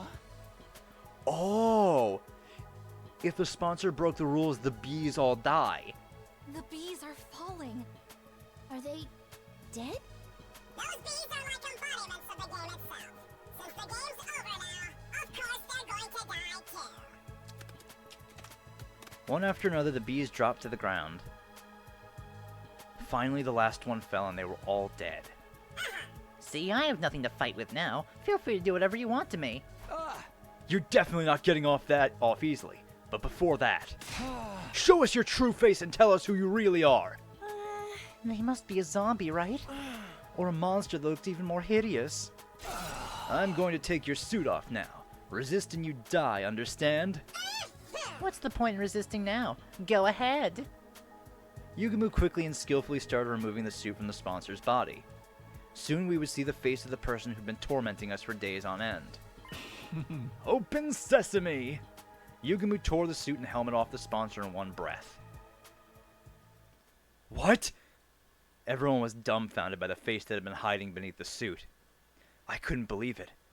It was him all this time? But how is it possible?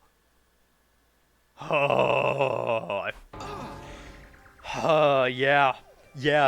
The way he was fucking talking this whole time. Motherfucker talking about how beautiful all the death was. Yeah, fuck you, Eito. Eito, you're still alive? Hello, Takumi. Guess my secret's out. I was really hoping I could play the sponsor for a little while more. Motherfucker. No way. Eito? Huh? Don't tell me you're a zombie. Did his dead body revive somehow? No, his body is still secured in my room. He couldn't have come back from the dead. Then, is this someone else disguised as Eito? I couldn't believe Eito Aotsuki was standing before us again. But there was no mistaking his malicious presence. You're really the real Eito? It's been a while since we spoke face to face like this, hasn't it, Takumi? I am indeed Eito Aotsuki, in the flesh. Not the Eito Aotsuki you know. I've come from another, slightly different world. My thoughts were thrown into confusion. How could Eito still be alive? How did he become the sponsor? And as the second sponsor, how is he connected to the first? You look completely flabbergasted. Wouldn't you like to know who I really am? That goes without saying. Spit it out already. You have no right to remain silent. Just what kind of alternate universe did you come from? Why did you make Takumi do that to those people in the mansion? We surrounded Eito and bombarded him with questions. Calm down, everyone. Don't worry. I'll tell you anything you want to know. I was surprised. He actually promised to answer our questions without leaving us hanging. Except, I just have one condition. What is it? I'll only answer questions from Takumi, and we have to be alone. No answers if anyone else is there. What? Why do I have to be stuck somewhere alone with you?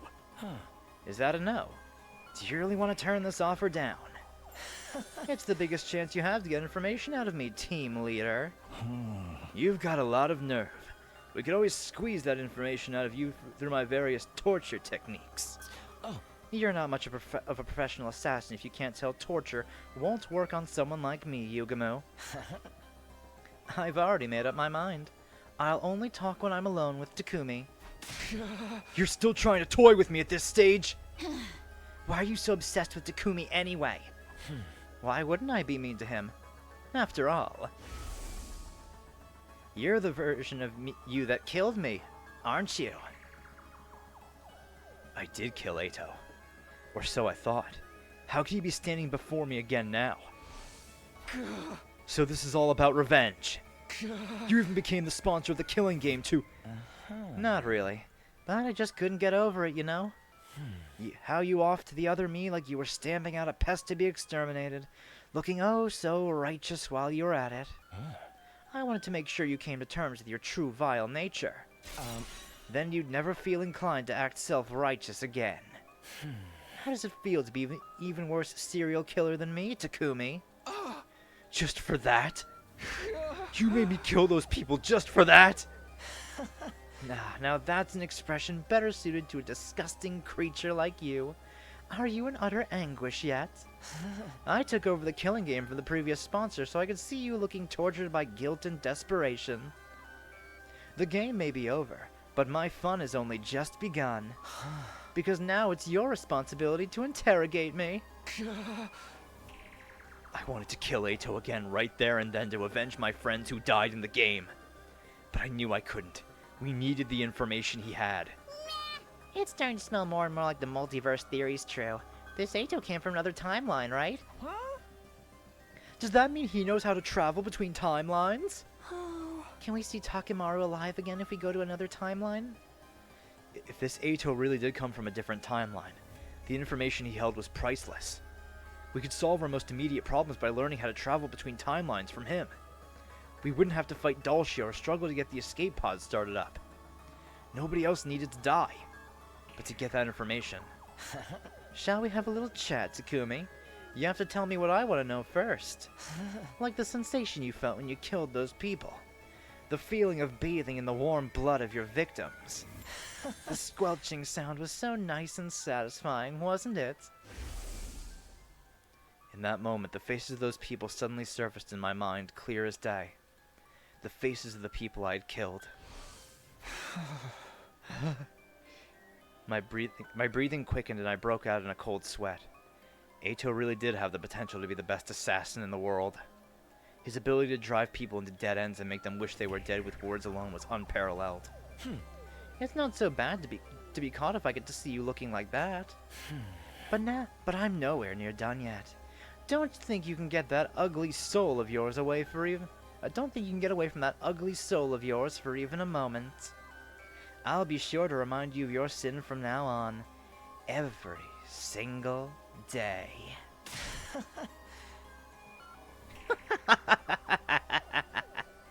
I could feel the strength leaving my body as Eito laughed at the top of his voice. And to think I thought I'd finally be able to relax after defeating the sponsor and ending the game. I was wrong. My real suffering was only just beginning. After killing Eito, he came back with a firm hand on my ankle, ready to drag me down into hell with him. My killing game wasn't over yet.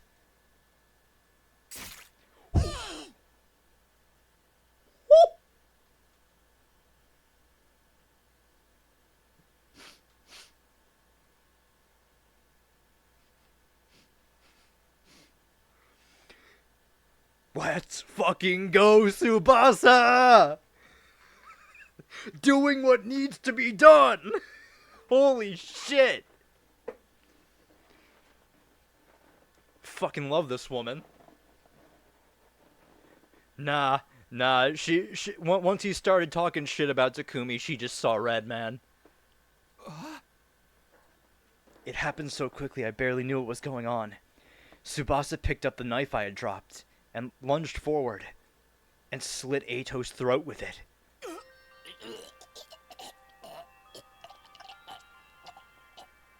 Tsubasa! Don't you dare bully Takumi. My sweet Takumi. Tsubasa. Anyone who dares to hurt him is going to have to answer to me.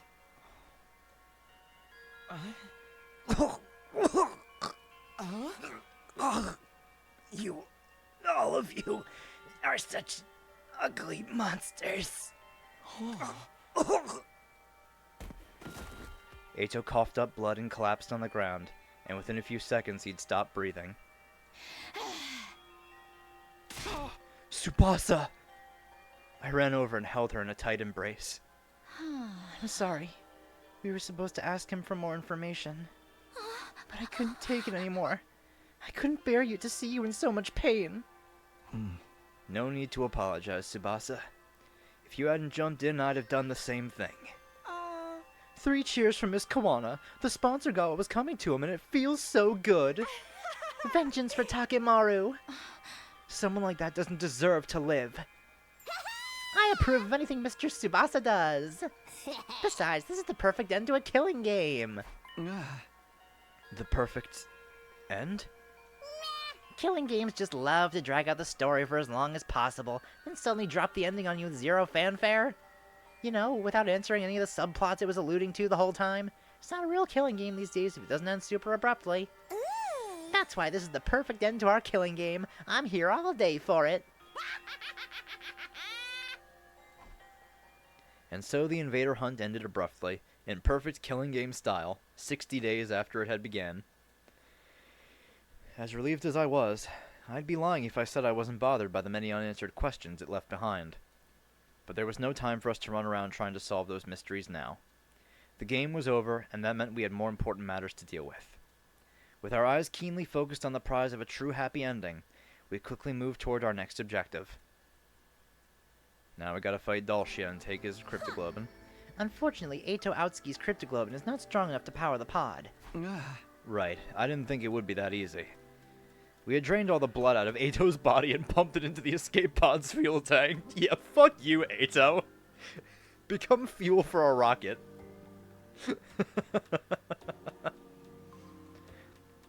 But it still wasn't enough.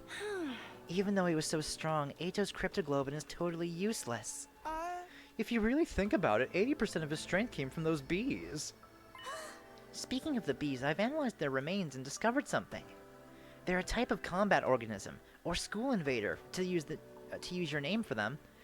That explains what they were. They're invaders. Oh, you're delayed. So those bees used to be human? I hypothesized that the first sponsor found an attack-to-combat organism factory. From there, they must have coerced the manufacturers into creating these bee-like units with enhanced power and functionality. But why did the bees die all at once when the sponsor broke the rules? Perhaps because of a divine pact to prevent the sponsor from harming the participants without due cause. Divine pact? A wish made to God, if you will. Do you not also offer something in return when making a wish to your god? I'll be a good girl, so please let Father's surgery be a success. Things like that. So in this case, I won't harm the players without due cause, so please grant these bees great strength. The sponsor, no, the people who built these bees, made a wish like that. And God granted them that wish. So God really exists? The strong belief that he exists is the key. Divine blood grows in strength by binding itself to emotions, and the strongest feeling in this world is devotion. God, you say? That scale's too grand for a little guy like me to comprehend. Just who was that first sponsor anyway? They're still completely shrouded in mystery. Sorry, guys. If I hadn't killed Eito... It wasn't your fault, Tsubasa. Nobody's trying to blame you for anything. That's right. We're all really grateful for what you did. Mr. Tsubasa, can I comfort you with the longest, deepest kiss you've ever had? Can I? Can I? I really want to. Let's just forget about Eito. The killing game's over now anyway. If the first sponsor was a zombie like we had theorized, it's still possible they could have come back at some point. Or they could come back at some point. However, the bees that had been their strongest weapon were dead now. Without those bees, we could definitely take out the sponsor by ourselves. There was nothing to be afraid of anymore. What we need right now is more cryptoglobin to fully power the escape pod. And we have a perfect candidate for who can provide us with that. Right, the Squad Zero commander, Dalcia. We have to find a way to beat him and take his cryptoglobin. Commune, have you finished developing the poison that can help with that? Who do you think I am? It was already done and dusted a while ago. So we can beat Dalcia now. Indeed, so long as you proceed with caution. My poison will break down his invincible defense, but Dalcia will still be a formidable foe. We have come up with a foolproof strategy to beat him when he shows up at the academy, whenever that may be. We have to come up with a foolproof strategy. After our meeting, we started preparing for our battle against Dalcia. And then, when night fell... Aww. And there, I finally got the fire started, everyone. I cast fire. We lit a bonfire in the schoolyard as a memorial for all our friends who had lost their lives in the invader hunt. Closing our eyes, we observed a moment of silence and mourning. Kyoshka, Moko, Kurata, Ava, our fight against the sponsor is finally over. Mother, may you rest in peace. Have no fear. My sister and I will be fine by ourselves. Sorry for making you ingest that poison, Kyoshka. I hope this fire can ease some of your pain. Thank you for protecting us, Mr. Yakushiji. We're only alive because of you. Thank you for sacrificing yourself to save us too, Shoma. Mistress Hirako, thanks for deigning to hang out with someone like me. Thanks for being my friend. Hirako, we did it. You protected us all. If Hirako hadn't set up the anti-sponsor alliance, we'd have all perished in the invader hunt. Not just her. Everyone who died after her became lights of hope that guided the 8 of us to where we are now. We mourned the souls of those who had died in this game for many hours. But we knew we couldn't mourn forever. We still had a war to fight. Alright, everyone. It's time to dry our tears and discuss what to do for the next battle. Press through the pain and look to the future. Everyone wiped their tears away at my rallying call and looked up. We got some food and beverages from the cafeteria and began our war council. It was clear everyone was simply trying to put on a brave front at first, but as we ate and drank, we started to cheer up for real. Pretty soon, it was just like old times. The way your festivals are held is truly intriguing. Such a different culture from ours. Dance with me, Commune. I'll teach you how we did it back in the Tokyo residential complex. Takumi, we can't let them outshine us. Let's dance till we drop. I'll teach you how to do the lambada. Yukamu. The one with all those sensual hip movements? Yeah. Go dance with yourself. Not gonna lie, I've never been to a party like this before. Mostly because I never get invited to cultural festivals or sports meets. With me around, you'll never be shunned like that again. Let's hang out every day and talk about everything under the sun. Brother dearest, I want to play with fireworks. Can we use the Get-O-Matic to make some? That's my brilliant little sister for you. We'll make the biggest and brightest firework display anyone's ever seen. After that, we kept chatting about everything that came to our minds, never running out of topics for conversation. Some kept drinking and eating, others dozed off as they grew tired. We all had fun in our own ways until late into the night.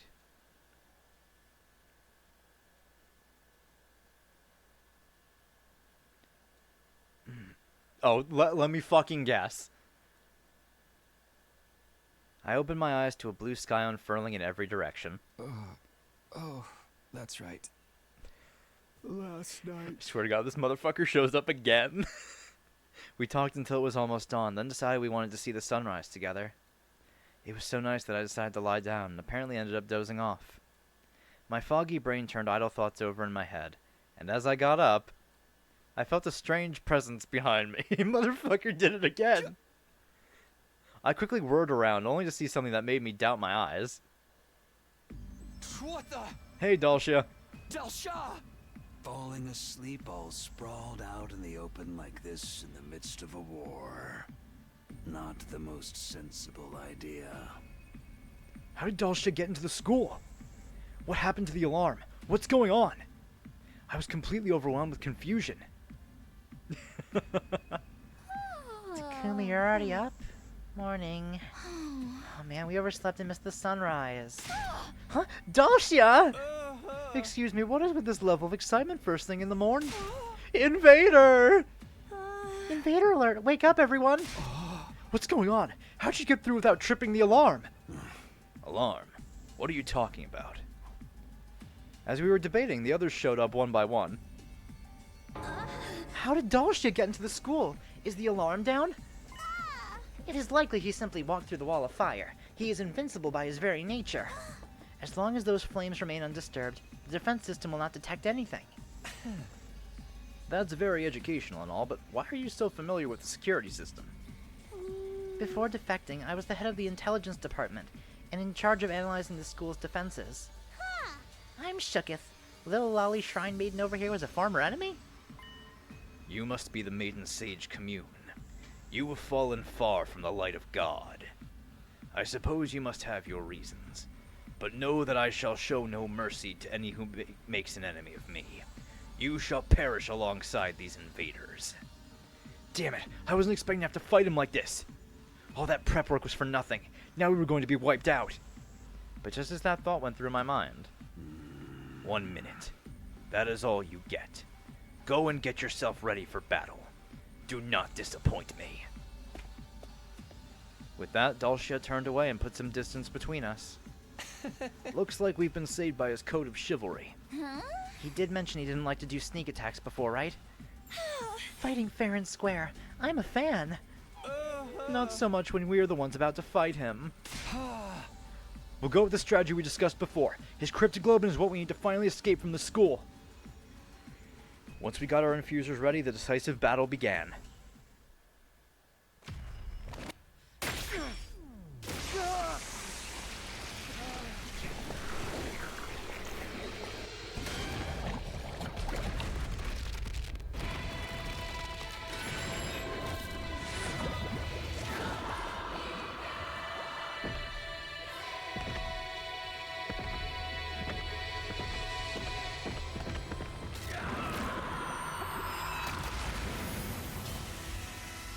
Yeah, it's just 7 people now. I forgot the 8 was including Commune.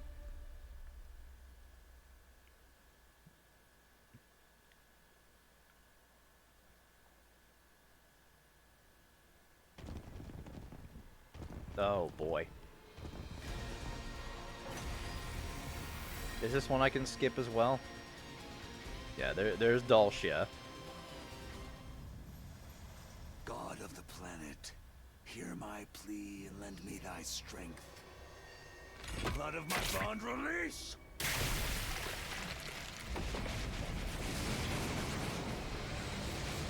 It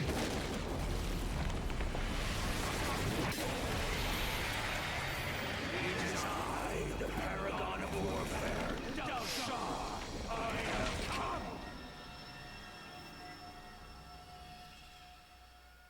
Let us begin. Come and prepare to die. I will take care of his invincible defense. The rest of you stick to the plan. Consider it done. I'll protect my little sister. Our strategy is to make him step on that thing we rigged up yesterday, right? This is a battle of wits, so kill your impulses and stay calm, everyone. Oh, this is different. Just make him step on that, huh? Hit Dalsha with the poison trap. Oh, there's a couple of poison traps. Oh, I can't skip the battle though, so I'm gonna do that.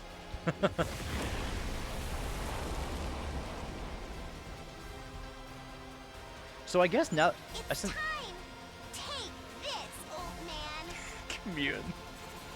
So I guess since I've pretty much done every battle, I guess I don't have to do... I mean, unless it's a battle unique to that route, I guess I don't have to do it anymore. Because I've done all, like, the main commander fights now.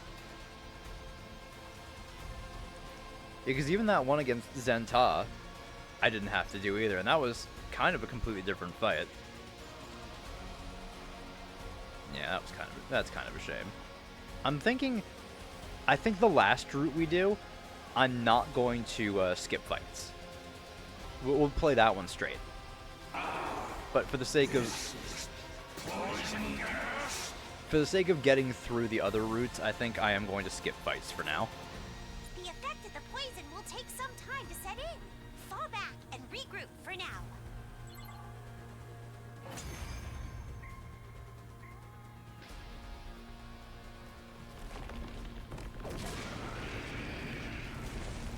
I never would have guessed there was a poison that could work on me. My vaunted defense has come crumbling down. Don't turn tail and run just because your invincibility's gone. We urgently need you to die for us. Now why would I run? I have been waiting to be cornered like this my entire life. I always fought to die in battle. To die? To die on the battlefield is the fate of all true warriors. Do you not also long for the pleasure of an honorable death? Absolutely not. All we want is to live. Life and death are but two sides of the same coin. For you to live, you must put your enemy to death. Now that the time has come, kill me to gain the life you so deeply desire.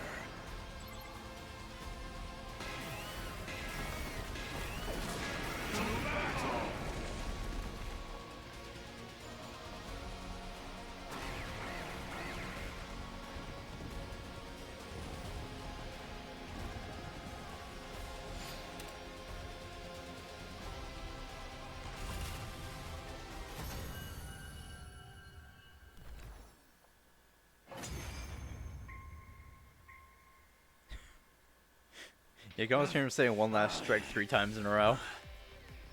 So I've lost.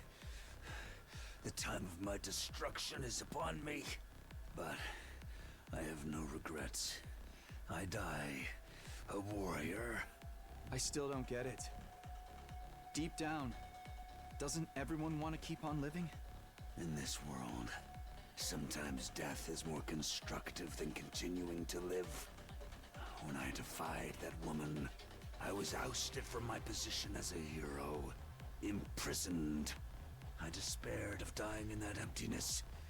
I am truly grateful you all appeared. Because now I can die on the battlefield as a warrior. Thank you for fighting honorably. You could have massacred us if you'd opted for a sneak attack instead. Yeah. I'm glad you were the last enemy we had to face. It was an honor to have you as my last opponents as well. You are all true warriors.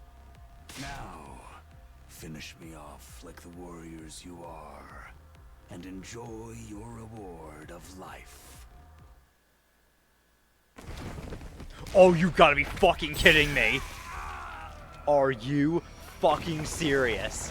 This bitch is still alive. Son of a goddamn... Oh my fucking god. How? Foolish old man. Why would you think to let these invaders live? Veshness! You're still alive! I thought we blew you up with that bomb. You really presumed I could be killed by your paltry weaponry? Certainly, I was a little scratched up. But I have since made a full recovery, thanks to the blood of this old bag of bones. Son of a bitch. Veshness spit her words out angrily and crushed Dalshia's remains underfoot. Are you crazy? Stepping on your own ally like that? Surely nothing I do now can be as crazy as what you have already done. I heard from that so-called sponsor about your little killing game. The sponsor was leaking information about us to Veshness? The invader hunt. How dare you treat my adorable pets as targets for some mindless sport? Nevertheless, Your indiscriminate killing spree has also given me some unexpected benefits. Like what? Solidarity, fostered by hate. You have angered so many people that my army has grown larger and more unified than before. We are the strongest we've ever been. All of us fueled by an intense hatred for you vile invaders. You, on the other hand, are dwindling in numbers. Our next attack will certainly end in your untimely demise. Just wait. The day will soon come when my army levels this school to the ground. And all of you with it. With that declaration, Veshness turned her back on us. With no regard for us standing there dumbfounded, she calmly left. Well, fuck.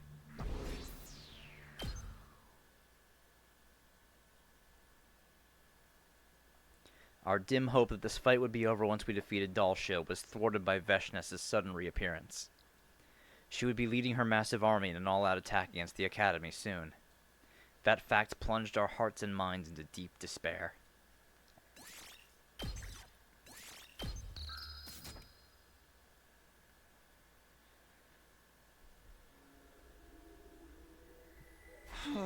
I still can't believe Veshness survived. Or that our army's grown even stronger. They became serious about taking us out because we were so aggressive during the hunt. Perhaps this is the sponsor's ultimate objective all along. Why do you say that? They organized a game that made us hunt down every single school invader we saw, knowing all the time that it would foster hatred among the invaders, eventually boiling over and exploding into all-out war. That kind of full-scale fighting is sure to create an astounding number of dead bodies. Aha! So the sponsor gets tons of dead bodies by making both sides take each other out. Sounding more and more like the first sponsor really was a zombie. We're still playing out the sponsor's script even after they're gone. How big do you think Veshness's final attack will be? If that side is truly unified, the number of combat organisms will be the likes of which we've never seen before. That might have been it. How can we even defend ourselves against that? And Veshness is even stronger than Dalsha, right? She did just absorb his cryptoglobin. What an impossible game to try and win. Everyone started looking gloomy. Who could blame us? We were all filled with dread. We thought our fight would be over once Dalsha was defeated. But that hope had been turned into utter despair. This couldn't go on. We were being paralyzed by fear. As their leader, I had to do something. Let's talk about our bright future ahead. Whoa, what's gotten into you all of a sudden? Dwelling on gloomy stuff is only going to make us gloomier, so let's talk about what our dreams for the future are. This is an order from your leader. I'll even start us off. I ignored everybody's confusion and started talking about my dreams. Once we're back on the artificial satellite, I'm going to become roommates with Tsubasa, Yugamu, and Darumi. We're going to rent a cheap but big house and live together in abject poverty, becoming penniless roommates with my friends. That's my current dream. Wait a second, Takumi, that was my dream. You can't just poach it like that. It just means you and I have the same dreams, Tsubasa. Just like we should. You and I are united in mind and body, in more ways than one. Stop, not in front of all these people. Really not appreciating the sudden unsolicited info dump, guys.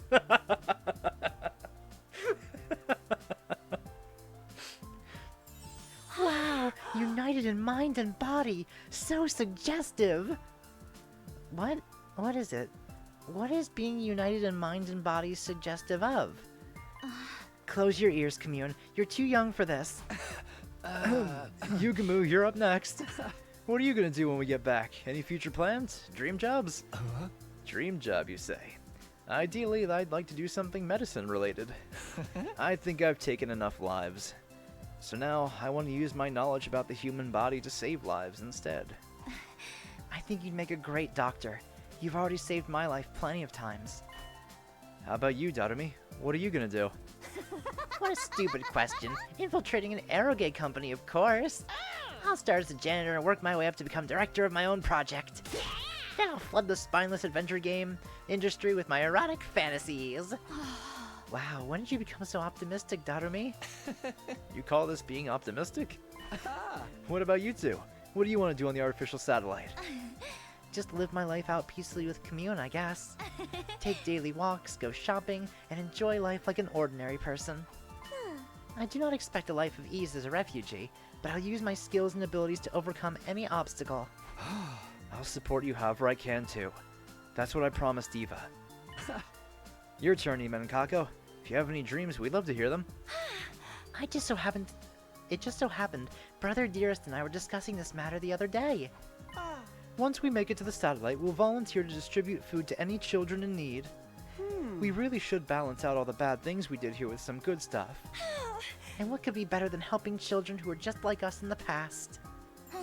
That's an awesome dream to have. I'll help too. I'll build a powerful cooking stove for you. You'll likely need medical assistance as well. That's where I come in. I can help with that. As we spoke about our plans and dreams, our faces became brighter and brighter. Painting a vivid mental picture of a bright future is a great way to shake yourself out of the paralysis of despair. That's what I learned that night. Not to mention, being around Sebasta infused me with even more life. Let's all beat Veshness together. Her cryptoglobin will definitely be strong enough to activate the escape pod. Then we'll be able to make our dreams come true. Thus energized and looking forward to the future again, everyone started preparing for the final attack with renewed determination. Dorcas, I think that information died with Shoma and Sirei, so I don't think we're going to be learning that. Why? Because he's a creepy pervert? Wait a minute. Hold on a second here. Is this what I fucking think it is? We've got to get as strong as possible before Veshness launches her final attack. I slapped my cheeks to get into gear and started training. Holy shit, there's free time on this route! On day 88! Are you kidding me? This is when we get free time? That is too fucking funny. Holy shit, dude. Oh my fucking god.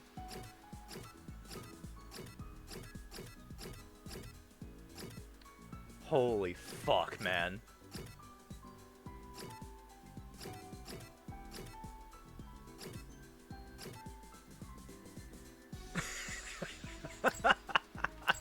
Oh, that's fucking hilarious. Holy shit. Oh my god. What a fucking... insanity. It's insanity. Well, I'm just gonna go to sleep because I don't really want to do anything else. What the fuck, man? I abandoned this route because there was, you know, I'm still glad I abandoned this route to go to the other one instead. Because I needed that free time real badly. And there was no way I was waiting until fucking day 88 Hey, soldiers. You never know for free time. Holy. Veshness must be organizing her troops right now. The upcoming final attack was causing me a lot of anxiety. But it's fine. We can beat them. We survived the invader hunt. Veshness has nothing on us. We can do this. We can beat them. Because I think we don't fight her until day 99. So I got a lot of sleeping in to do. Get ready. Prepare. Be ready to... Another day of training. Okay, so yeah, it's just gonna... There's really nothing I'd want to do. I know I can increase my bond with the other characters, but I'd rather wait for another route to do that. And if I needed to, I can just use the chapter select to go to days with free time and just do that instead.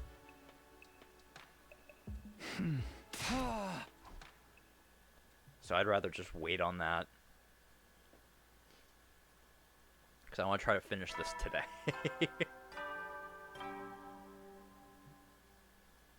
Well, the time humanity... It's been a long... In 10 days. Well, then. Huh? 90th day of Academy life. Veshnes was definitely going to attack us within the next 10 days. I need to get prepared so I won't have any regrets when she shows up.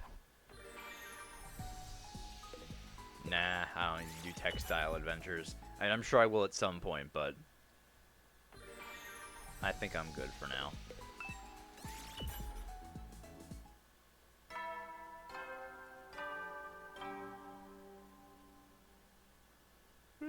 You never... Well, then.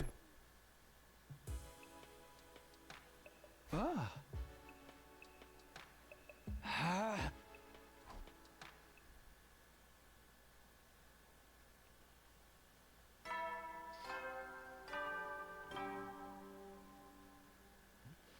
Good. It's 9. I hate to keep her. So work well.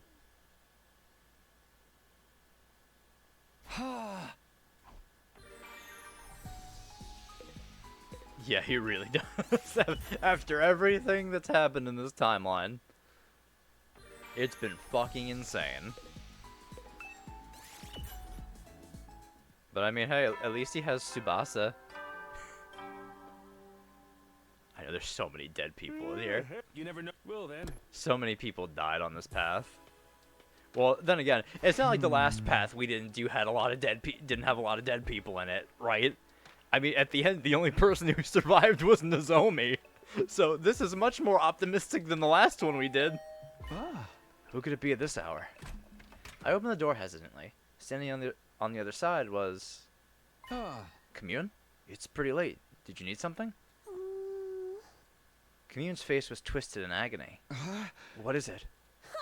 I intercepted the wireless comms just now and ascertained the size of Veshnes's army. Really? How big is it? Much bigger than I had anticipated. The Supreme Commander's claim about having the strongest army in history was no idle boast. So what are you saying? If she comes at you with the full force of that army, your chances of victory are 0. 0? That's an exaggeration, right? We won't know for sure unless we try. We know. You need to give my calculation skills more credit. Not only is the army massive, they have also procured a large amount of extinguishing agents capable of putting out the wall of fire. And do not forget they have Veshnes leading them. The battle is as good as lost already. I was hit by a wave of dizziness and almost collapsed on the spot.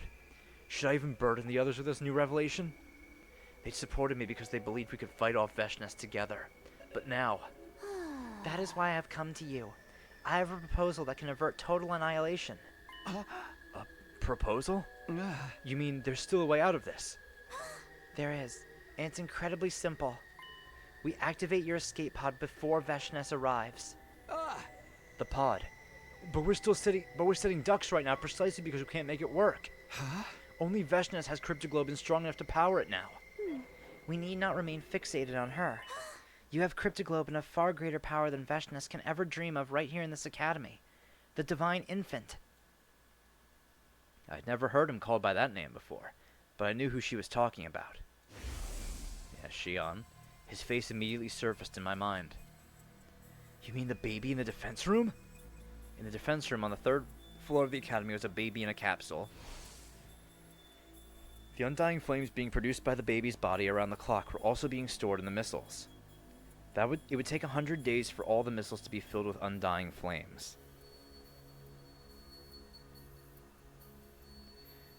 That was the reason we were here defending this academy. How do you know about him? Have I not already mentioned I once headed the intelligence department on the other side? I am more familiar with your secret weapons powers than anyone else. In fact, I would venture to say I know more than you and your friends. You've not even been told the half of it. Powering up the escape pod will be trivial with the Cryptoglobin of the Divine Infant. Nevertheless, there are risks involved. Once the baby is dead, the protective wall of fire around the academy will disappear. Veshnes is likely to seize that opportunity to launch her final assault. However, given the current size and scale of her army, it may not be so nimble as it once was. Veshnes and her army don't factor into this. We're not killing the baby. Your anger is warranted. This is undoubtedly an illogical measure. But Takumi, even if you do not kill him for this purpose... Did you know he'll be dead in another week anyway? Huh? The missiles he is creating in that defense room are ruthless weapons designed to raise all life on this planet, including himself. If the baby was going to die on day 100 anyway, maybe it wouldn't be a crime to kill him just a few days before. No, absolutely not. You can't ask me to kill a friend. Even if we haven't seen him in a while, he was still our friend. So what if he was destined to die in another week anyway? Killing him ourselves is out of the question. You are perfectly justified to feel reluctant. It is not a path I would willingly tread either. But hear me out, Takumi. As cruel as this may sound, might it not actually be your duty to kill the baby? My duty? Why's that? Why, you ask? It is obvious. Because you killed my mother, Eva. I do not hate you for what you did, since my mother chose her own fate. But now that you have stained your hands with her blood, you are obliged to keep going in that same vein to the very end. It is irrational that you could kill Eva, yet you refuse to kill the baby. My past sins continue to haunt me even now, driving me into corners and forcing me to make unpleasant decisions.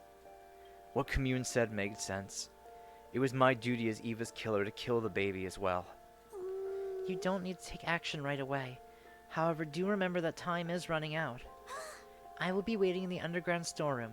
When you feel ready, bring the baby's body to me there.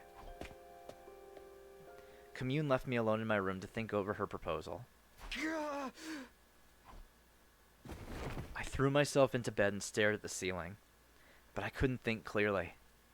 I just couldn't.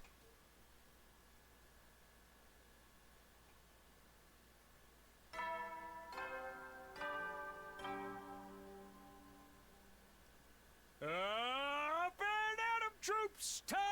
Get ready for your... Prepare to spend another... Be ready to give your... I laid awake in bed until morning, unable to sleep. What I needed to do was simple enough. I had to kill the baby. That was it. Go into the defense room, kill the baby there, get his cryptoglobin. But could I really do that? Morally? We hadn't seen him in a while, but he was still our friend. I felt a sudden desperate urge to see the others. I got up from bed and started to wander around the school in search of my friends.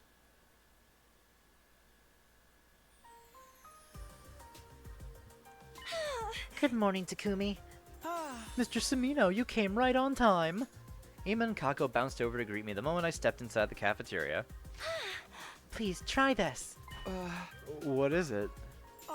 A special kids' lunch my dear sister and I came up with. I want to make something like this for the street kids once we get to the artificial satellite. Aww. Feeding hungry kids on the streets is going to be our way of atoning for what we've done.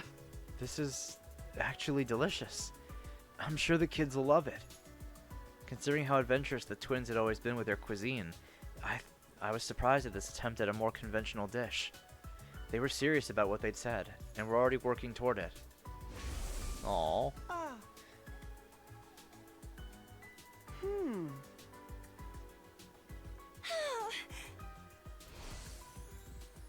I finished the kids' lunch Ima and Kako had made, then left the cafeteria.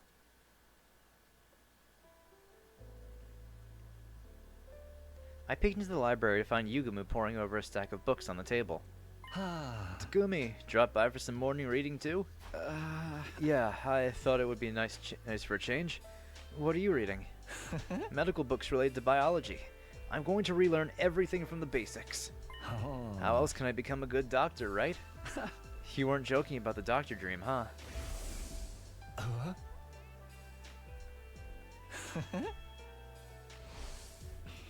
Yeah, I'm retiring from the assassin business.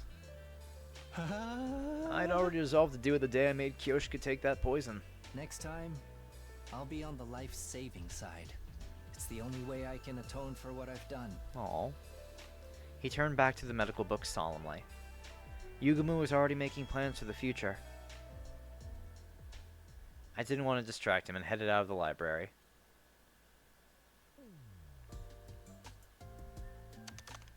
Dotterme was typing furiously on a keyboard in the war room. What? Oh, it's just you, Takumi. I'm busy writing. Talk later. Writing what? A novel? A scenario, you silly goose. Remember I said I'd make the best eroge in the world? You sure did.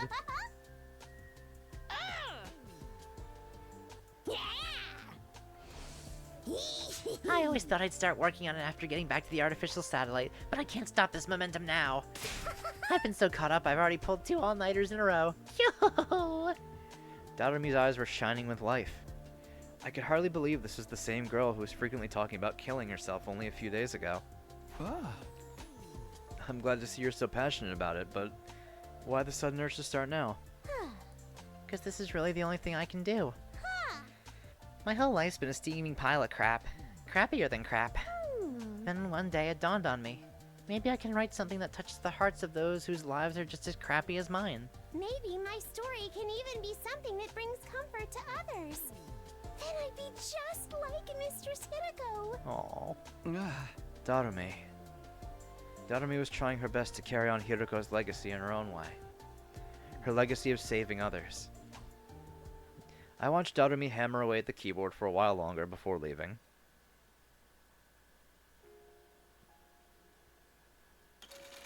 I heard sounds coming from the metal shop and decided to peek inside, where I saw Nozomi.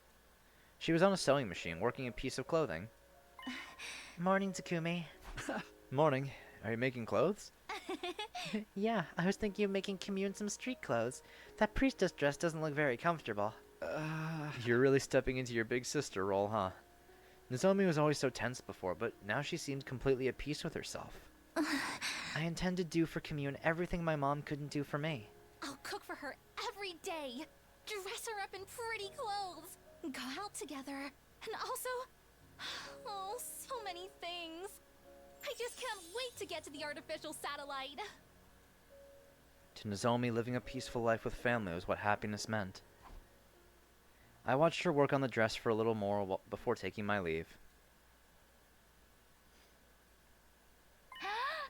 Takumi, I finally found you.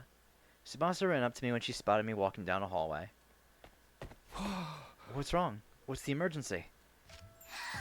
Check this out. It's my attempt at the perfect house layout for the roommate situation. I know I'm probably jumping the gun here, but once I got started, I just couldn't stop. She showed me the layout she had drawn up and explained how it would be furnished. TV definitely has to go here. It's the only space we can fit a sofa big enough for all of us. No east-facing windows in Yugumu or Darumi's rooms for sure, since they're nocturnal.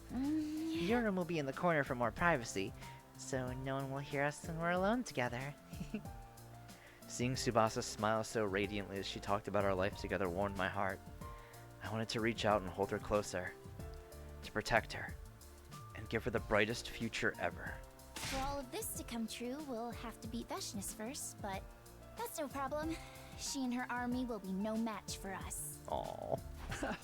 Yeah, we'll make it happen. One way or another.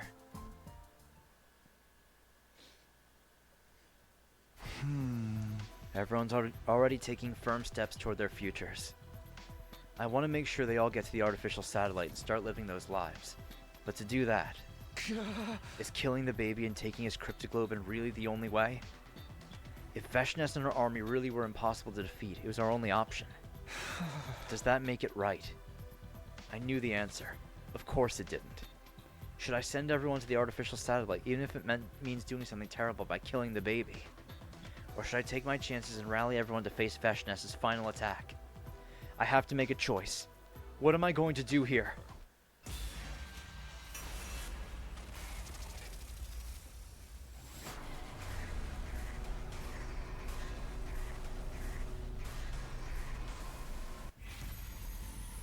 We're going to kill the baby.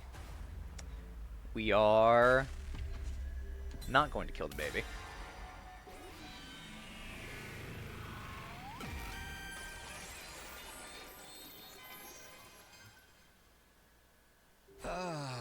No, I can't kill the baby. Killing him wouldn't lead to anyone's happiness. That was the hard lesson I learned during my last 100 days here. I didn't want to make that mistake again. I have to let Commune know my decision.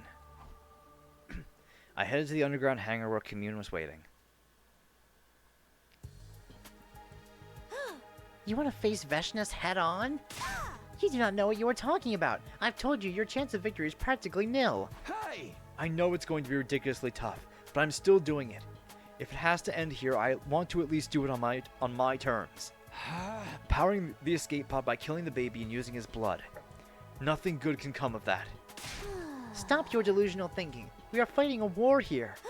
You should always take the path with the quickest solution, the one that will bring the most benefit to all. The quickest solution. That's exactly why it should be avoided. I think. Yeah, that's right. Pardon? What are you mumbling about to yourself over there? Listen, Commune. I killed a traitor by the name of Eito Outski on my second day here. He was cunning and evil to the core. I was so sure I couldn't let him live. I thought the quickest way to solve that problem was to kill him. Thinking back now, that was when this hellish nightmare began. Sirei was destroyed, Gaku was murdered, then the whole killing game business began. Eito even reappeared when he should have been dead. Also, he could take revenge on me. If it means killing an ally, the quickest solution should never be taken. That's what I believe now. You're right that we're fighting a war, so killing the enemy is more or less expected. But it also means we have to look after our own. Killing an ally is an idea we should never entertain. You're picking now to spout foolish sophistry? The bottom line is that you're reluctant to take a life, yes? I ask that you recall our conversation last night. Even if you let the baby live now, he will die in another week anyway, burned up by his own flames. He does not have long to live either way. We ought to burn the last embers of his life in a way that means something. Yeah, I actually have an idea about that. Can't we bring the baby with us when we leave? I don't understand. The baby's being kept alive in a capsule inside the defense room right now. Do you think we could transfer that capsule to the escape pod? I'm hoping to bring him along with us to the artificial satellite. If anyone can make that happen, it's you, Commune. Veshnas is gearing up to attack, and you want me to think of a way to keep a baby alive? This is lunacy. Your priority should be keeping your allies alive. That's exactly what I'm doing. The baby is one of my allies. I didn't want to kill any more of our own, or stand by and watch them die. Those were my honest and true feelings. Have you been brainwashed by some strange cult, Takumi? I have had enough of you. I can no longer count on your assistance. I have no choice but to carry out the deed myself. Before I could say anything in response, Shion! A hazy flame appeared along with the ghost boy, the spectral manifestation of the person we've been talking about. Who are you? Where did you come from? Did Veshnas send you? It's okay, Commune. He's one of us. This is an avatar of the baby in the defense room. Yeah, I'm guessing I will. I placed myself between Commune and the ghost boy before speaking to him. I haven't seen you in a while. I thought you were too sick to manifest yourself.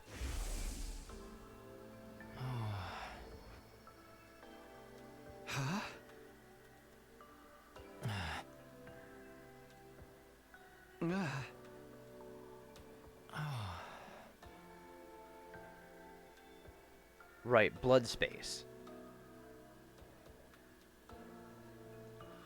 Oh, that it was Eito. It was Eito.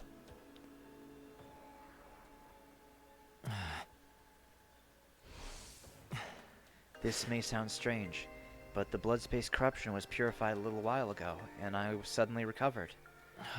I'm not exactly sure what happened. His recovery was probably related to the end of the invader hunt somehow.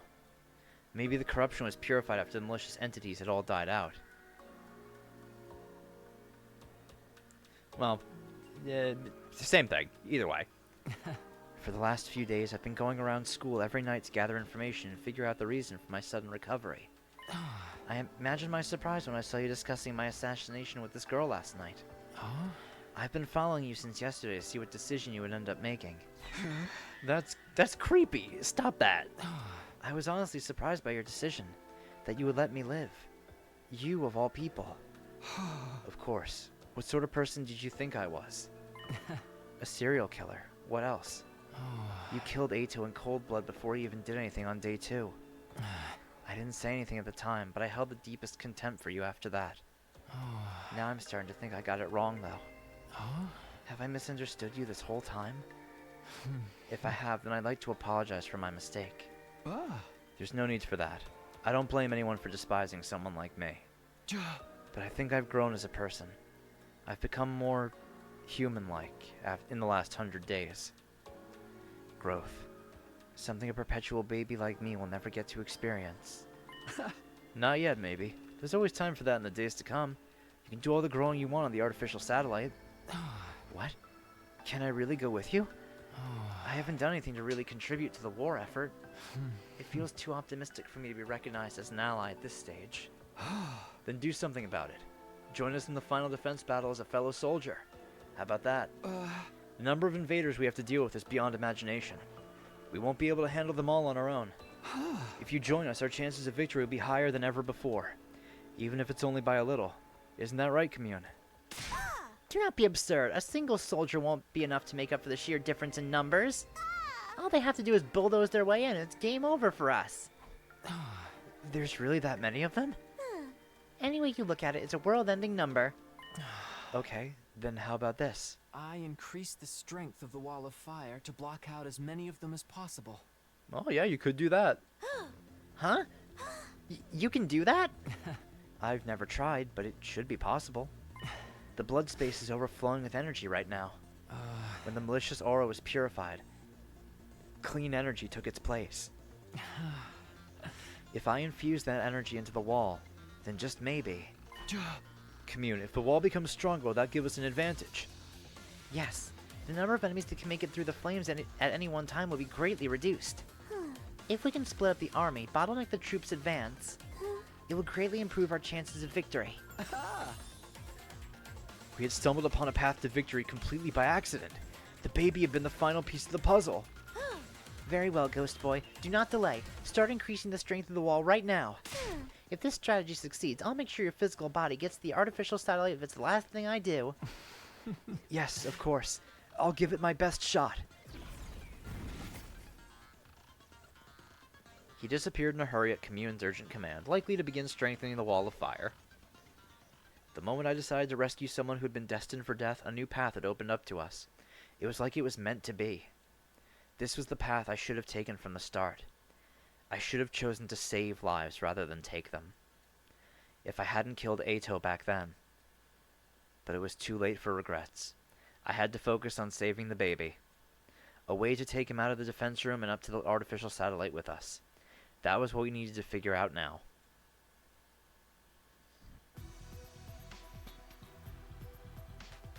Oh! I think it just led to a bad ending if I didn't kill Eva. Let's see if I've got this straight. Basically, you want us to break down this door and get into the defense room, right? So we can save the baby that's inside. Can we do that, though? Isn't the capsule he's in a life support system or something?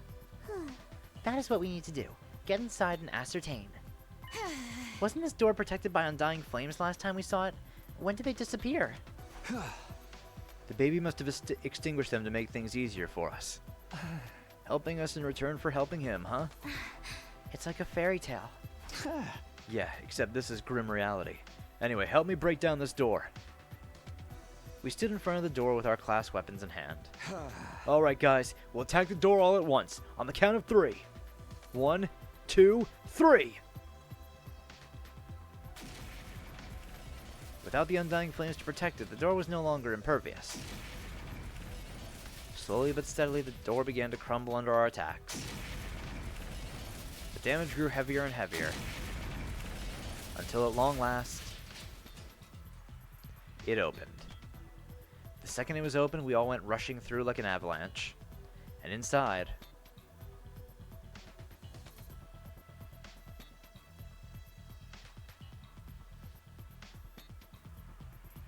the baby's capsule was in the deepest part of the room.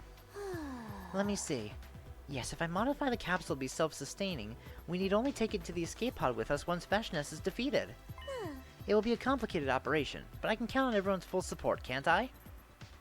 That day, all of us joined in the effort to modify the capsule so that we could keep our promise to take the baby along with us.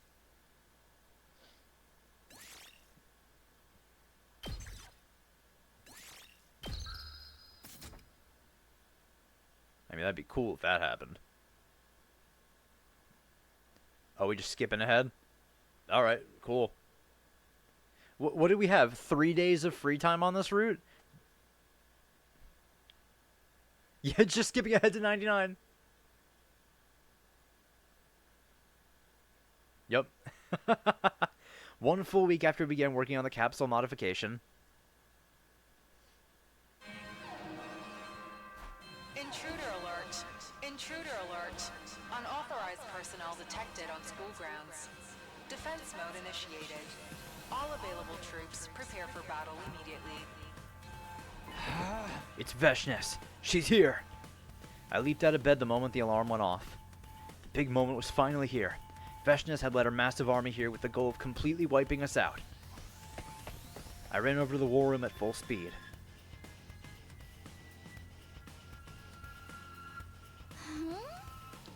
It's finally here. Look at the screen. I've never seen an army so big.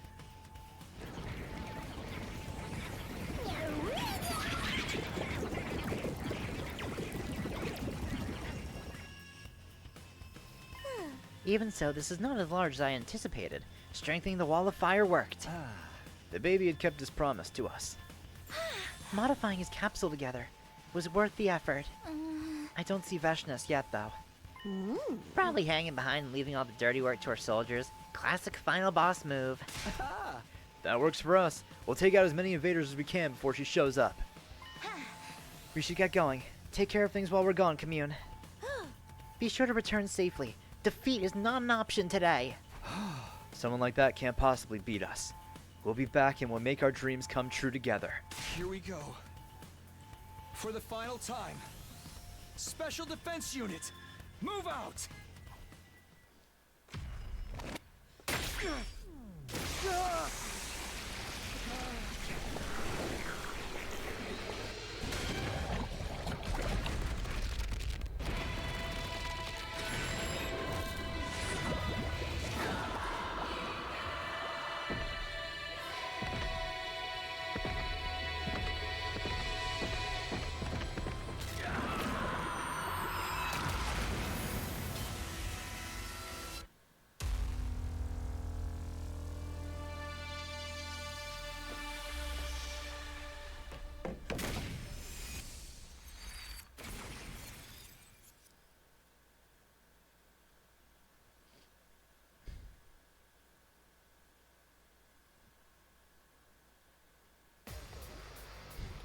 Well, we'll find out if it's skippable. Oh, and the soldiers too. Ooh, I hope it's skippable.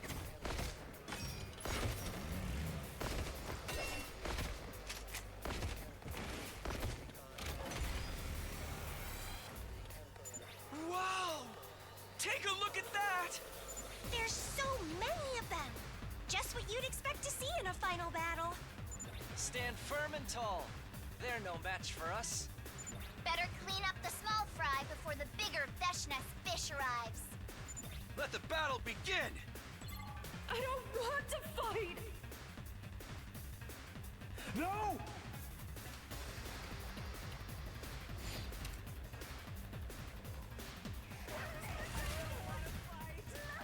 Ooh, not skippable. Okay. Alright then. For the first time in a while, I actually have to play the game. Okay. Ima and Kako. I do not like you guys over there by yourselves. Not certain. Ooh, this is gonna be rough. Oh boy, oh boy, oh boy. Leave it to me. Alright, Tsubasa. I'm taking the wheel. Watch out. We do.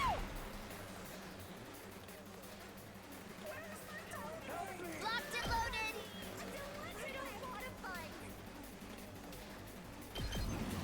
Don't try to stop me. Leave it to me. Let's roll. Let's keep it up.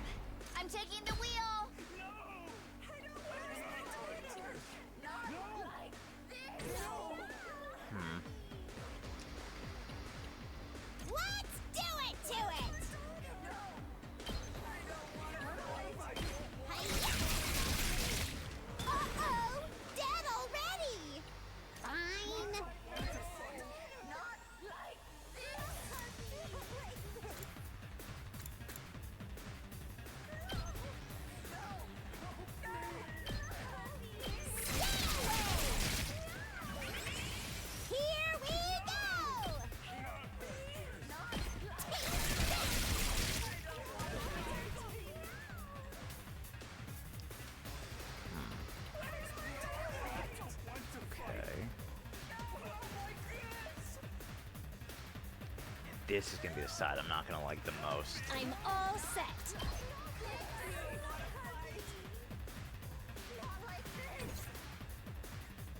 Okay, okay.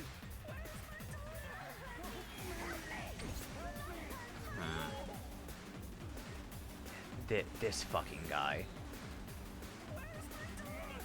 I'm ready. Okay, that does not help me at all.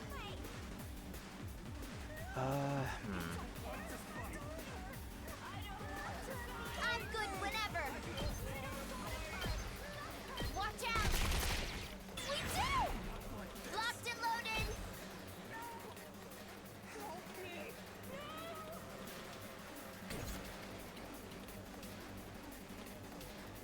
Say when.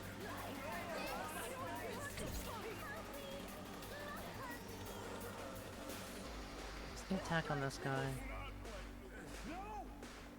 3. I'm ready. Oh, just out of range.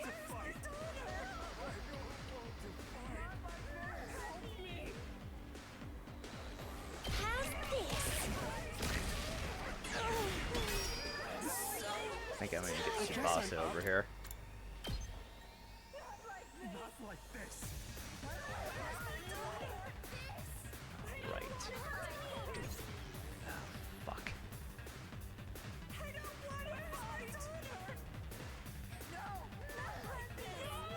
I'll do my best.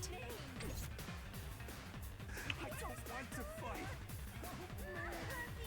Leave it to me.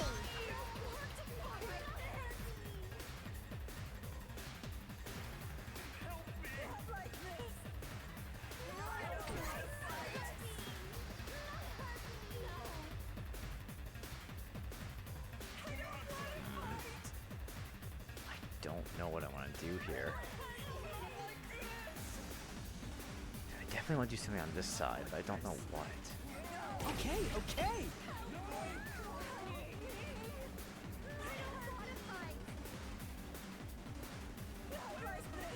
Maybe this?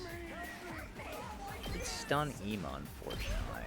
This one will blow you away. But I think I definitely want to. Not too easy. Definitely want to bring Tsubasa over here to help out. Ready when you are. This should slow them down. Move +3 will help her. Now she can actually get over here. Take this. Leave it to me. Watch out. She can at least take out a good number of these guys. Hi-ya! Let's keep. I'm taking the wheel.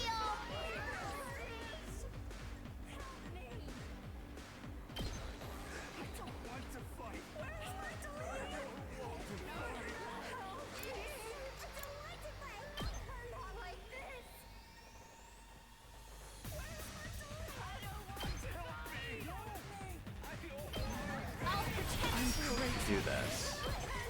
See how this goes. Okay, this is gonna hurt a bit, unfortunately. I don't like those guys all having fun. Leave it to me. I'm all set.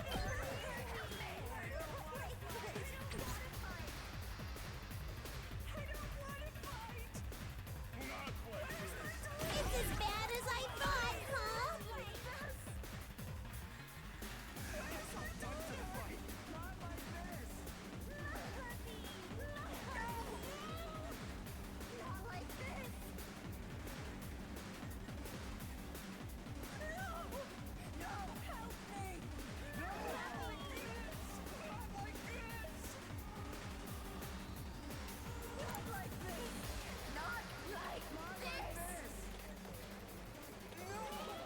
I think this is what I need to do here.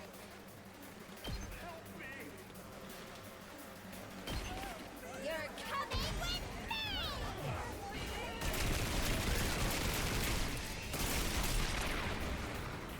Fire two! You're up! I'm good to go. Does this do it for you? I can't wait. I'm good to go. Time for me to move.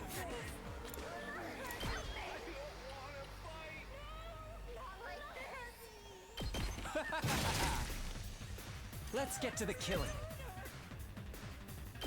This hurts. Time for me to move. I can't wait. How about this? Okay, Such a Yugamu's beautiful cleaned up death. that side. So that's good. I'm ready.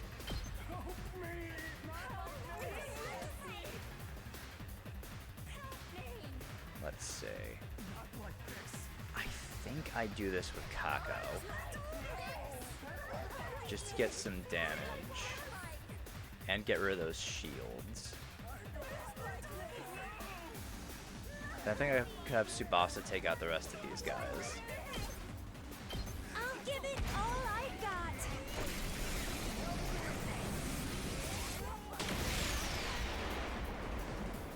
I can't move. Locked and loaded.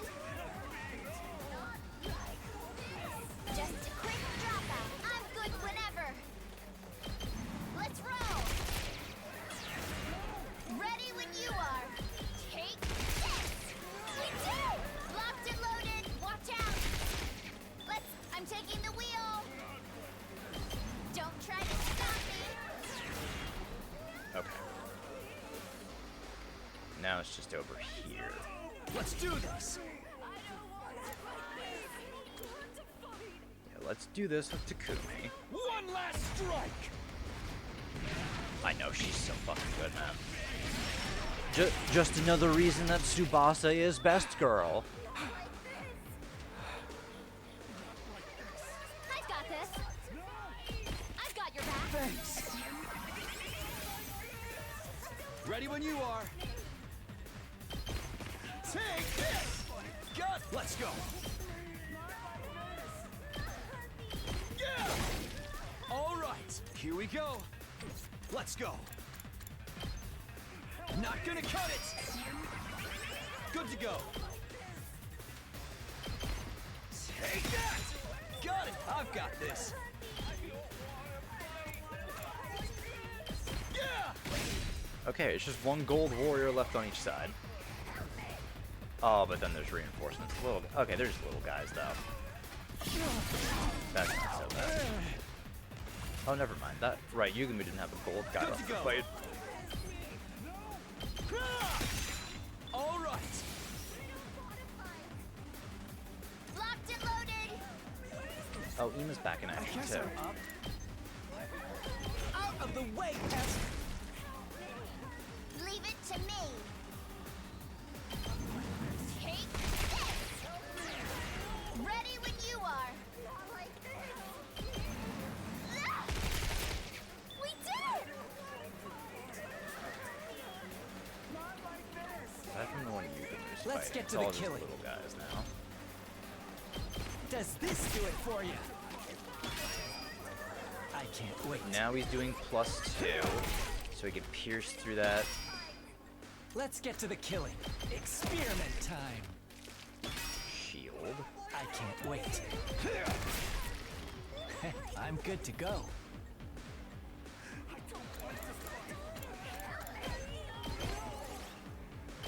Okay. And more enemies are coming in too.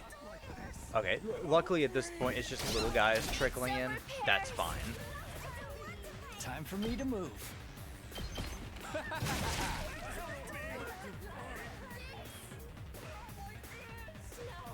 Ready when you are. Yeah! Let's do this.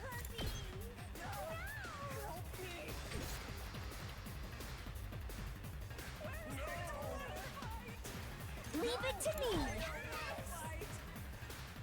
Try and dodge this. I'm feeling weaker. We can't keep on like this.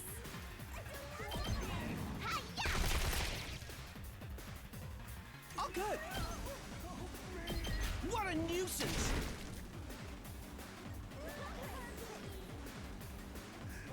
to me.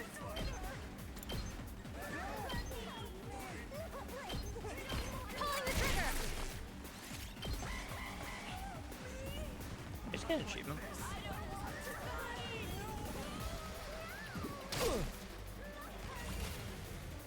Hold your ground, you can move. I can't wait. How about this? I've got this. Here. Ready when you are.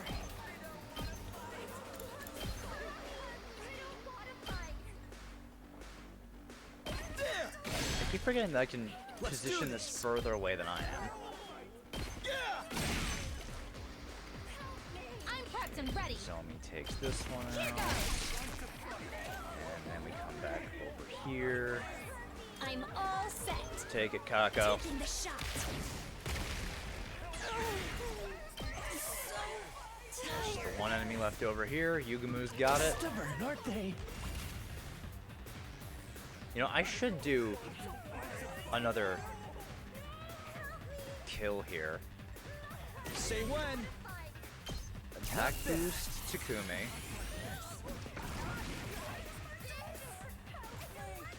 I won't give in. I'm not going down alone.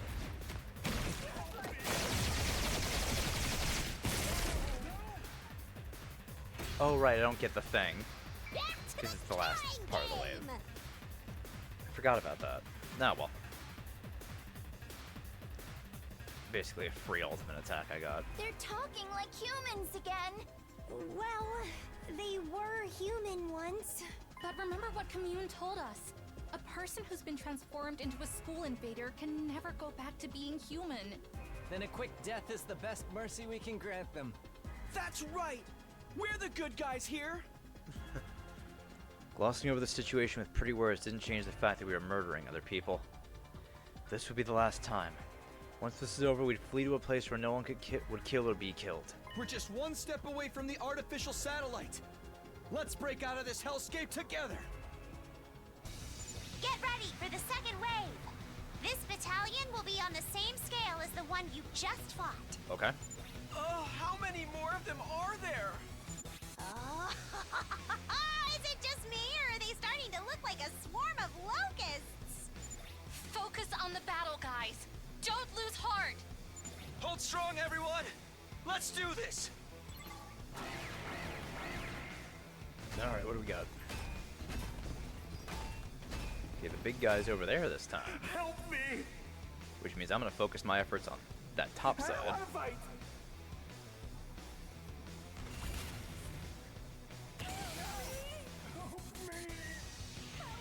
It's killing game time! Actually, what I should do is this. I don't want to fight. Seriously impressive. Despawn or something! Right! Here we go! Take that!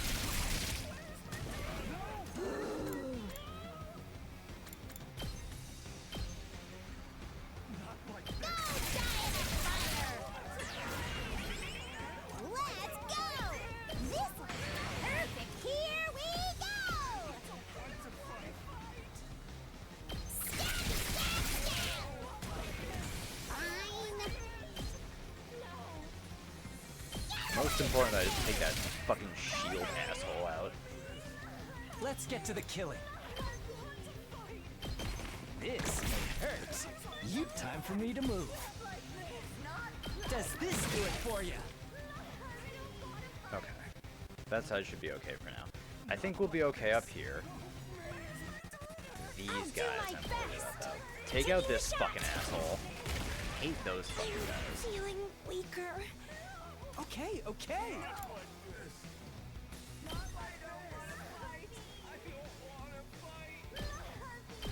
This should slow them down.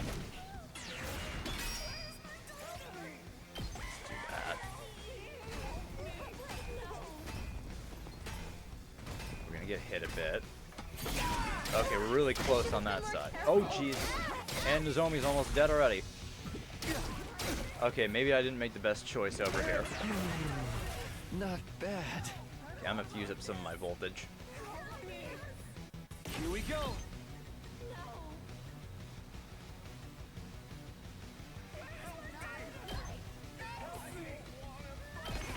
One last strike.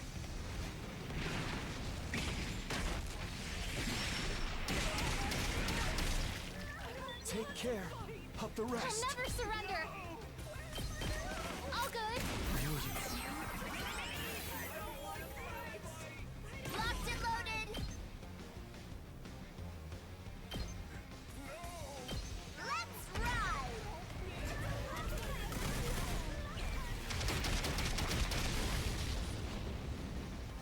Felt that one, didn't you? I'm okay. I'll patch you up. Thanks for the help. Leave it to me. Take this. I'm good whenever. I'm taking the wheel. This should slow them down. Ready when you are. Let's roll. I'm taking the wheel. We did it! Ready when you are.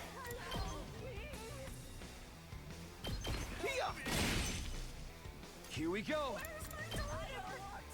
Take this. My turn. That's it. All right. I'm good whenever. Hi-ya!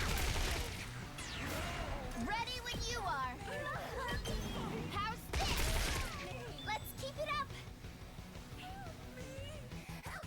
Here goes.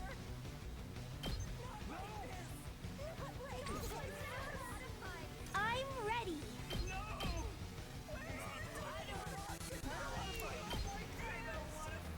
How's this? I'm taking the wheel. Tired. Let's roll. We did it. Leave it to me. Hi-ya! That's fine. This side's all clear. Yugumu and Doug. Let's go!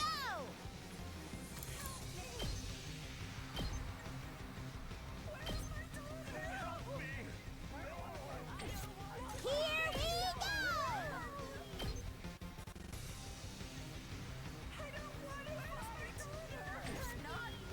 Let's get to the killing. This may hurt. I'm good to go. Stinks, doesn't it? Let's get to the killing. Let's do it to it!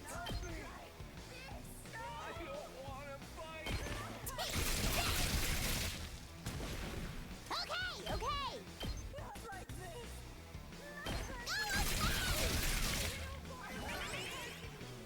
Okay, let's let it play out. Okay, the reinforcements are coming in now. Okay, again, Yugumu do his last resort attack.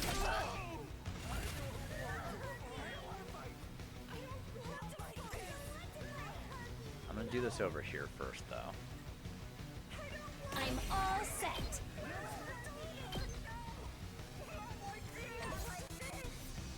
I'm taking the wheel. Ready when you are.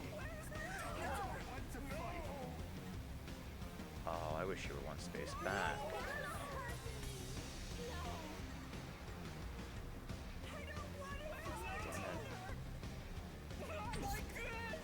I'm taking the wheel.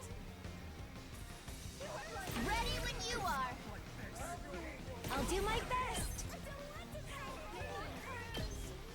Let's do this.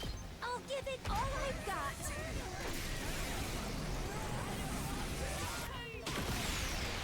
Yeah, that is true. I do have Darumi for voltage gen. Take it from here. I'm good whenever. Watch out. Let's keep it up. Let's go over here. I've still got some kills in me.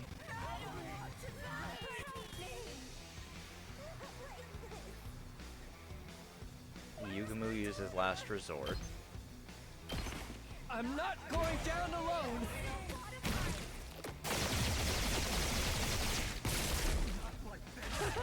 Such a gorgeous scene. Let's go! Stab, stab, stab! He's a...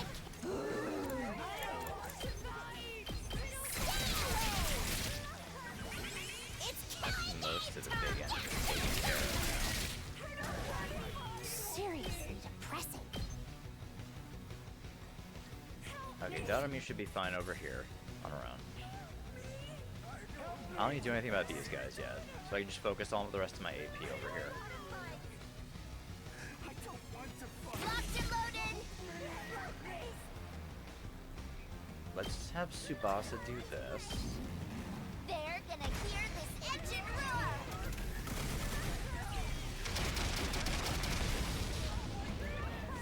You can take it from here!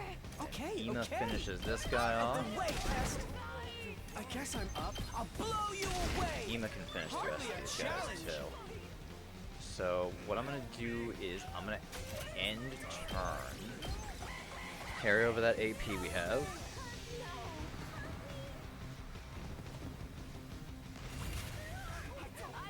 Let's go. Here. Let's do this.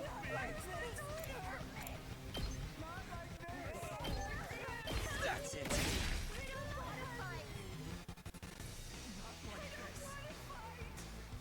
Here goes.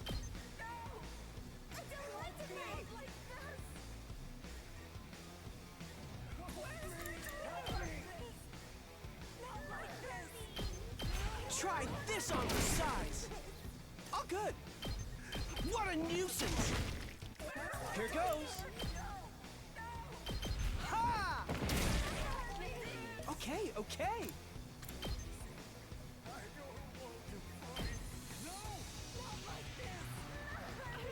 That's a shame. Oh, good. Oh wait, I could just because I have a lot of AP to spare. Let's go! Hi-ya! Fine. Despawn or something! It's killing game time!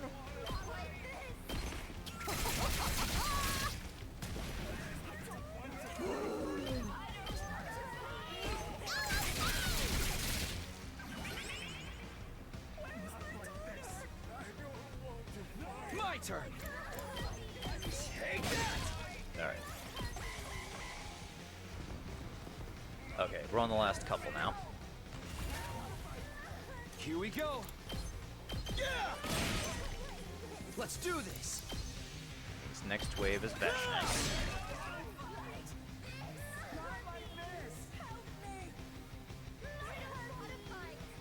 Which Here means goes. we're a go for the blow you away. strat. The strat. Back to the front line.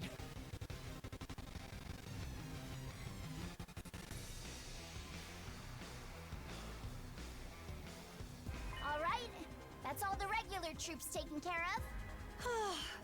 I'm dead tired. Keep your spirits high, sister dearest. That was just the preview. The main event is yet to come. I sense a strong presence approaching. It has to be her. She's finally here! There she is! Veshness herself! Dadomi was right. The Supreme Commander appeared and slowly started making her way toward us. At last she stood in place, looking us up and down before speaking. I'll admit, I did not foresee you lasting this long. Or destroying all of my battle pets. You thought we'd be pushovers, huh? Well, that's too bad. We're not losing to you today. Yeah! We're the elite few survivors of that brutal killing game! Look at what's become of your strongest army in history and tell us. Do you feel like surrendering yet? Surrender? Surely you jest. You have not even seen my real army yet. Watch and despair. You shall now witness the worst nightmare of your lives.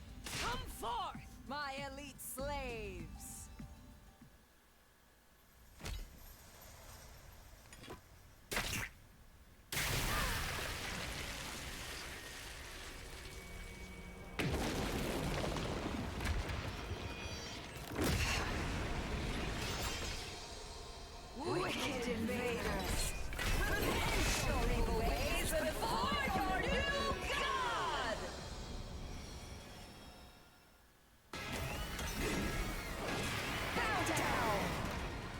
Alright.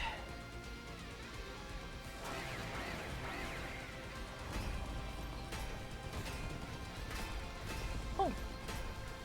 I don't want to fight.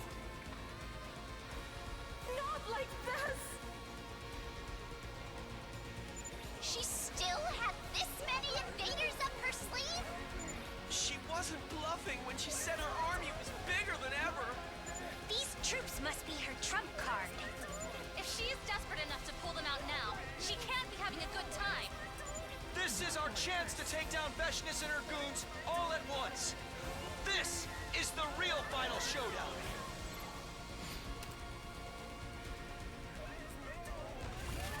Alright. She starts with 5, huh? Well, that's fine. My turn. This should do it. Attack potion. Ready when you are. Oh, this does hit her? Nice. One last strike.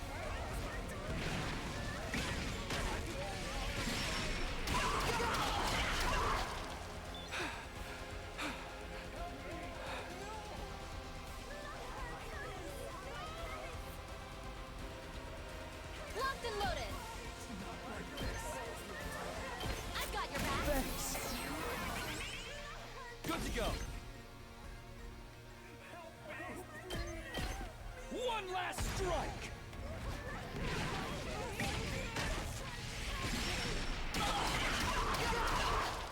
Take care of the rest. Alright. I guess I'm up. Here comes. I'm not done yet. I'm through with you.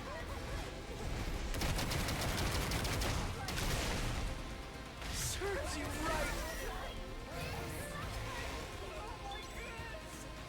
We should have this in the bag. I'm good to go. Time for me to move.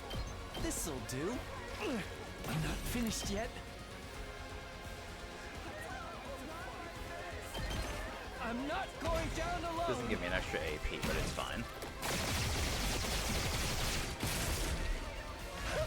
An excellent display.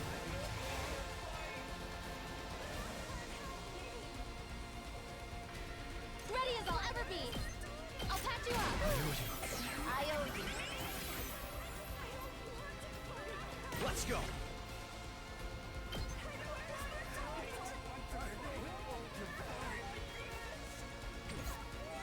Good to go. I've got this. One last strike.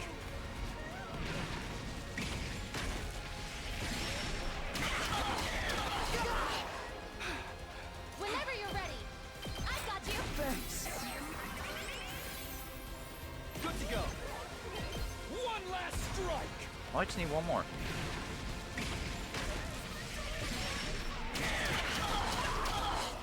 Take care of the rest. I'm all set. Actually, no, I should do that or me. Here we go! Hers is gonna be stronger. I wonder how many more can I get?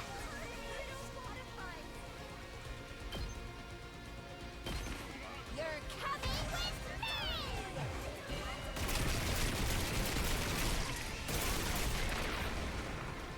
Player 2, you're up.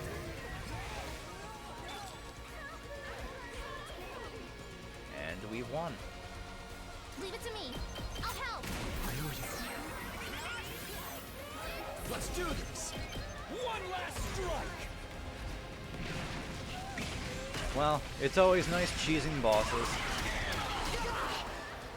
If we ever get a route with more commander absorption, yeah, they're all going to Takumi. My turn. Bye, Veshness.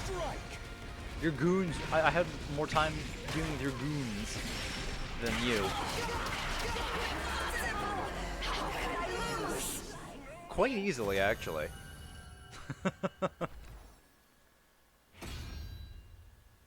I'll be right back.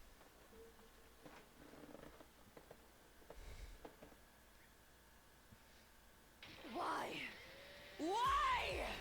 An army led by a living god should have trampled over mere mortals like you. Veshness, you transformed every single soldier of yours into a combat organism. Honestly, they would have fared better as humans. In the end, your own tyranny was your downfall. Yup. Is that why I didn't see a single human in that large army? Cammy's right. We would have had a harder time making ourselves fight Rego humans. You have no regard for any human life other than your own. That arrogant refusal to believe in anyone was the reason for your defeat, Veshness. Arrogance befits my station as god! It is only right I should decide what my people become! This old hag is irredeemable! She Fucking tell truly her. believes she's a god now. Veshness, if you really want to get closer to God, I'll help you by sending your soul to the heavens. That's a hard line. Your cryptoglobin will come all the way to the artificial satellite with us. That's where we will live in undisturbed peace, never needing to kill another person again. I grip my sword and walk toward Veshness. The final murder should be carried out by the leader. By me. Step away! What are you doing? I raised my sword. No! And I dealt the finishing blow to Veshness, ending the war once and for all.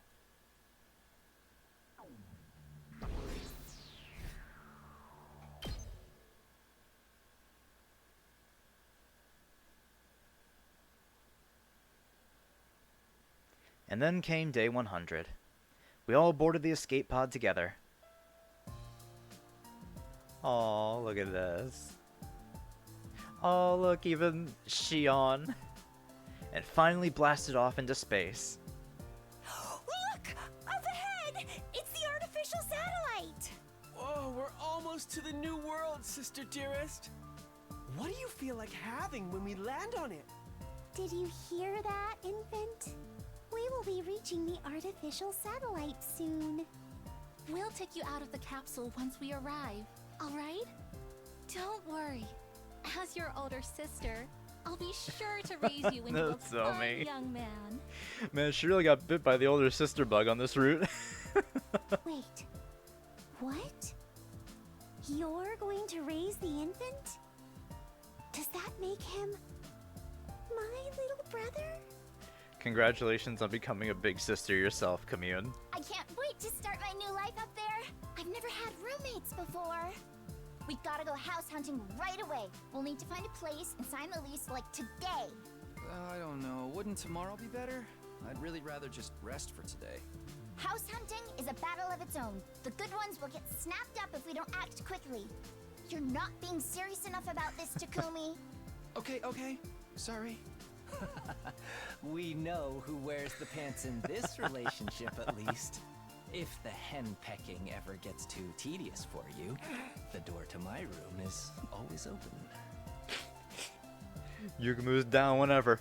Don't forget, I'll be in the same house too, Takumi. I won't let you have your naughty way with Mistress Tsubasa. I'll be glaring at you every step of the way. I was her first kiss, and I'll never let you forget that. You really won't. Dadami, you and I will have to settle this between us one day. His rival. As we bantered, the artificial satellite slowly drew closer. We knew our life there wouldn't be always sunshine and rainbows, of course. As returning war veterans, we would probably feel out of place in civilian society. Life may not play out exactly as we imagined. I wouldn't even put it past them to treat us as war criminals, the ones who let the Exodus project fail. And there would be plenty of sleepless nights as we remember the terrible things we had done. We had seen and experienced too much death to ever live in complete peace. But together we could handle anything. No matter what the future ended up throwing at us, there was no trial we couldn't overcome together. As long as we had each other in the light of hope, we could go anywhere and do anything. That was the lesson we learned from the last 100 days of death and betrayal. We would never lose sight of that ray of hope we fought so hard to grasp. That was the promise I made to myself as we finally set foot on the artificial satellite.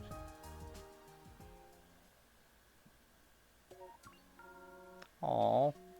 You know, I gotta say, despite all the death and horrible things that happen on this route, I think that was probably one of the most, if not the most optimistic ending we've gotten so far. Like, people are happy. Like, the survivors are happy. And there's actually a somewhat decent amount of people who survived.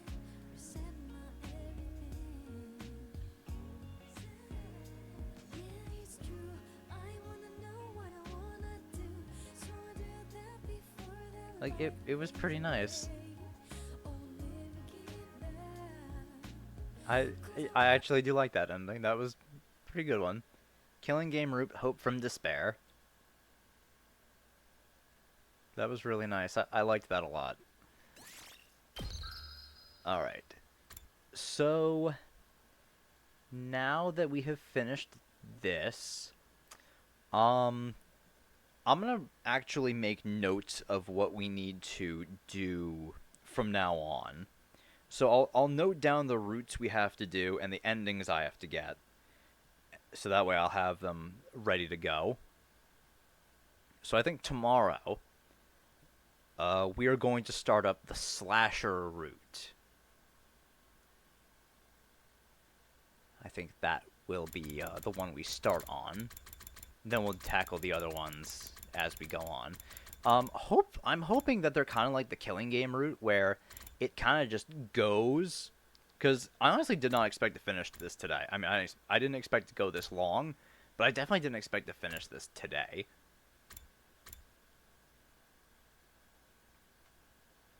But yeah, this was nice. I liked this one. Alright. So, I will end things off here for today. And tomorrow, as I said, we'll start making progress towards the endings we need to get. So, I will see you all then. Have a good rest of your day or night, everybody. Bye.